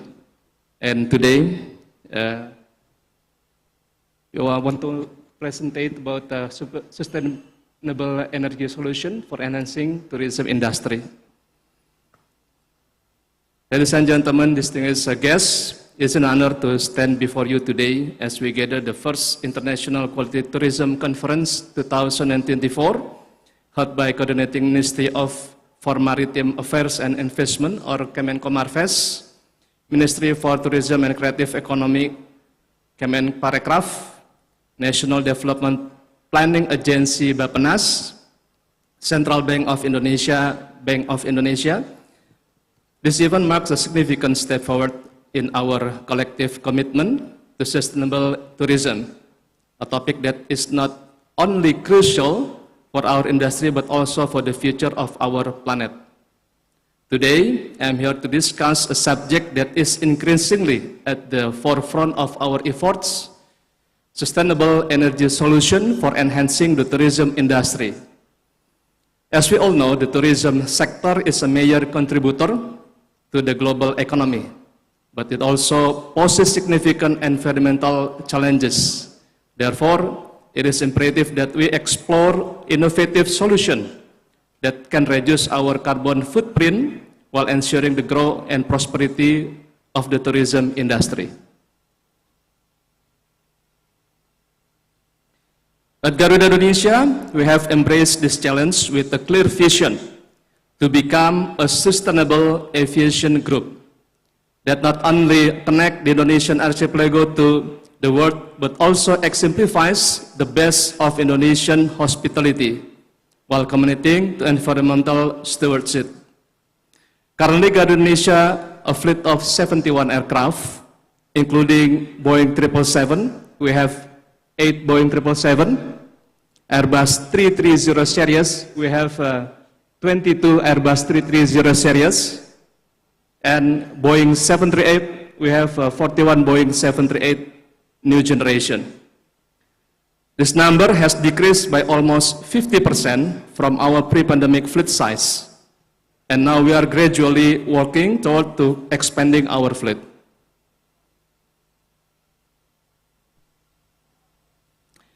Garuda Indonesia currently serves 46 domestic routes from west to east of Indonesia and 21 international routes from Jakarta to Southeast Asia, East Asia, Middle East, Australia, and Europe.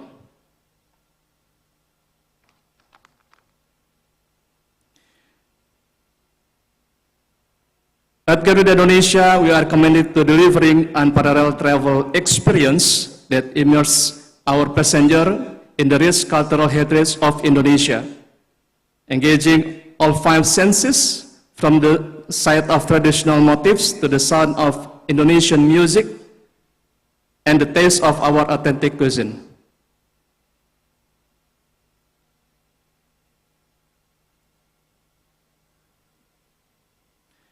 The airline industry is guided by a solid foundation of regulation and standard practices for implementing environmental sustainability.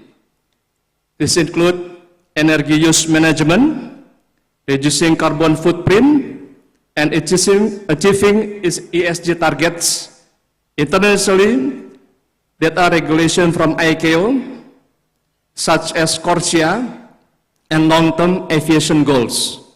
Along with industry commitment, in Indonesia, we also have national regulation, including the enhanced NDC, the carbon economic value, and various ministerial regulation from Ministry of Energy and Mineral Resources and Ministry of Transportation.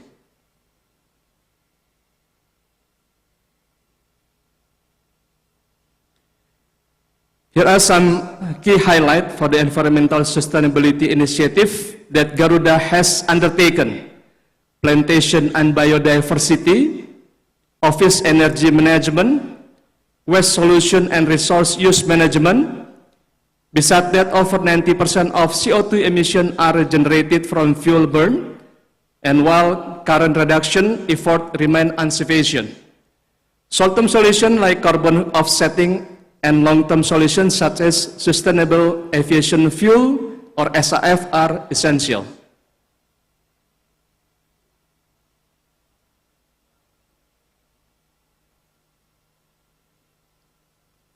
In the following graph published by ICAO LTAG, it shows that operation in SAF has the greatest potential to reduce CO2 emission from international aviation. For airline businesses, optimizing our flight operation is crucial for enhancing sustainability. Our strategies include implementing fuel-saving technologies, optimizing flight routes, improving ground handling processes, for instance, by reducing auxiliary power unit usage and optimizing runway and route selections. We have made significant strides in cutting fuel consumptions. This effort not only contributes to lowering our carbon footprint, but also improve our operational efficiency, providing a dual benefit of cost saving and environmental protection.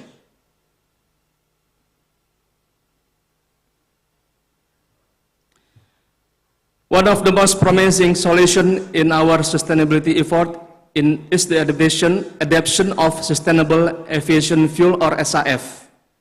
SAF offers a viable alternative to traditional jet fuel, with the potential to significantly reduce carbon emission. In July 2023, our partner Pertamina reached a milestone by conducting successful production of biojet fuel G2.4 at Cilacap Refinery. And by October 2023, Garuda completed the very first commercial flight using biojet fuel J2.4, which contained RBP-DPKO feedstock by 2.4%. These achievements are part of our broader strategy to integrate SAF into our operations, which is aligned with international standards such as ICAO carbon offsetting and reduction scheme for international aviation or CORSIA. However, the path to widespread adoption of SAF is not without its challenges. High cost pricing uncertainties, and the need to robust regulatory framework are some of the hurdles that we must overcome. Despite these challenges, Garuda Indonesia remains committed to advancing SAF research and development in collaboration with stakeholders across the industry.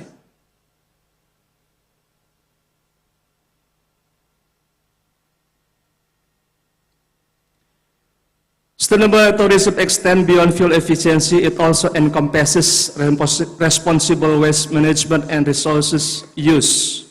At Garuda Indonesia, we have implemented comprehensive waste management program, both in flight and on the ground.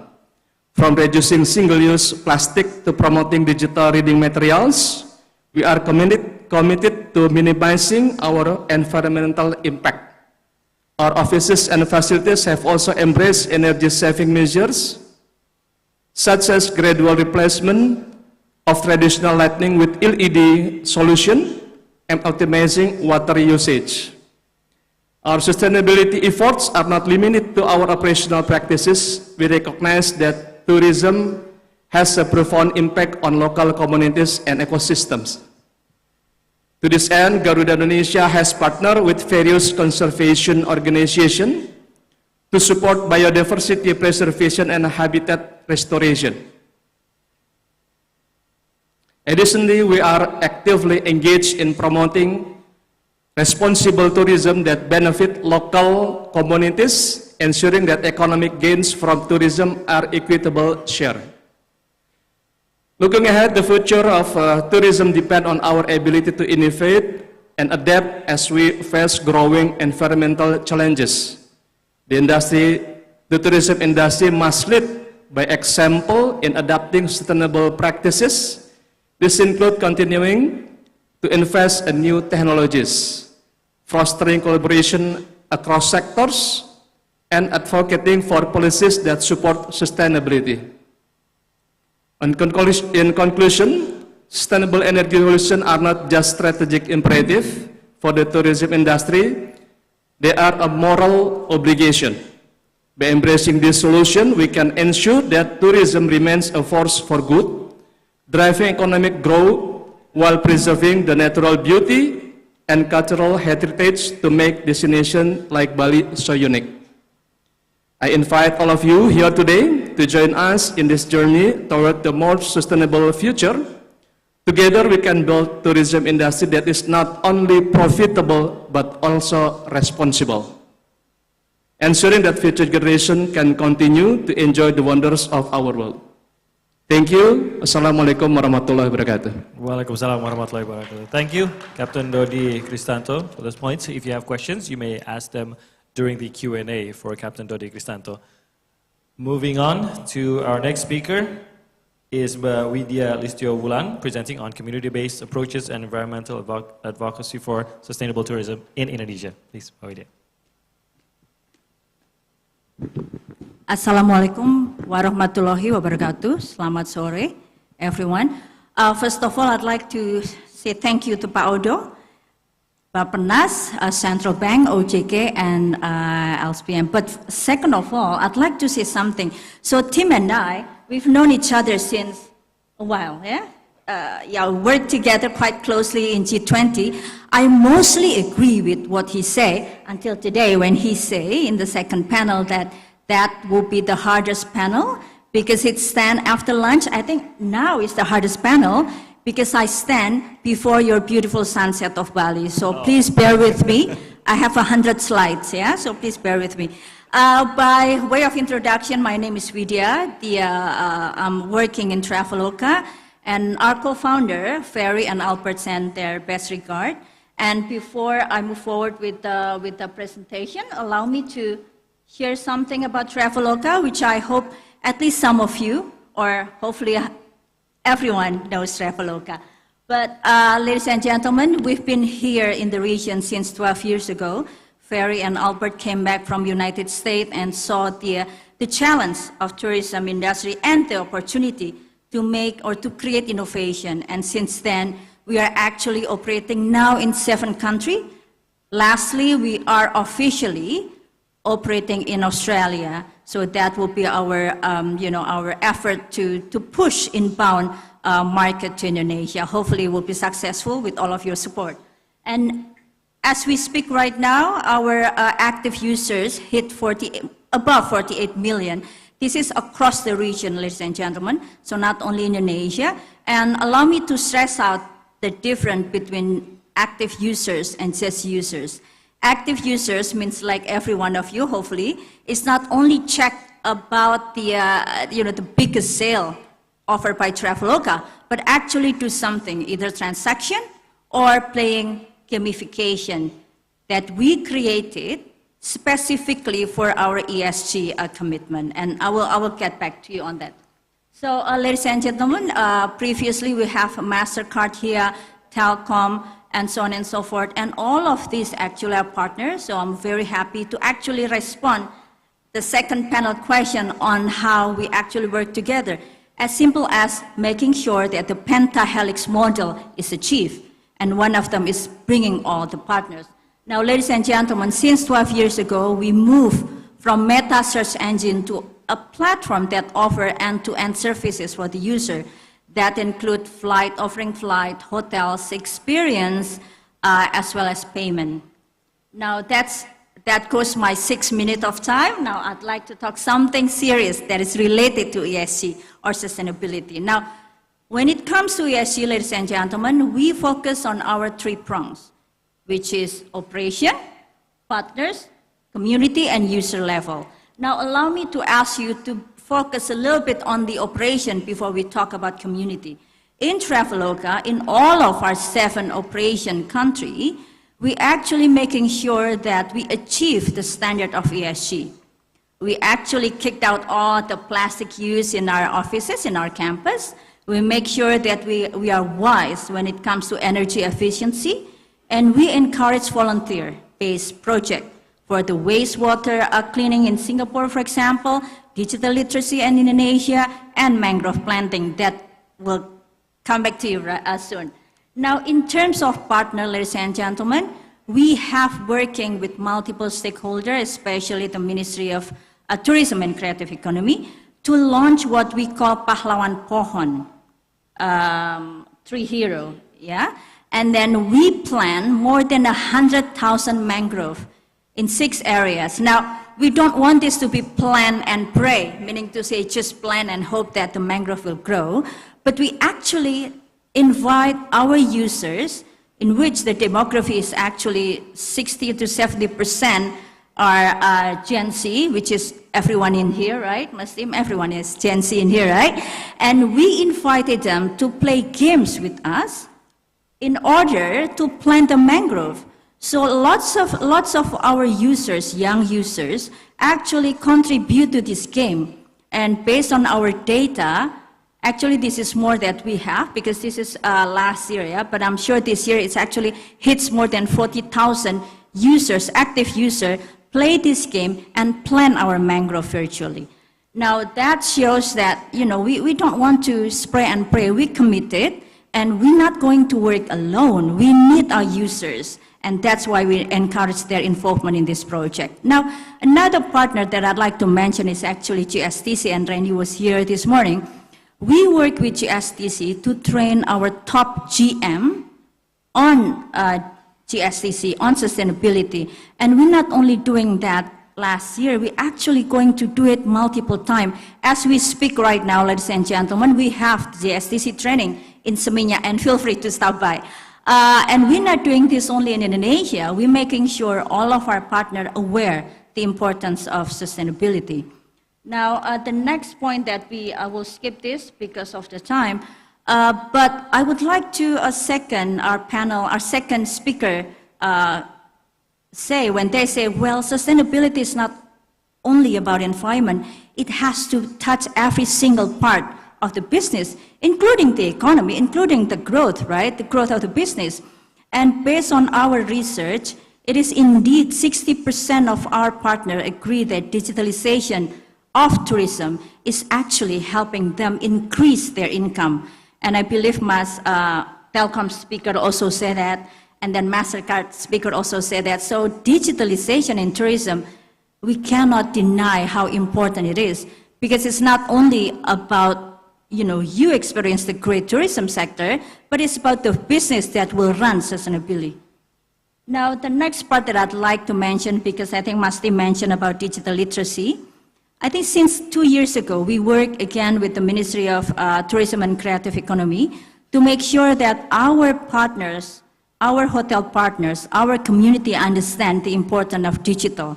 Now, we receive a lot of requests, ladies and gentlemen, from a lot of exotic places in Papua, for example, in Labuan Bajo, in Aceh. They keep asking us on making them moving from traditional tourism industry to digital. Now, I'd like to mention it's only 5 minutes to change one traditional hotel into e-hotel. It's only 5 minutes. But the problem is sometimes it takes years to make sure that their service meet the standard of digitalization in tourism industry. That is why, since two years ago, we committed to launch digital literacy program to make sure that all of the hotel industry players understand that just because you invest in the digital tourism doesn't mean that you need to let go the importance of education in the digital industry. So I think, Pak Odo, moving forward, we need to work with your ministry as well in making sure that this training will be moving forward and will be maintained. Ladies and gentlemen, one thing that I'd like to stress out is actually when we work with the partners, we're not only working in tourism part, we work in economic growth and gender equality. A lot of our partners, a lot of the recipient of the digital literacy and mangrove farmers are women. And you know, including the stat, if you train one woman, the impact is actually triple, right? Because she will come back home and train their children. So again, the pentahelix model is implemented through this kind of program. And that's why we are very committed in doing this. And we hope after this program, after this seminar, we're not only talking about what we can do, but we're actually doing that. Now, ladies and gentlemen, this another collaboration that we did in the past with our partner, BioRock. And again, based on their report, a lot of participants are actually coming from women farmers' wife, and we are so proud in looking at the result. Now, the last one that I'd like to mention before I talk about our impact study is actually since 2 years ago, we become the ambassador of UNWTO, and we launched another collaboration with the Ministry of Tourism and Creative Economy to make sure that the Desa Wisata or village tourism base have the same playing field with other big industry in tourism. So I think we did a little data last year, and it shows significant progress. The number of people going to Desa Wisata is actually increasing after they go to digital platform. And that's another impact of digitalization in tourism sector. Now, the last thing that I'd like to bring is actually our new campaign. We call this integrated campaign. But before I explain, I just want to know how many people in this room follow Korean drama. Otherwise, this wouldn't be relatable to you all. I see some girls, some young ladies in the back. How many of you know this gentleman, our ambassador? No one? No one of you? Okay, great. So this year, ladies and gentlemen, we brought one of the biggest Korean pop star to Indonesia. We brought him to Bali and Labuan Bajo. We did a very exclusive campaign with him. But I'd like to mention about the process of getting him here. So before he actually came here, we did a lot of meeting, and what we stress out is do not only bring the traffic to Indonesia, but make sure that they come with the deep understanding on how to respect culture. And you could see there, he actually wears sarong, and because that's part of the narrative that we actually stressed out. And we hope that with the new ambassador, we can bring more quality tourists coming to Indonesia. Lastly, ladies and gentlemen, because I know I have only 6 minutes, last year we did impact study report with PwC, and one of the results actually make us very, very proud, because during the period of 2019 up to 2021, during the pandemic, right, where everybody actually believed that tourism sector is one of the industry that hit the most, the PwC report find out that Traveloka contributed up to 2.7% of the sectoral GDP. And at that time, the sectoral GDP of tourism sector is 4% to the total GDP of Indonesia. Now, with this, we are very confident. This research was based in 2019 to 2021. So, so the tourism sector was actually not in their height, right? Now, moving forward, when we do another impact study, we are very confident that 2.7% will be increased significantly. But again, this will not be happening if we work alone, because it's such a huge homework. Sustainability is such a huge homework. And again, we're very, very encouraged for collaboration and pentahelic model. And with that, I stop my talk. Thank you, Mas. Thank you very much. Thank you, Widya, always very lively. I was so happy when you claimed that we were all Gen Z, but once you asked who knew the K-pop star and only 10% of us raised our hands, your theory is gone, just that way. So very interesting, and I'm sure we'll have questions on your presentation later on to follow up. Now moving on to our next presentation will be from Mr. Andreas Hardeman. He will be talking on development of travel and tourism development index Indonesia. So time is yours. I think we have 20 minutes for you. Please. Let's give a round of applause to Mr. Andreas. All right. Can you hear me? Yeah.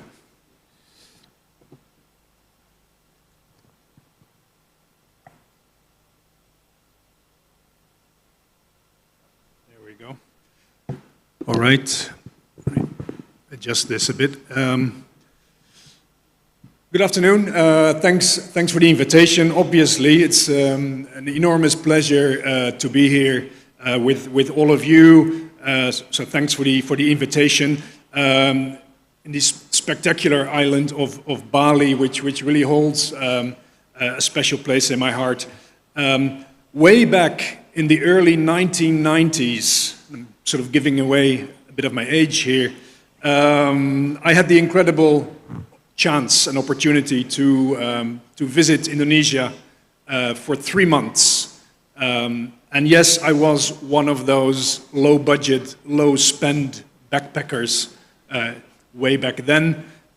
So I really appreciate the opportunity to be back here, I guess for some payback. So I will be sharing with you a brief overview of the World Economic Forum's Travel and Tourism Development Index work. That's a mouthful, so we're just going to call it the TTDI from here on out. Some of the key findings, and also specifically looking at some of the factors relative to Indonesia's performance specifically. Now, the TTDI report, the index, is very much a statistical piece of work. So you'll be sort of peppered with quite a lot of numbers and statistics. So I'll try and make it as lively as I can, but please bear in mind this report is all about numbers, rankings, KPIs, etc. Before we dive into the report itself, allow me to maybe just put the report into context. Why are we at the World Economic Forum looking at this material at all, or tourism more generally?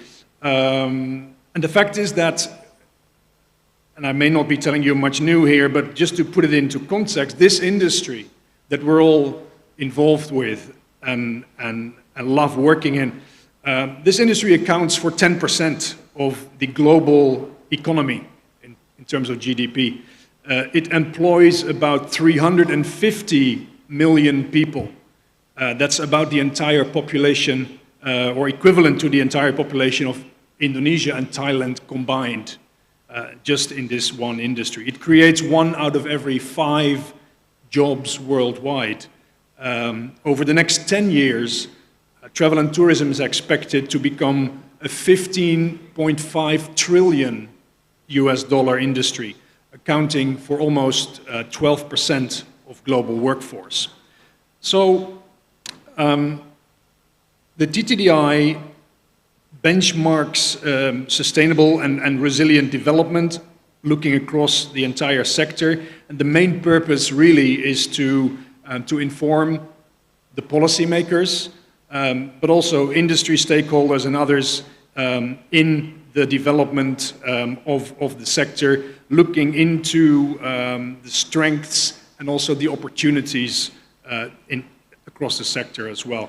It provides a framework for assessing development strategies, offering a comprehensive overview of the economy's strengths and opportunities.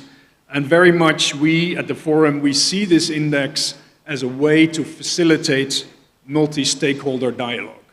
And that's been sort of referred to by previous speakers already, the promotion of effective formulation of policies and regulations. And in that sense, the World Economic Forum is very much the ideal platform for cross-industry collaboration and also between industries and regulators around the world as well. We have more than 20 industry communities within the World Economic Forum. We have 10 centers, thematic centers, where specific initiatives and projects are being developed.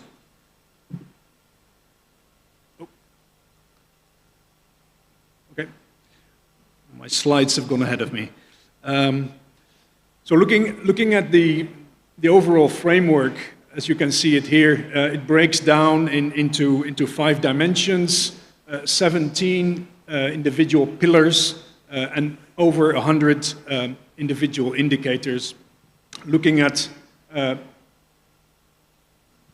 dimensions from enabling environment to the policies and enabling conditions, infrastructure, services, resources, and sustainability.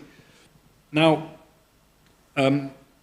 economies are then scored on a scale from 1 to 7. There is sort of a methodology behind that, which is regularly updated, which sometimes makes it a bit of a challenge to compare like with like when we compare, say, the previous edition of the index to the current edition of the index, because there's always sort of underlying methodologies that will have slightly changed. So please bear that in mind. Now, we do not develop this index on our own. We work with a lot of partners, not only data partners, but also other types of knowledge partners and sort of public data as well. We also have an executive opinion survey that feeds into the development of the index as well. So this is our knowledge community as it stands right now. You will, or quite a few of you will recognize yourselves here. We have an advisory group consisting of different types of global associations, industry players, international and regional organizations, and academia and NGOs.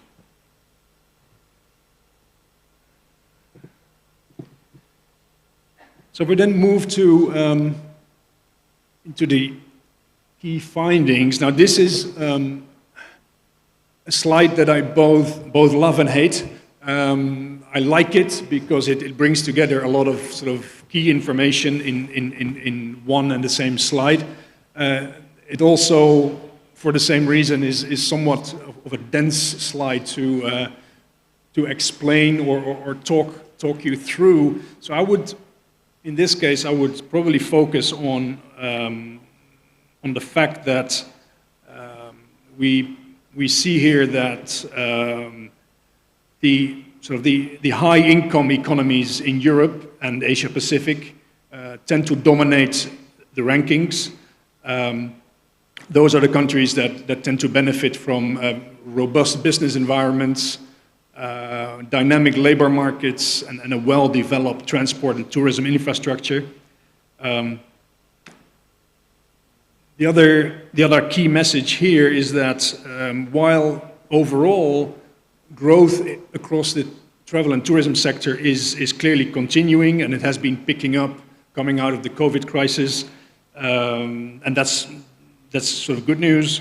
At the same time, we see that the recovery is not the same across different regions.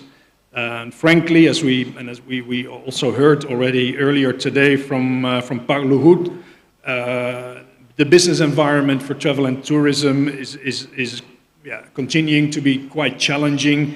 We see geopolitical tensions around the world, macroeconomic uncertainties, inflation, etc. So that continues to be sort of a challenging environment overall.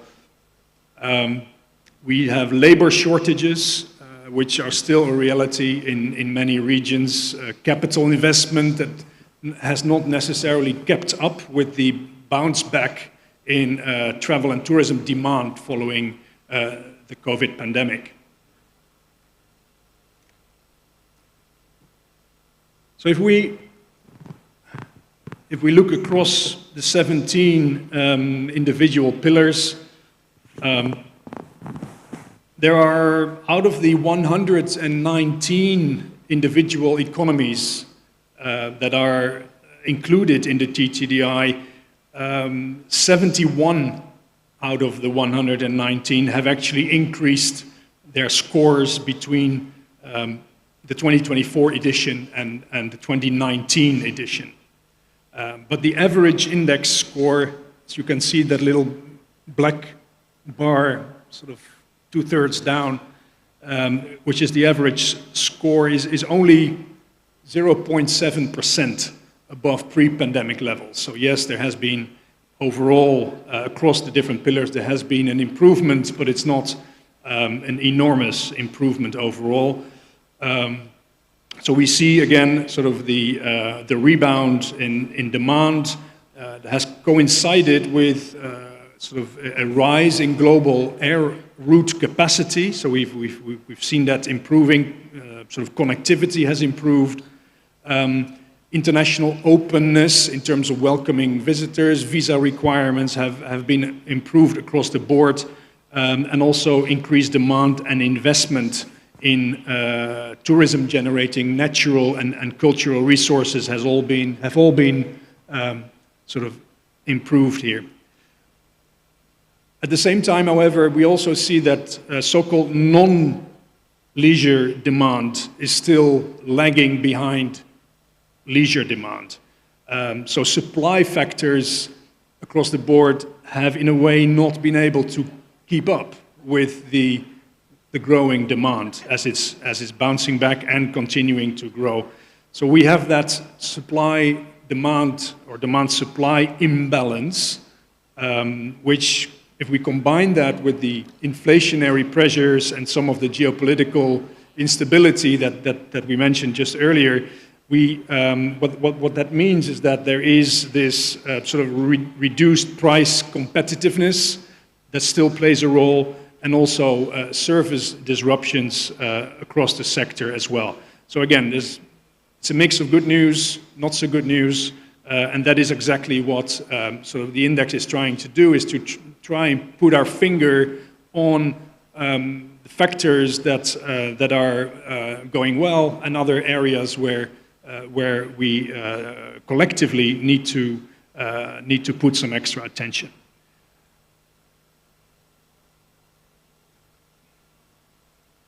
So if we turn then to some of the results specifically for Indonesia,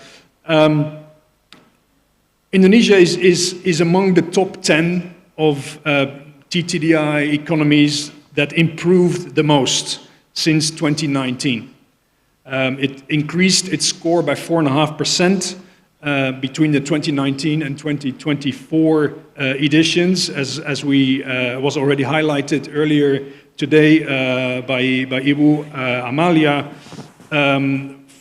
Indonesia went from rank 36 to 22, which is really an incredible improvement and an incredible achievement. When we look at over 100 countries in the world, already Indonesia came in at number 36, and then have essentially a 14-place improvement over the last few years. That's an incredible achievement. We can to move on to the next one. This is probably in the report one of the key diagrams. Again, there's a lot of information here. The full report and other sort of online resources allow everyone to sort of dive into this in a lot more detail. So what we have time for today, and I know we'll have other opportunities tomorrow to really dive into some of the detail of this, is, for example, that we see that the prioritization of travel and tourism remains one of Indonesia's strongest pillars. So that means sort of strong government support for the development of the travel and tourism sector. Price competitiveness is another strong point for Indonesia. There have been almost an 8% improvement since 2019, meaning that on that particular indicator, Indonesia moved from 69th to 28th in the rankings. That's a huge improvement as well. Also, obviously, the very rich natural resources and cultural resources also improved, meaning that from the natural resources indicator, Indonesia comes in at an overall 8th position in the ranking, so clearly in the top 10. On the cultural resources, 15th in the ranking, so also high. On the cultural resources, that's 15th position in itself represents a 16% improvement compared to 2019. Furthermore, there's also been improvements in the socio-economic impact, where the country went from rank 25 to 10, so that's a 13% improvement in the score on socio-economic impact. Demand sustainability, a 20% improvement on demand sustainability, which is also excellent. So from rank 52 all the way up to rank 5. And last but not least, on ground and port infrastructure, also a 13% improvement, moving from a 52nd position to 36. Now, despite all those improvements, there's also areas for further development, and we will have more time to look into that in a lot more detail tomorrow. Of course, health and hygiene, ICT readiness, as we already mentioned earlier, and also tourist services and infrastructure remain areas where a lot of improvement is still possible. So I would say overall that, yeah, the TTDI results for Indonesia specifically, they reveal sort of interconnected challenges, but also very significant upside potential. As I said, key areas for improvement: ICT readiness, tourist services, infrastructure, health and hygiene. I think those should be the focus areas for improvement. At the same time, Indonesia, excels in other areas like price competitiveness and the prioritization of travel and tourism. So, sort of keep it up there, I would say. Easier said than done. But the World Economic Forum is ready to work, of course, with the Indonesian government and all the organizations and industry organizations involved to make sure that sort of the positive trend here is being continued. So this high-level overview, as I said, is all we have time for this afternoon, but I do look forward to connecting with many of you outside of the official sessions, and also to more detailed discussions over the course of our conference tomorrow as well. Thank you very much. Thank you very much, Mr. Hardiman. Let's give a round of applause, Mr. Hardiman, for your presentation. So we will go straight to a Q&A session. If you have questions, you may please raise your hands. We have questions from table 24. If there is anyone else with a question, Table 16. Okay, so we'll go to 24. The gentleman in white and the lady in red batik in table 16, I believe. Oh, behind 16. That's 17, yeah? 20. Yeah. I think I need new glasses. I can't even see that number there. Okay, this is, okay, I can't see anything. So, table 24 first.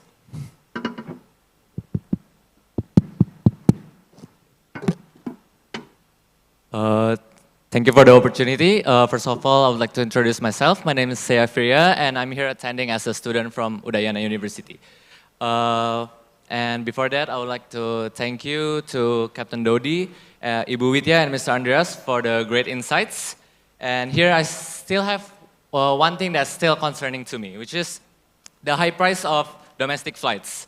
And as we all know that domestic flights in Indonesia are relatively still expensive. Well, although the word expensive may be subjective, and I try not to be biased, but Bapak Luhut himself even said that domestic airfares in Indonesia is the second most expensive in the world after Brazil. So there's a lot of factors to it. One of it is, of course, limited competitions. Although there are a lot of, say, low-cost airfares like Lion Air, AirAsia, but still, it's still dominated by big airlines like Garuda. So is there still a monopoly in the aviation business?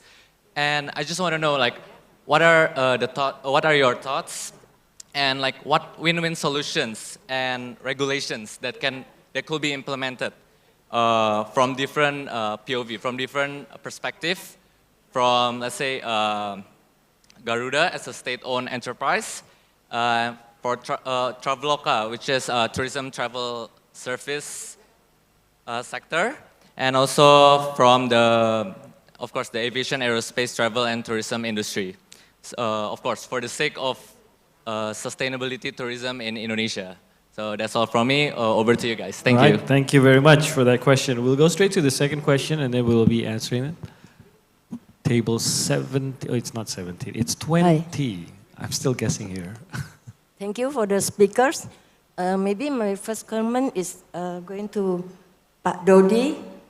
I would like to say that thanks for all the achievement from Garuda. But I would like to give you one comment, underground comment from Bali. 3 weeks ago, I arrived at Bali quite early in the morning, so I easily got a go-kart driver. And we have a very interesting conversation during our trips. And his comment is that as driver, he got a lot complaint from the foreign tourists because of the price of the tickets. They compare the tickets, after they stay in Bali, they would like to visit Jogja, Lombok, and other places in Indonesia. But when they compare the price of the tickets, it is much cheaper from Bali, maybe to Bangkok, to Singapore, and other places in the world. So, reference to the first speaker, that the length of stay of tourists in Indonesia is very short. I think that's one of the reasons is that. And I understand that Garuda has the travel fair every year. Could you possibly advocate such travel fair from January to December every year? Thank you. All right, thank you. We haven't got your name. Sorry, my name is Puspa Dewi Liman from the Indonesia Biodiversity Foundation. Thank you very much, Ibu Puspa. Okay, so I guess we'll just go straight to answering these questions. You may also give your insights as well, Mr. Hardiman, and also Widya, how Traveloka is, of course, keeping the prices attractive is also one thing Traveloka tries to do. But I think, Cap, most of the questions go to you. I think they're still in the same region, these questions about the pricing of domestic flights. So you may please comment on that. Okay, thank you very much. First time I have this invitation. I know immediately this question will rise up in this moment. So you're ready for that. Okay, Yeah. that's good to know. Because this is a big issue today. And thank you from Garuda Indonesia, because everybody look Garuda Indonesia, that everybody care of Garuda Indonesia. True. Yeah. If you talk about the ticket pricing, before we talk further about price, we have collective understanding that we use airplane as a travel, for our travel is a higher price than the other transportation mode, yeah, because of the faster time and then hospitality service, and also the most important thing is because of the safety. Yeah. Yeah. So as an operator, we, especially in domestic routes, we have a border for highest price and border for lowest price coming from government, especially from Ministry of Transportation. Yeah. And if we break down the unit, the items of this border, so many, yeah, like from operator itself, the basic costs like maintenance costs, rent costs, and then crew costs, and also fuel costs, and there is tax. Tax also we have, if we buy fuel in domestic, we have additional value of tax. And then if we buy ticket itself, correct me if I'm wrong, we have a tax also, yeah? And then we have airport tax. And an operator just only sell this ticket, and everybody know that operator has a higher price. But Garuda Indonesia, for sure, cannot make a price higher than highest border. Okay. Or we call it TBA or TBB. Tarif batas atas dan tarif batas bawah. Yeah. So if you want to take a look deeper these items, maybe we can talk together. And thank you for Kemenko Marves as a leader for this one. We already have a discussion about this. Where is the item that should we renegotiate? Especially maybe about the tax. So many tax include in this ticket. So the customer burden about this price. Okay. Okay.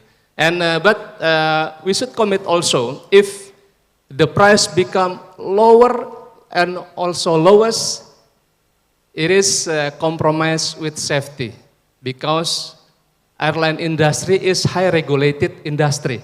We cannot make it about maybe a part of the aircraft, it's time to replace. No. It's still good. We cannot make it. Just to save cost, you Yes, can't do that. Can't do that, Okay. because safety is number one, is the first. Maybe there is some insight from us about the ticket price. Or at least could you share some strategies how to get cheaper Garuda tickets, like a travel fare, a year-long travel fare, or what would you suggest? Yeah, I will say to my management, yeah, there is a question from January to December, there is a travel fare, yeah. Yes, thank you. So, of course, that's what we want to see as well, not compromising safety, but as explained there, I guess other airlines, you can't speak for the other airlines, of course, but that's Garuda stance on the ticket prices here in Indonesia. Would you personally like to see it lower? Would you personally like to see lower prices for Indonesia? Domestic flights? It's depend of the government regulation. Yeah. Yeah, because we cannot go lower than lowest border. Yeah. Because they has a formula to make the lowest border. Yeah, lower than that is non-operational. I guess that non-operational for the airlines. What does Traveloka do to try to keep it attractive? So, but first of all, there are two things that I'm actually very grateful today, which is meeting everyone in here, and second, sitting after Garuda. So all the difficult question will be filtered by Garuda. So on that note, Ibu and somebody from Universitas Udayana, for us, because we are actually the marketplace, if you may say so, right? We are actually we got price from you, right? And then you don't determine the prices. Right. All of the expenses that Garuda need to pay, for us, we also have some other costs to cover. Yeah. So that includes for the promotion, for the tax, and for, to hire the greatest talent of engineer in Indonesia, and that's costly. Again, we don't want to compromise the quality of innovation, right? Yeah. But another point is, as Indonesian company that comply 100% to Indonesian regulation, some of the taxes are not something that can be debated, right? But now that's something why it's hard to explain, because somebody would come to me and say, oh, why the price of the tickets in so-and-so is cheaper than you? Everyone need to be aware on the regulation and the entity of that company. We respect the regulation so much, and we don't compromise any violation to that regulation.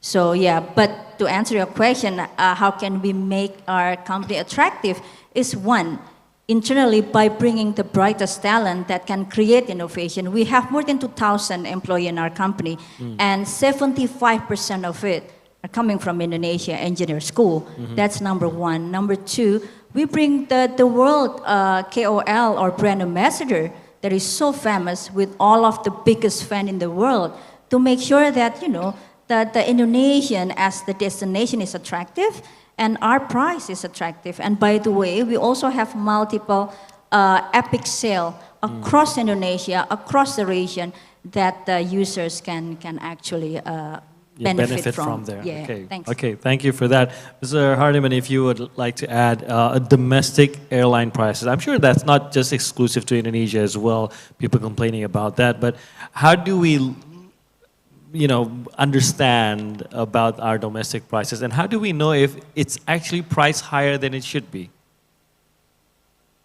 Yes.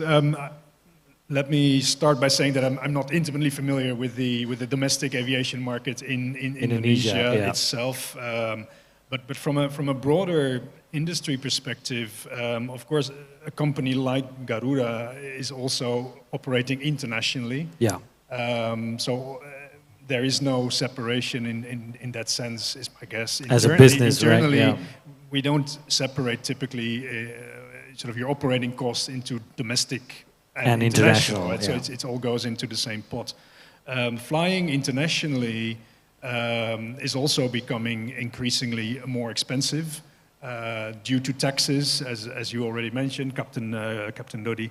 And I think there's one aspect that we haven't sort of included in this discussion is the decarbonization discussion. Because if we, as an aviation industry, gradually want to move towards a low carbon industry, we have to gradually start moving from conventional Jet A1 fuels to sustainable aviation fuels. And those particular fuels will be at least a factor 2, if not 5 times more expensive than conventional fuels. And that same fuel would be both for international flights and domestic flights. So I see a lot of pressure, actually upward pressure, in terms of operating costs for airlines going forward, rather than seeing prices coming down. Okay. There might be other technological solutions in 10 or 20 years down the line, where on medium or short-haul flights we might be able to start using electric aircraft, smaller aircraft that have much smaller carbon footprints. But again, that will also require investment. In order to make investments, airlines need to be profitable. In order to be profitable, we need to bring the operating costs down. So it's not an easy discussion. Yeah, you actually made it sound worse, actually, Jim. Sorry. but I mean, it's realistic. I mean, it gives us an understanding of what we're facing, and probably how it will be in the future. So we need to prepare for that as well, on how the prices might increase while we try to achieve the quality tourism that we're talking about throughout the sessions here. Now, I just want to go to Bawidi, just a little bit about experience, because throughout the sessions we've been talking about quality tourism and how it has slowly shifted towards more of an experience instead of a mass tourism. And I believe Traveloka also focuses on experience, right? You actually have that session there. Right, correct. Probably you have a whole department about experience there. Now, well, from what I see is you go deeper into the tourist areas and offer experiences for tourists who come there. Right. And there are communities also involved in there. I've seen that in some other platforms as well. Not many, but I see it in one or two other platforms. How do you do that? Do you actually connect with the people, and how do you open and ensure that the tourists, when you say they're going to have a good experience, they actually do experience something different, something unique, as the professor also mentioned, something unique, something different and valuable? Thank you. So that's another thing that, thank you for bringing this up, by the way. Yeah, experience is very, very crucial, because in tourism and travel, what we actually serve is a good experience, right? I mean, we serve hotel and flight as a tool, but the experience is actually the core of the thing that people are looking for, right? And I'd like to give a shout out today, because one of our partner from Wairebo is actually here, from Pok Darwis Wairebo. Oh. Would you mind standing up, please, if you are still here? No? Okay. All right. She so went back. basically, to answer your question, we actually work closely with community. For example, with the Desa Wisata or village-based tourism, we went there, we did interview, we actually trying to capture the narrative, just like what Mas Fajrin from Telkom said. It's the story that actually make a big difference. And we curated that, and then we onboard that into our platform. So that's how we work. But we don't stop right there, again, because we comply with the government regulation. We have all of the whole division for customer services. Now what we're doing is actually we capture the story post-traveling, and we have the mechanism to boost that narrative in the platform, specifically for the area that enhance experience sector. For example, let's say Wairebo, because we talk about Desa Wisata in Wairebo. We actually not only send the KOL or brand ambassador and create the narrative out of it, but we have the system that make the Wairebo has specific grade with the specific comments, and we always make it up to date. So for example, your comment now might be lower down by somebody comments, and we have that AI mechanism on that, and the goal is to make sure that the comments on that particular area will give the best experience for users. So I hope I answer your question. I also want to see the connection that is created. I think I see it as a step forward, an extra mile for a tech company to actually connect to the people. And I think this is something that we need to realize when we're aiming for a quality tourism in Indonesia. It can't be just business as usual, right? You gotta be innovative. You gotta have creative ideas, think about experiences that people actually wanna experience without knowing that I wanted that. The customers don't even know they wanted to go to this Desa Wisata. They don't know the location. They don't know what's gonna happen there. But we create that for them, and that takes connection. So thank you for that answer.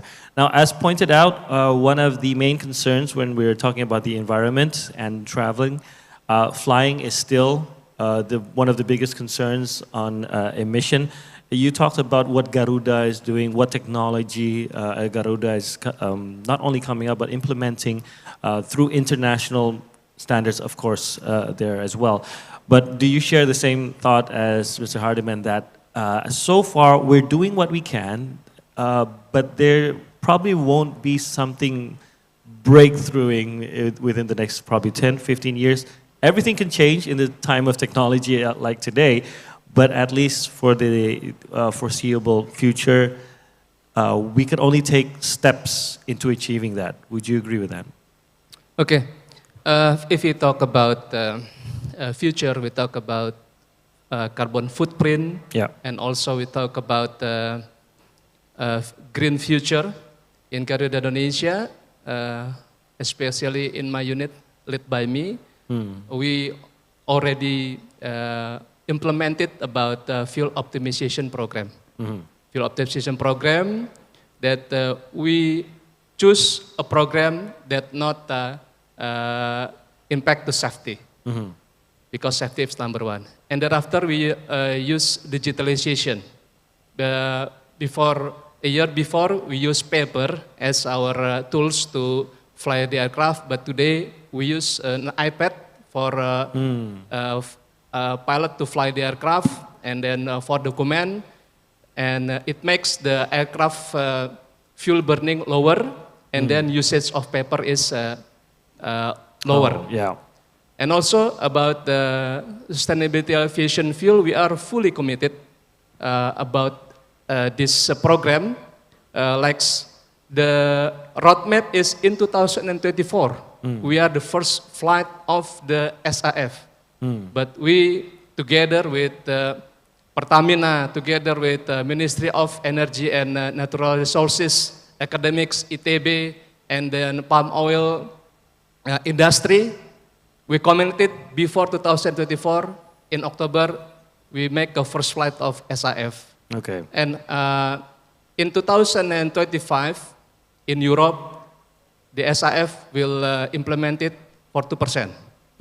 In Singapore, 2026, and hopefully the information from our college in Kemenko Marves, in 2037, Indonesia will implement it.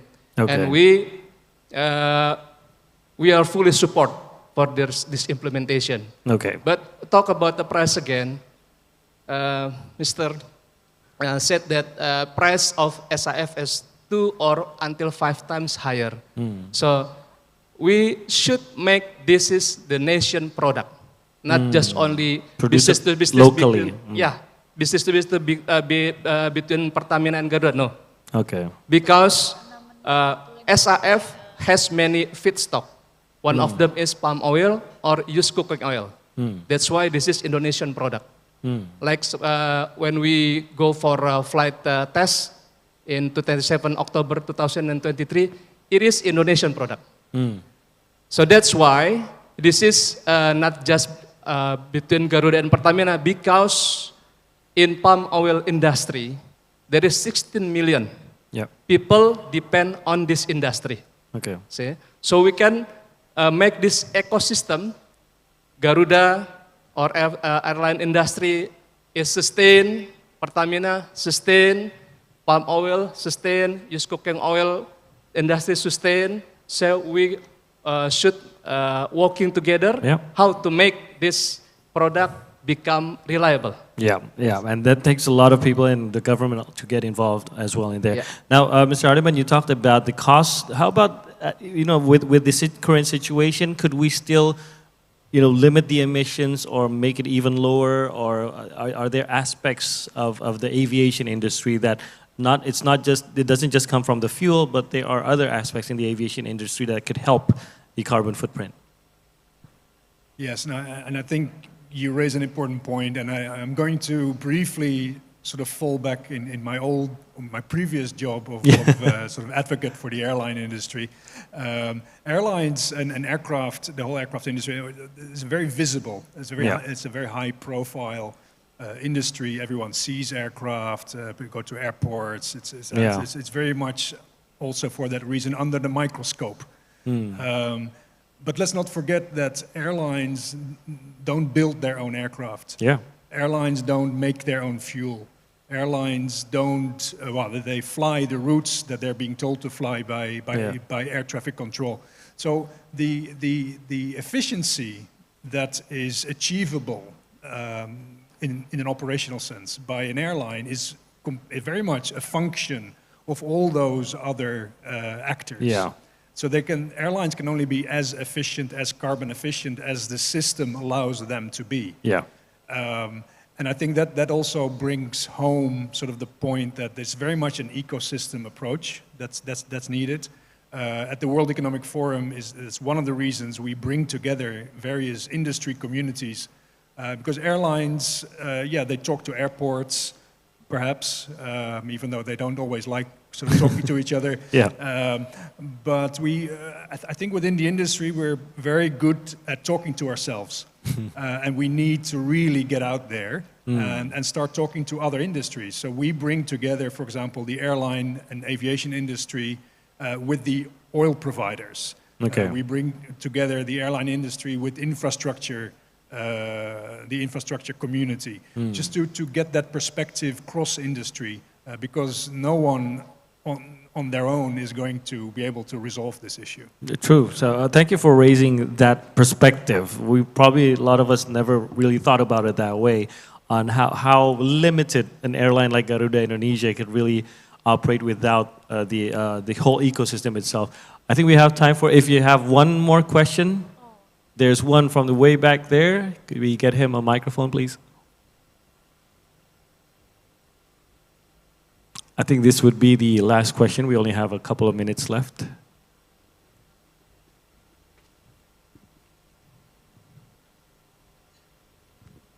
Okay. Please state your name, sir. Thank you. My name Kade Angga. I'm from Tourism Department of Kelungkung Regency. I would like to ask some question to Ms. Widya.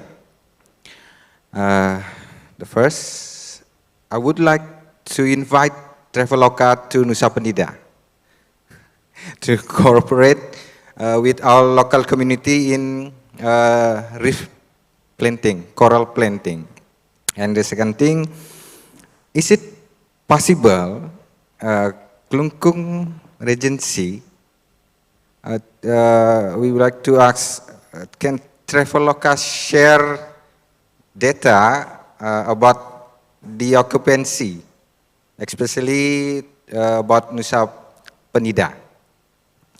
And the third, I want to ask about, is it possible the local government, like us in Kelungkung Regency, to involve in verified the hotel who wants to register in Traveloka. The goal is to make sure the quality of the hotel.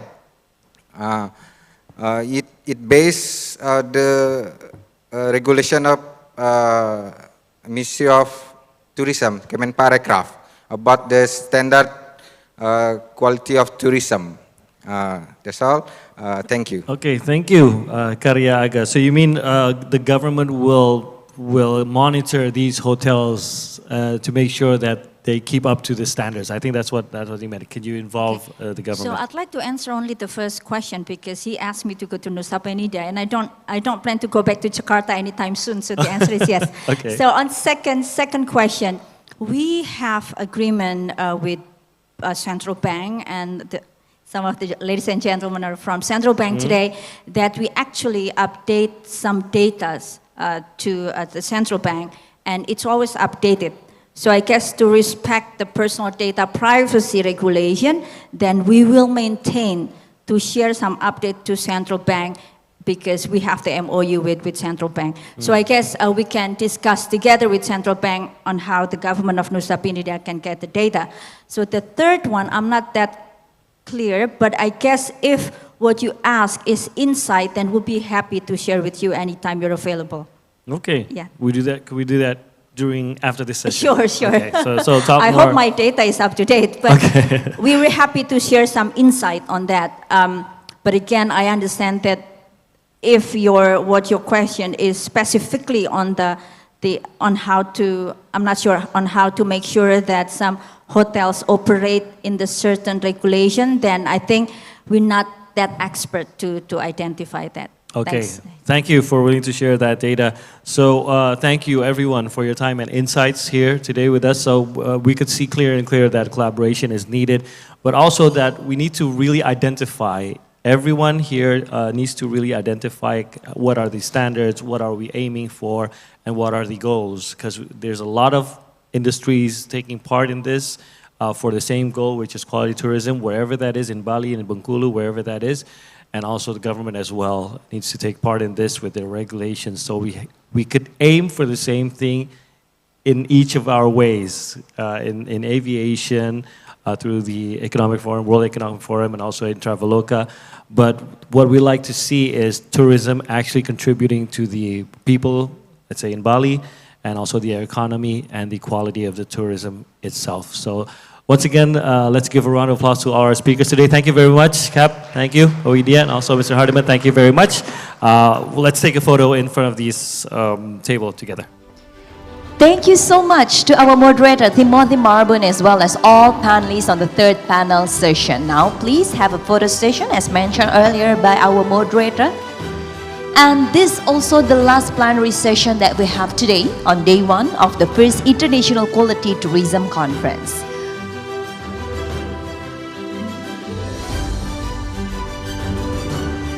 In 3, 2, 1. Ladies and gentlemen, why don't we give another round of applause to all of the panelists as well as the moderator for this last session? Thank you. Excellent. So it has been emphasized on the last session that if we share the same aims or the same vision and mission, it will be easier to set our goals and also set the pathways to reach our goals. That is, of course, to achieve the quality tourism. Thank you so much, Timothy Marbun, and also the whole panelists on the last session. You may now return back to your seat.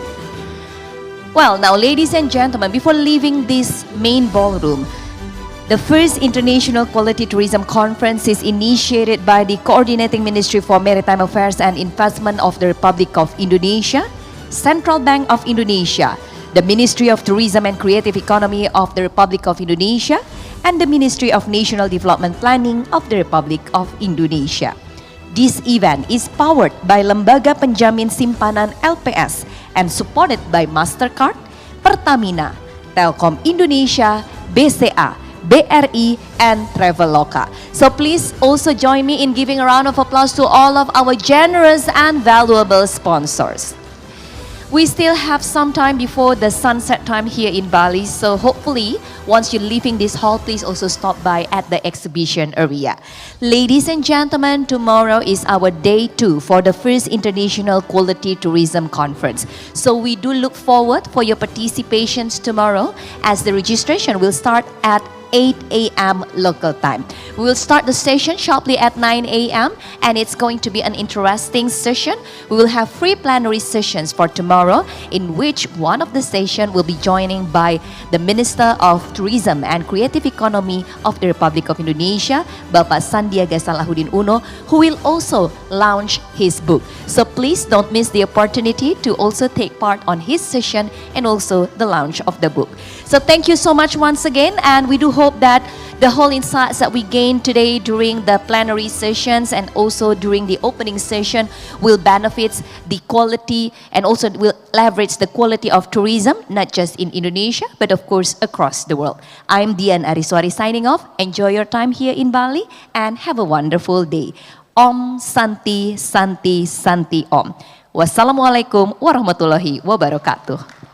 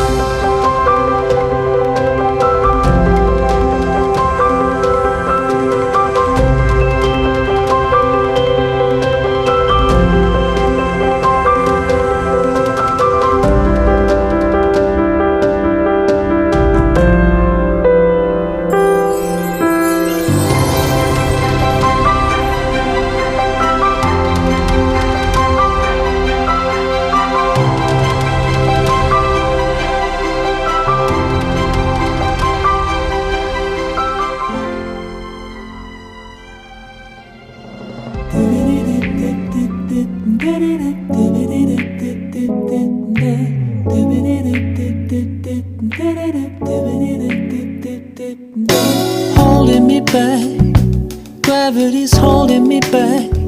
I want you to hold out the palm of your hand. Why don't we leave it at that?